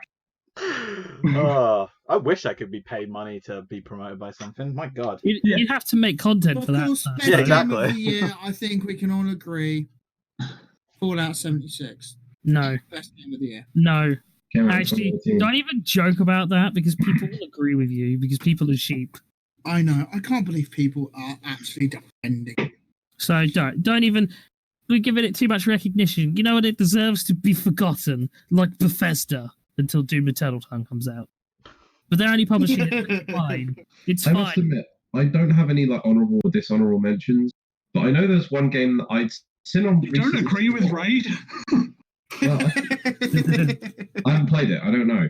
Like, but I know there was something on your list at some point, Reese, that I'm very surprised / relieved. Isn't there now?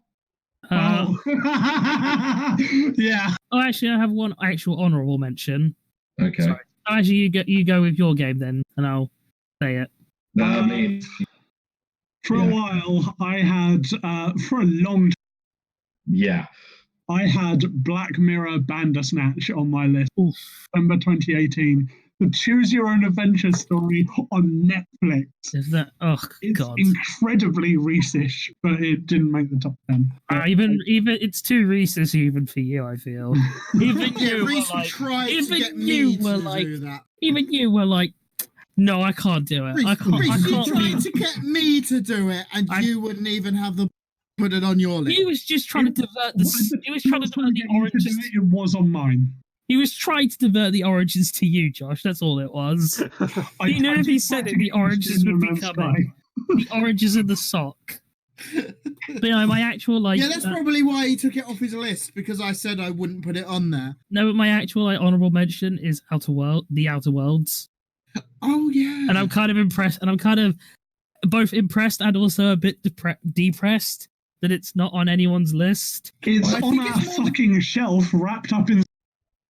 Yeah. Play it, so I have an experience of it. I feel like the fact that I just went to just booted up YouTube, just like, I'll check see what videos I've uploaded, and then the very first video I see recommended is more than just a degenerate. Just as you said that, kind of just sums up everything I could possibly say about you.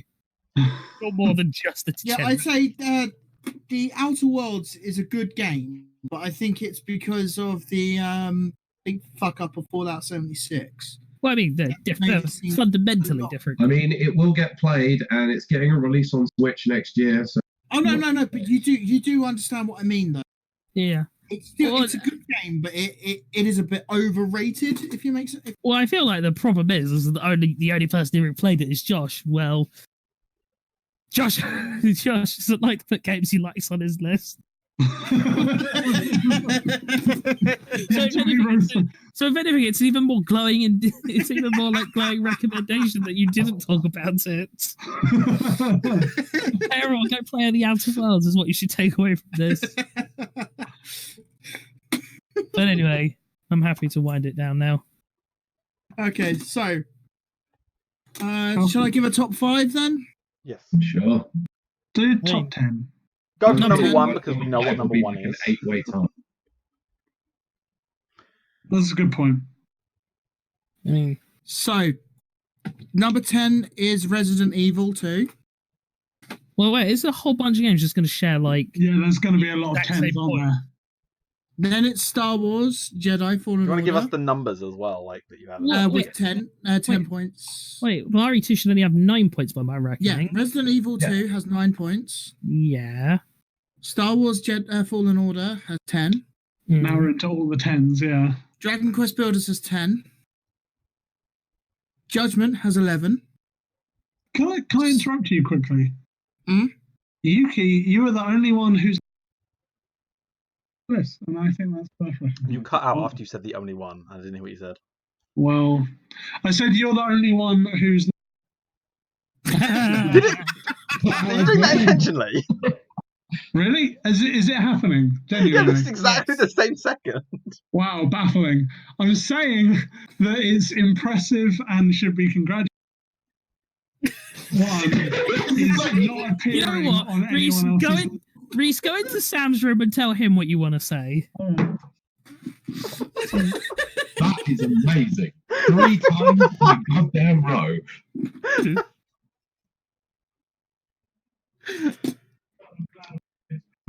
I'm just saying I think it's cool that Yuki's number 1 is the only number 1 that isn't on anyone's list. Yeah. Okay. Oh, right. Okay. Because I literally only had one game that was on someone else's list, didn't I? Yeah. Pokemon. No, I'd agree. That's, substantial. Okay. No one there's likes only my two games, tens so and- whatever. I only had 2 games that were on people's lists. So Judgment is at 11. Slay the Spire is at 12. Yeah. Kingdom Hearts is also at 12. Oh. Pokemon is at 13. Fire Emblem, Three Houses is at 14. Sayonara Wild Hearts is at 15. Fuck yes, I'm so well represented on this. And Devil May Cry 5 That was 30. at 30. Devil May Cry Oh no, 5. Wild Hearts is at second place. Yeah. Yes, I'm delighted. Devil May Cry 5 is so far in front that it's like it's not even a race. It's literally like, you know, the tortoise and the hare, but if the hare wasn't an idiot and was basically the Flash and just ran around the world and lapped you constantly. That is what it is like. You know that scene from Winter Soldier on your left? It's basically that with everything that's not Devil May Cry. And now Yuki, in post, you should do that. You should take that scene from Winter Soldier and then just shittily edit Devil May Cry 5 over Captain America's head as he runs past. If you send me the thing, I might do it, maybe. You'll see. So at the bottom, we have Flappertron with 1. It's all of the ones. Yeah. Demon X Machina with 1. Hey. WWE 2K20 with 1. WWE deserves to be higher than the other one. It does. It does. I would love it if I had played it. The Untitled Goose Game at 1 and Apex at -1,000. I think that's the biggest disappointment on this whole thing. The Untitled Goose Game is at the bottom. I couldn't help it that I liked everything on my list. It's not your fault. It's my fault for not playing it. No, Yuki, it came out in December. We can do it next year. I probably won't get around to playing it. I mean, it's bad enough. I suspect a lot of people's list next year is just going to be like DLC and minor updates to the games of like 2 years ago. You said it's in a year when you know Cyberpunk is out. I was about to say, you don't know Cyberpunk's coming out. They delayed it. They already delayed it by a bunch of months. They might delay it again. That's true. It might not. And besides, it might suck. You don't know. It's like I'm not prepared for that world. It's not like Keanu Reeves toes into AAA. Do you know what? It could be Untitled Goose Game. Untitled Goose Game. It could be the Fallout 76, the year 2020. Untitled Keanu game. I mean, it's just not him sitting there, just reading a book. Game of the year. So I'm just saying, you don't know. For all we know, like Cyberpunk 2077 could be like the biggest scam of all time. This can't be the tone that we end on. And then Bethesda actually pulls their shit. Sorry, I couldn't finish it. I mean, they can't do that as long as they're forever like, hey, let's take the code of this game. Okay, Control C. Okay, Control V. Okay, let's sell it at $60. We've also got like Persona 5 The Royal. We've got Pokemon Mystery Dungeon, which Pokemon Mystery Dungeon is probably going to be on my list because I already know I like that game. Got Animal Crossing. Yep. Eternal. Yeah, my list next year won't have many games on it because I will have just put like 500 hours into Animal Crossing. Yeah. I will have more AI representation next year. I'm massively concerned that I'm now at least double. I'm now suddenly incredibly concerned that next year I might struggle for games. Looking at hopefully Digimon Survive finally comes out. Also, like a lot of good indie things are getting a sequel. Like Psychonauts is getting a sequel. Super Meat Boy is getting a sequel. They're doing Super Meat Boy 2? Super Meat Boy Forever. It's coming out. Oh. That should be the 4th game. Oh wait, no, RE3 and it's coming out this year. We're fine. I'm fine. Oh right, Last of Us Part 2. Joy. Yakuza Like a Dragon. We'll see. Watch Dogs Legion. I mean, bearing in mind, watch the hogs. Bearing in mind, Yakuza 7 hasn't got a release date yet, and also it's a massive departure from the series. So exactly. Spelunky is another. I'd rather they keep the core general gameplay and like just have a new map at this point. Not let's go for a completely different gameplay style in a numbered sequel. I'd rather they go to. I'd rather this be a soft reboot or something like We've already had that. It's called Kiwami. Anyway, this is completely off topic. That's not. We're done. We're done. Right? There's nothing more left to say. Podcast over. I believe this is the end of the Planetcast for the year 2020 because no doubt we won't do any more this year. Don't trust us. We really should though. We really should though, because we do have quite a few opinions. No, I have. I mean, you guys have opinions, and I bully you. That's how this works. Yeah, I'm the kind of person who doesn't like to share my opinions anymore because everyone bullies me for my opinions. So I'm rubbish at these kind of things. Oh, I didn't want to bully you about Pokemon. It's alright. Out of everyone who's bullied me about my opinions of Pokemon, you've done it the least. Well, I haven't said shit about your opinions on Pokemon. No, because you haven't been one of the people that has done it. So you're not on that list. I mean, Sam hasn't bullied me about my opinions about Pokemon. He liked it. You liked it. You just said you didn't like it as much as All I've done is just agreed with your opinions. I just didn't care about it. It's like, yeah, I played it. Yeah, it was fun. Yeah, and that's fine. It's not like I have a problem with people having them. Hey, at least you didn't put something at your number 3. Try to say positive things about it, and every time you did, someone else's negative points about it just kept being talked about. Oh yeah, actually, can we go back Yeah, to Kingdom? but Can we go back to Kingdom people- Hearts for a second so I can add something in? Okay. I like Tui, and I hope this means we get Tui too. That's it. But that's nothing to do with Kingdom Hearts. Yeah, it was the ending. Come on, even I know that. I mean, that's Shibuya. That doesn't mean shit. Shibuya with 10-4 on it. It's a spiky-head kid waking up in the middle of Scramble Crossing in an ambiguous situation of life. That tends to mean something. It's Nomura, so it doesn't mean shit because he will literally just go, no, actually, because Sora had an X on his clothes, it meant the organization could track him at every step of the way. That's what the level of bullshit you're dealing with. I gotta be honest, that might be my favourite thing about the Kingdom Hearts story when I heard that. Because he has an X on his clothes, we know where he is all times. That is what you're dealing with. There's no rhyme or reason. It is literally just what has Nomura seen in this deck. What has Nomura seen today? Okay, that's what he's gonna do. I have a feeling because I've never played Kingdom Hearts, I just really appreciate how bad the story is. I genuinely, unironically love how stupid it is because it makes no sense. Yeah, I regularly ask Sam, is like, I might be, but is that character also I better get going because I need to have some dinner. So Yeah, we should probably end the thing now. So goodbye, people. If you guys are going to play Smash later or anything, me and Sam might be streaming because there's still time if Sam's up for it. Okay, I'll see you later then. I'm going to end the podcast here anyway. So goodbye, folks. We'll see you in a Bye, guys.